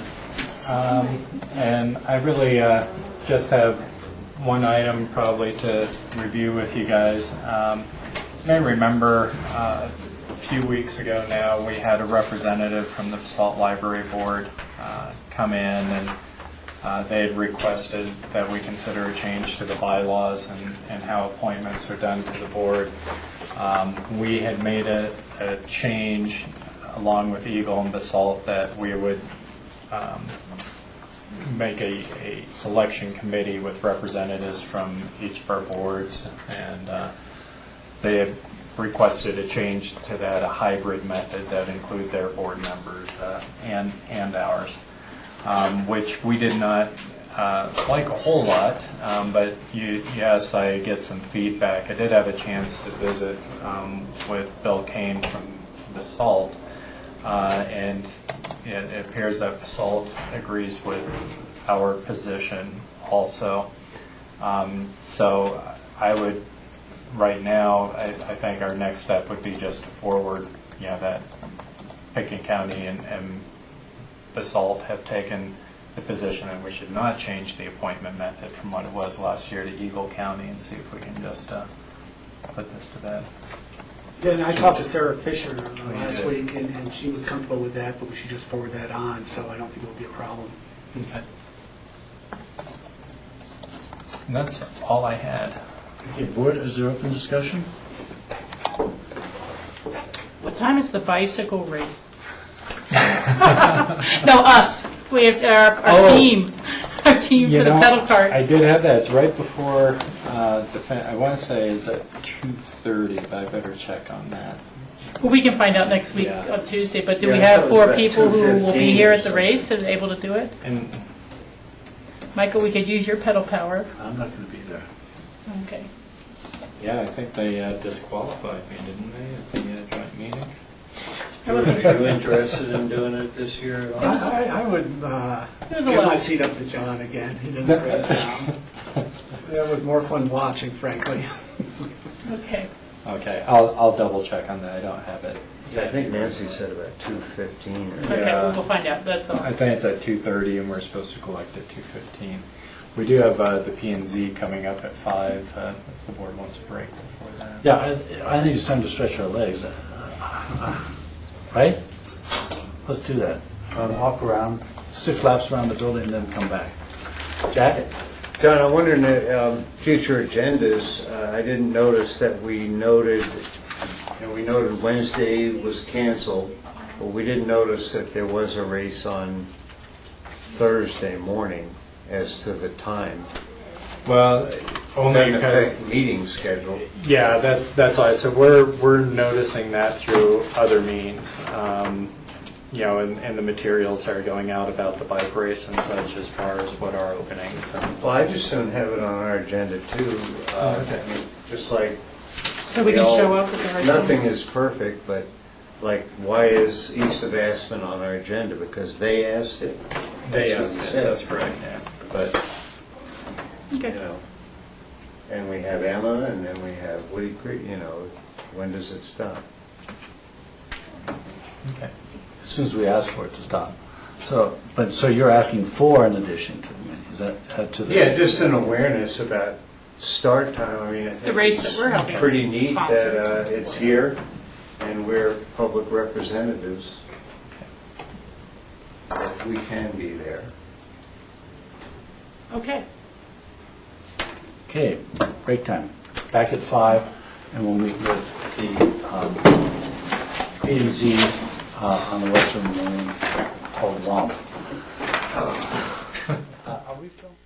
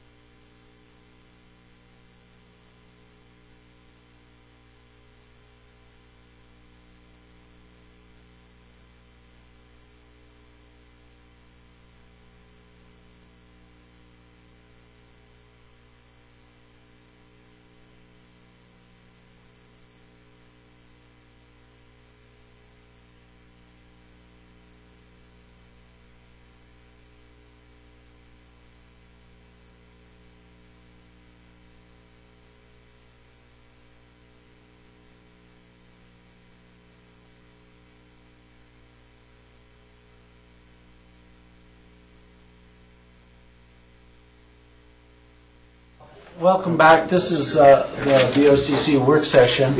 We're meeting with our planning and zoning, and the discussion at this time is going to be the West of Maroon Master Plan. And Cindy Huben, our Director of Community Development, is going to inform both boards, I guess, of what's happening there. Well, thank you. I'm Cindy Huben with the Community Development Office, and Ellen Sassano, our long-range planner. And we're here tonight with the Planning and Zoning Commission as well as the Board of County Commissioners for just a half an hour. And it's really to give the Board of County Commissioners and the P&Z a chance to talk about the West of Maroon plan and where we are today. And I sent out a very short memo on 3 topic areas that I thought the Board of County Commissioners might be interested in relative to the West of Maroon plan, which we are affectionately calling the WOMP. And the West of Maroon plan is, as you know, it's basically, the boundaries are basically from west of Maroon Creek down to the end of the runway, or the airport property, the end of the runway area. There are 3 things that we heard when we were developing. As you know, the Aspen Area Community Plan includes this area as part of the urban growth boundary. But the planning area, which has been identified for the West of Maroon Creek, is actually a little bit larger than the urban growth boundary. The urban growth boundary is incorporated within this plan. And one of the things that you really wanted us to discuss as we looked at this West of Maroon plan was the area basically between the snow dump and the Sardi property. And that's area that is county-owned land. It's county-owned land with the airport, with some funding from the FAA and the county. But at this time, the discussion was whether or not the urban growth boundary would be extended into that area beyond where it is today, which is roughly right at the end of the snow dump. It looks like it goes through the middle, but we were going to go on property lines. So so that area was in question. The Planning and Zoning Commission, I'll let you guys speak for yourselves, and I don't want to do all the talking, but we basically did a site visit. We took a look at the area. It was determined that the area is really prime sage habitat and wonderful habitat and open space lands, and the priority would be to keep it as such. However, there's, as in the little short memo that I wrote, there's some criteria to discuss that land as being within the urban growth boundary and used for development only under certain circumstances. And so that's in the packet. We talked about, it's kind of as a last resort that area would be developed, and it would be limited to governmental facilities that basically couldn't find a home anywhere else, and that the lands would be connected internally. And there were a couple other criteria that I won't go into because it was all in your packet, but I thought the board would be interested in that, so we wanted to anticipate a little bit of that discussion. We also wanted to anticipate some of the discussion you had earlier today with the with the airport, and how the West of Maroon plan is incorporating the airport planning, and how the airport planning is incorporating the West of Maroon planning as it was directed from the Aspen Area Community Plan. Also, just in general, how we're dealing with the scenic issues in the whole corridor west of Maroon.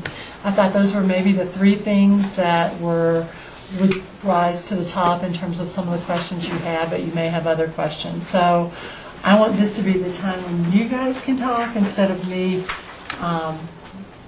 going on and on. I think some of the details of the administration of the plan and where we're going from here are in that memo. So,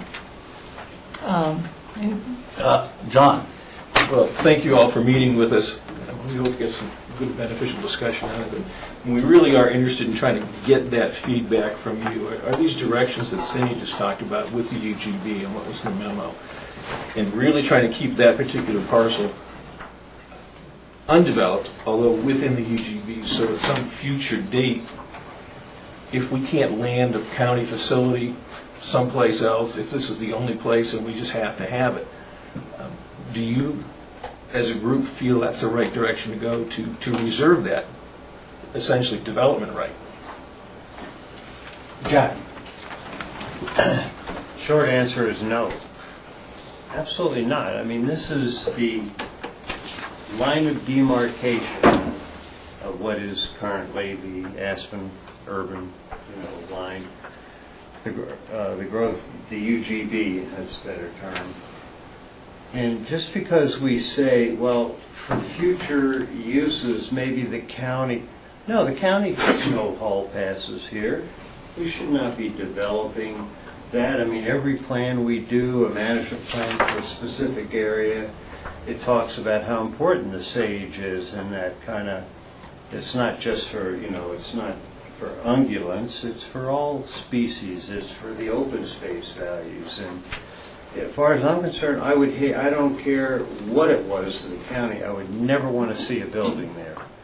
It doesn't make sense to loosen our standard. We've been very firm about, from the evolution, I guess, of the first Aspen Area Community Plan in '94, I think it was, and it really talked about going down to Aspen Village, and we reined it in the second one, I think was at the 2000 plan, and defined this.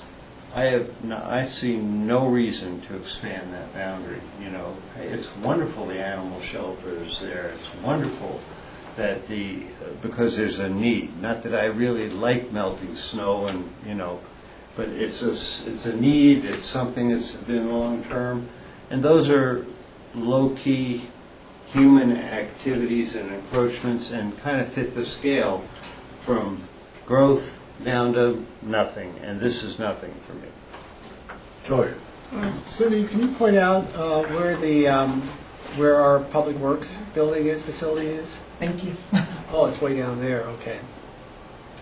And that's the animal shelter in the next square up. That's the animal shelter. And that long. That's it. And then remind me, Cindy, that when we had discussions or ongoing discussions about building an additional administrative building for the county facility, I thought we were going to try to utilize the land we have over by Public Works. So somewhere. Was that correct? I mean, years ago, wasn't that part of the Years idea? ago, I think there was discussion about going into this additional area. Or not using the existing space we have over by Public Works? At the time, I think the discussions around it needing additional land to the Public Works land and going into the hatched property. Into the what property? The property that has the stripes. The hatched. That would be the proposed extent. This is the proposed extension, is that Right. correct? Correct. The hatched, the red hatching there is, that whole area is the proposed urban growth boundary extension. And yeah, the snow dump property is right here. And so it would include the northern half of the snow dump property and everything up to the south property line of Sardi's property line. Right, and I remember when we first had these discussions with the AACP process that we purposely didn't address it at that point because it just wasn't right yet. But I thought some of that discussion was, well, we'll keep that down the road as an option for future use. What did the Aspen Area Community Plan directed? It was called the West of Castle chapter, which is now the West of Maroon Plan, and that chapter said, at such time the P&Z looks at a land use plan for the area, we'll look at that and make a decision about the expansion of the boundary or not, and that's this time now. We're deliberating that right now. Okay, and then I'm sorry, one more question. Yeah. Just opposite that, on the airport side, what is that in the hatch area? With the right in. Eric. You're wiggling too much. No. Oh, right where Rob is pointing.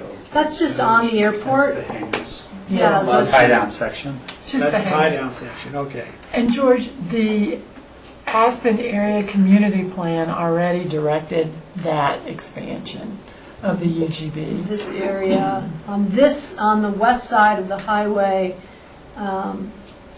to incorporate that's not the entire airport property, but that is in theory the area that's been zoned public.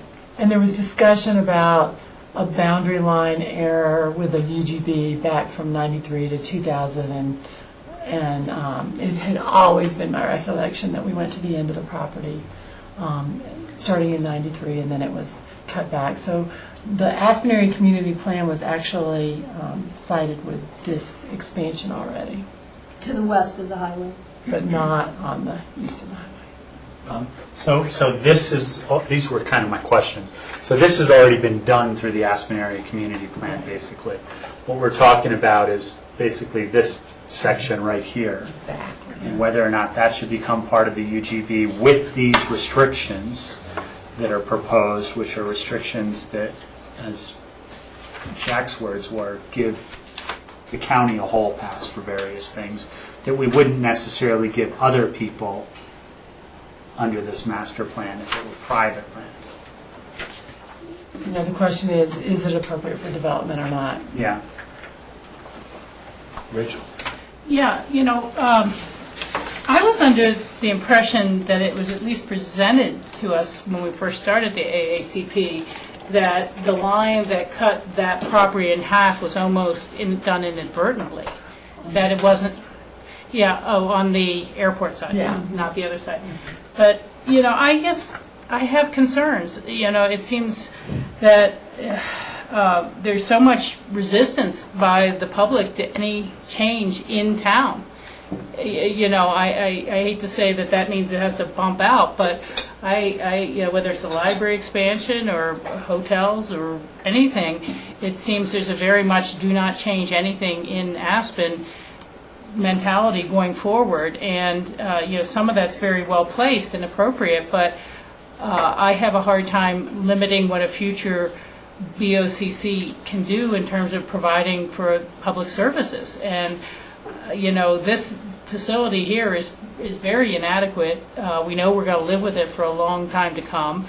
We know we may be in a different mode 10 or 15 years from now with electronic commuting at home and working out of the cloud and everything else.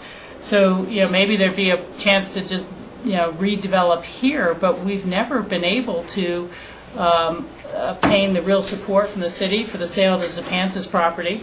That's encumbered with historic preservations already. People have hotel proposals floating around for that, and I have a real hard time just cutting it off in the way that Jack has said. I'd like to, but I don't want to see the county moving to the edge of basalt because that's feasible at some point in time. And, so it's just, I remember the battles that brought affordable housing growth boundary back in, and seeing the resulting resistance to actual affordable housing in a significant amount within the urban growth boundary.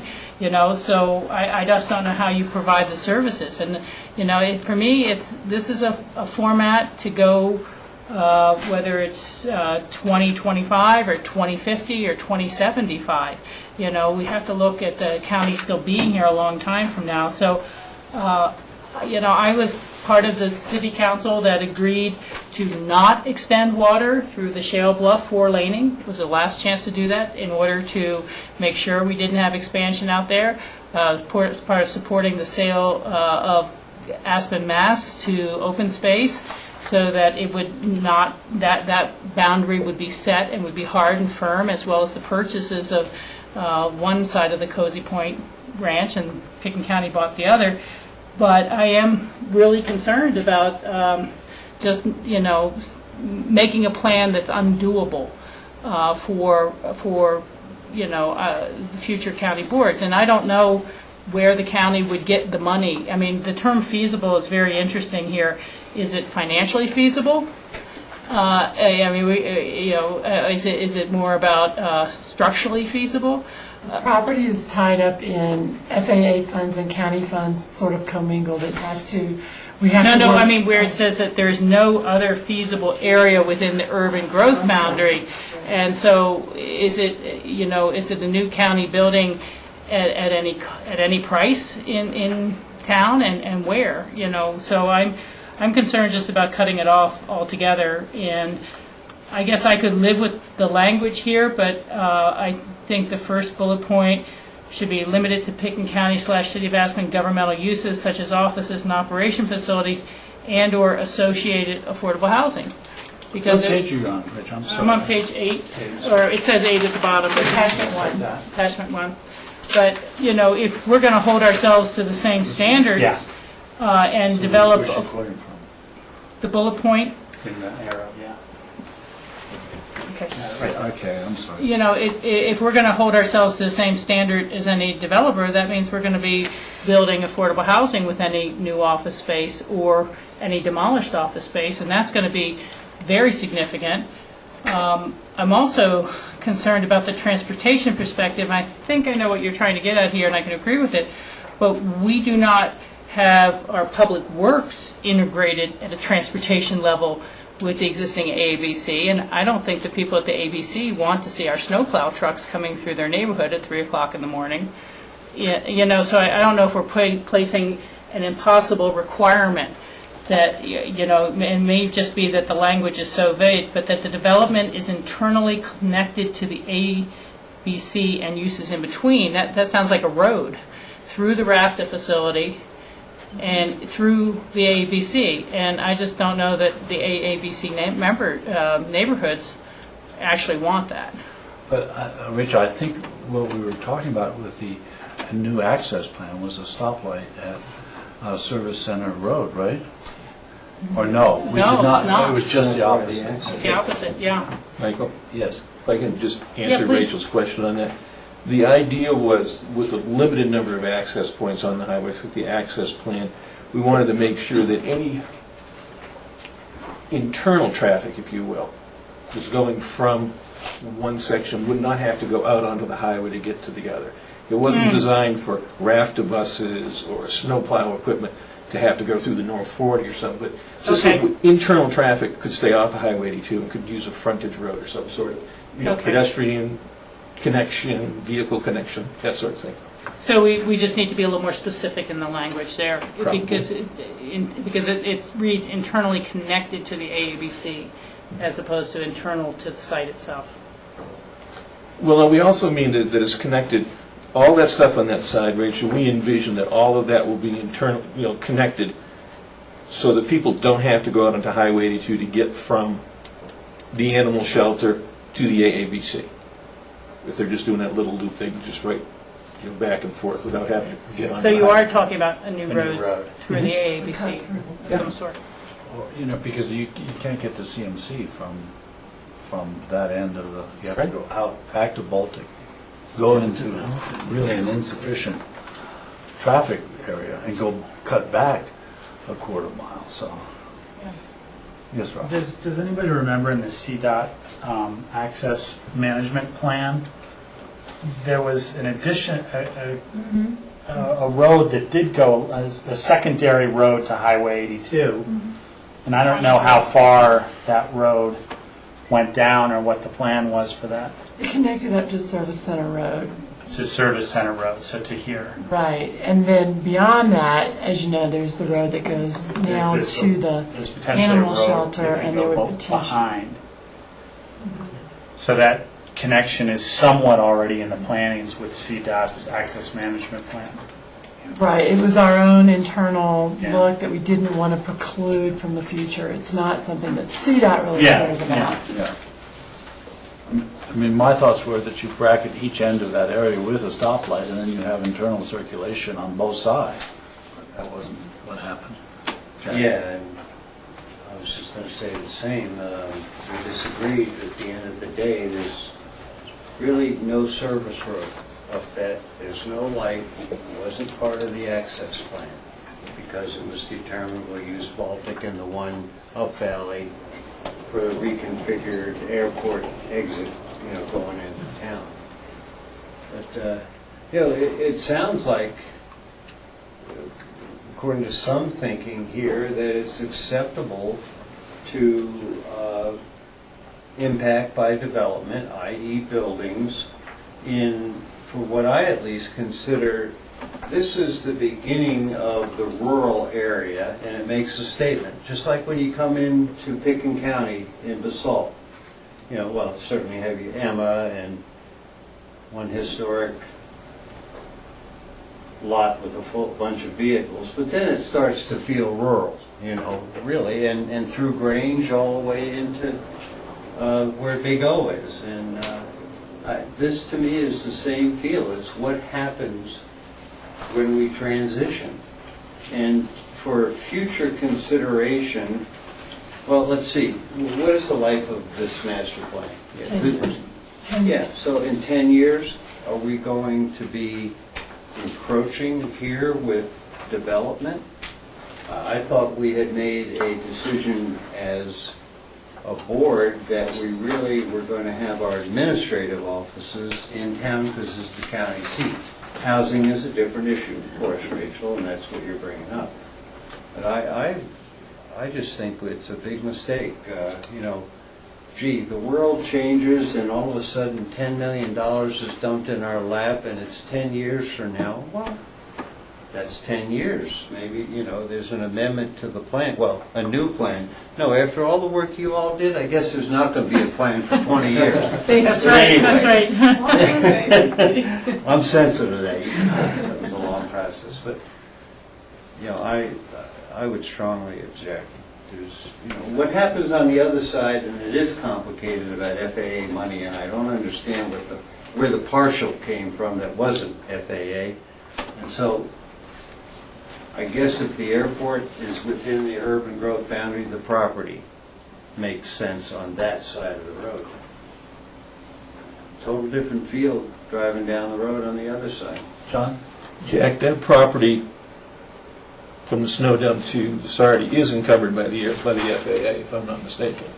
So we've got to get, before anything can, it's the same deal in there. So the FAA is going to have to release, I don't know if they call them grant assurances, Jim, help me out on that, but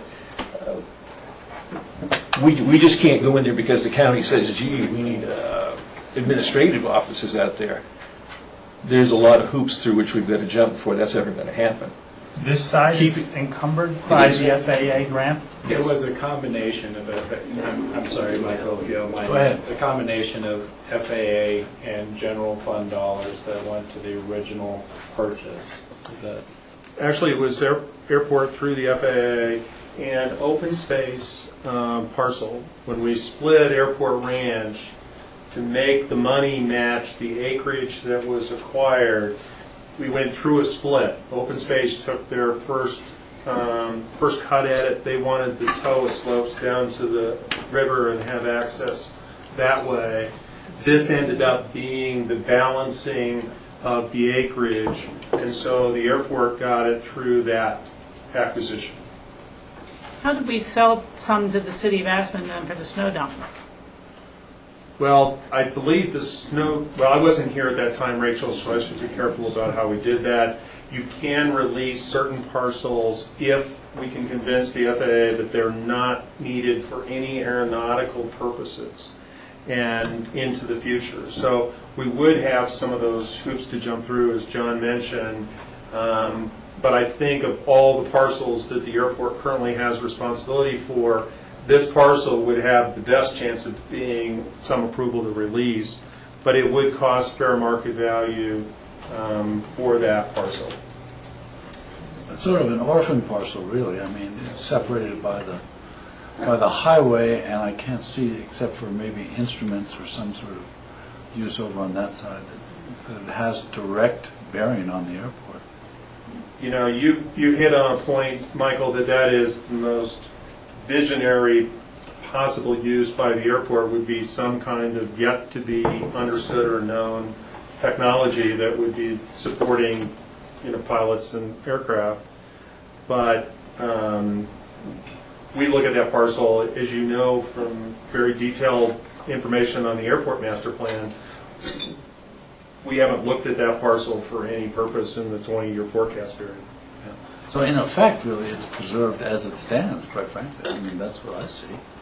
It really isn't a discussion of whether you can take it out of put it into some kind of county use even at this point. There's still an enormous amount of steps we have to go through. So I think that it's de facto unusable until somebody comes up with a plan to develop it and can present that as a reason to acquire it from the FAA.